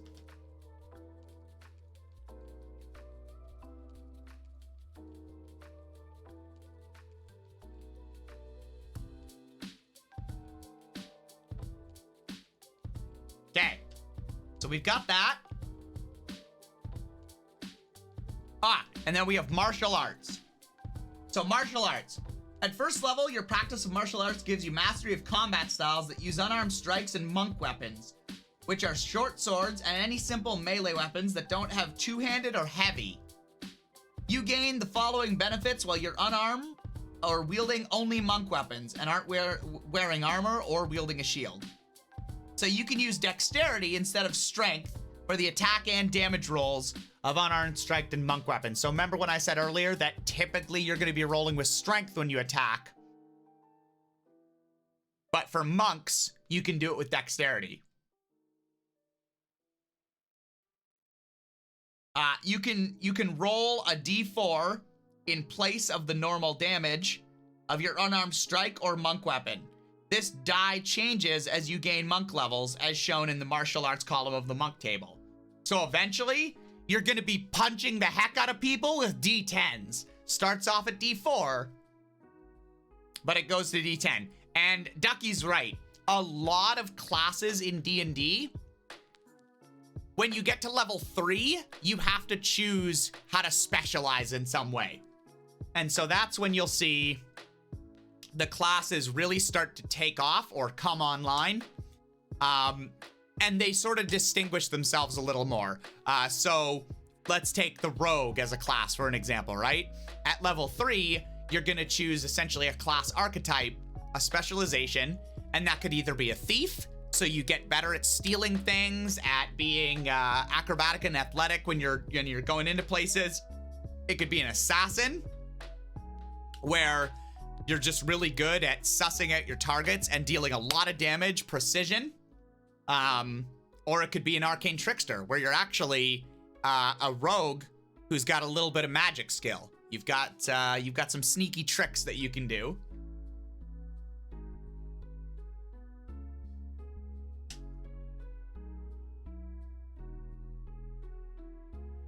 Feats in 5e, Mittens, are pretty, they made them more involved because they replace, well, first of all, they're optional. But they replace your ability score increase. So you choose. You can either increase your abilities or you can take a feat. And so because of that, feats are typically more intensive. They're a little more than just like +1 bonus to attack. You know, like they typically have several things incorporated into them. There are certain feats that, yeah, give you bonuses or give you different things if a party member's close, or allow you to do things like, allow you to like take damage for another party member if they're within 5 feet of you. So there are feats that feed off of that, but not exactly like you're thinking for like group feats where it's like if you're flanking and this person and all that. What else does martial arts allow us to do? When you use the attack action with an unarmed strike or a monk weapon, you can make one unarmed strike as a bonus action.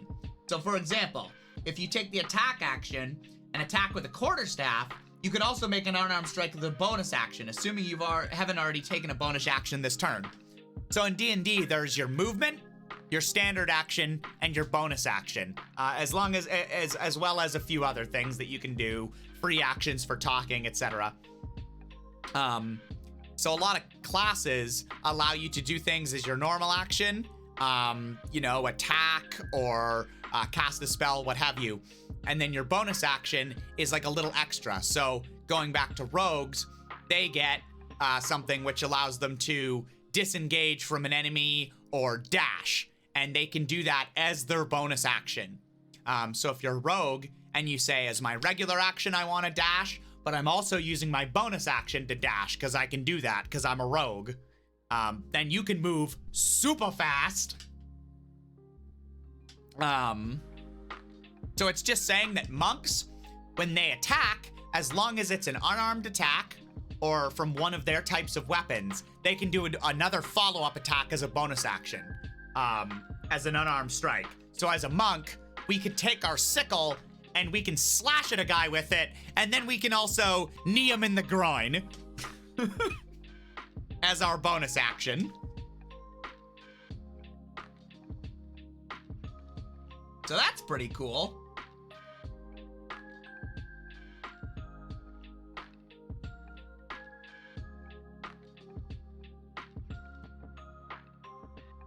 So that's what we would get for monks.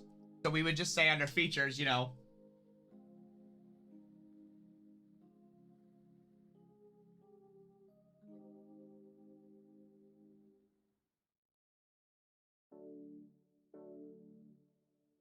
unarmored defense,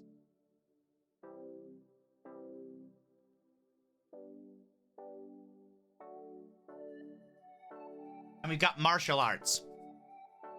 And I think for our tiefling, what did we have? We had common as a language, and we had infernal, right? And if I go back to tiefling for a minute,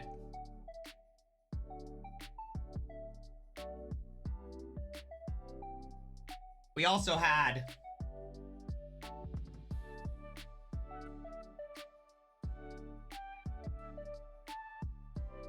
dark vision,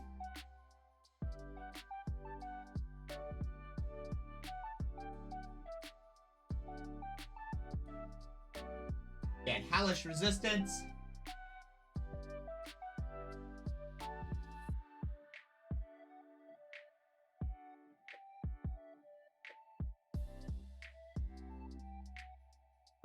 We had Infernal Legacy.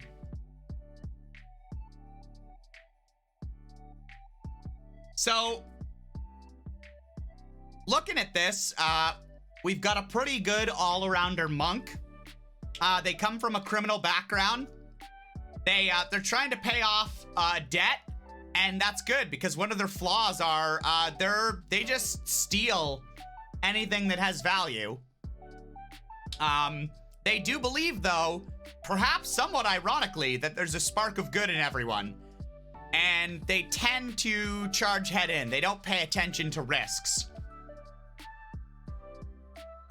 They are just as good at card games as they are playing the flute. When they charge into battles, they're either gonna slash at you with their sickle or pump you full of darts. They're very athletic, very acrobatic. They're pretty good at deceiving people too. And they're stealthy, so you won't see them coming. They can see well in the dark. They have resistance to fire, given their hellish background. I mean, really, all they need is a name.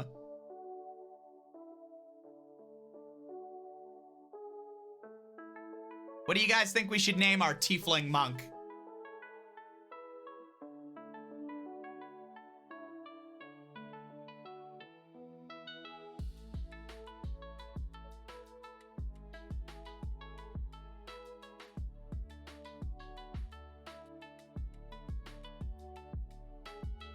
And yeah, are they male? Are they female? What are we thinking?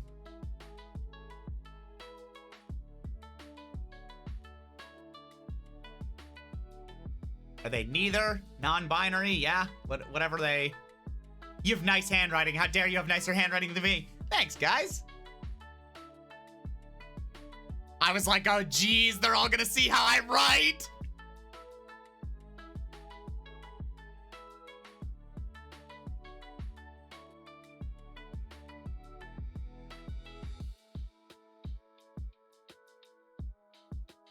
Ju, Ivar. I'm gonna take both of those. I'm gonna say...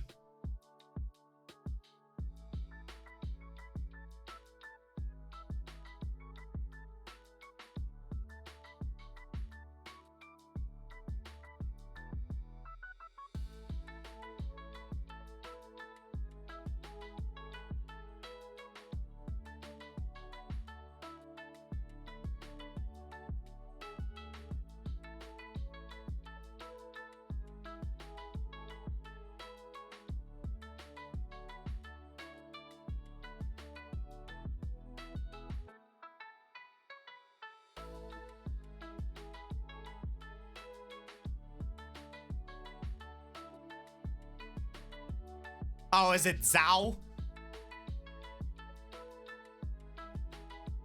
I'm really bad with pronunciation, particularly if it has, like, Eastern influences.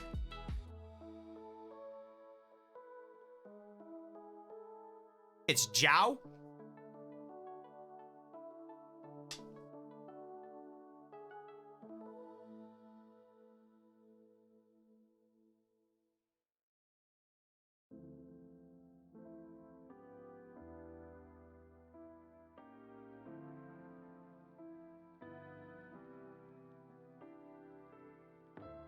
There we go.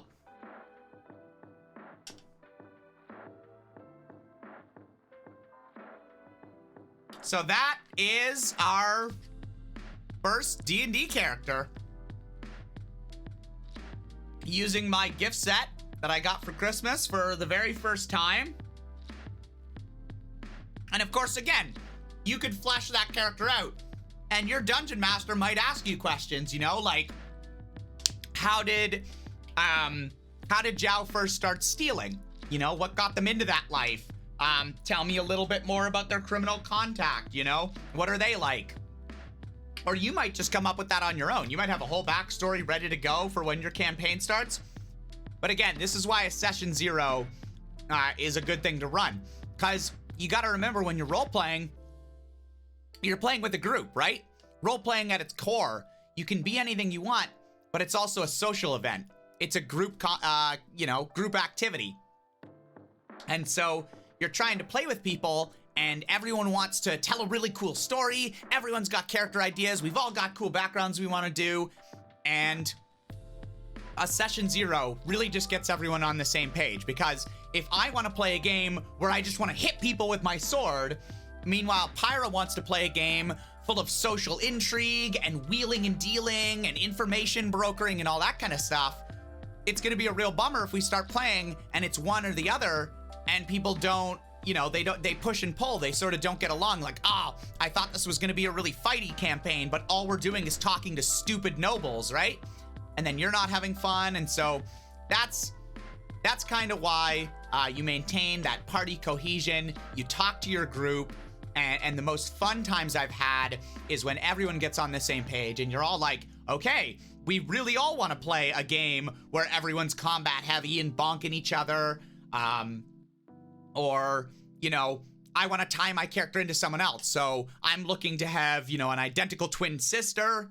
And does anyone want to play that? And maybe someone says, oh yeah, I'll be your twin sister. I have a really good idea for someone who's just like a bardic inspired complete badass. And anyway, I'm waxing on about this stuff. We played a one-shot ran by Leo, and C7 and Fedoran were business partners. It was pretty cool. So I was someone's sibling, sorcerer. Yeah.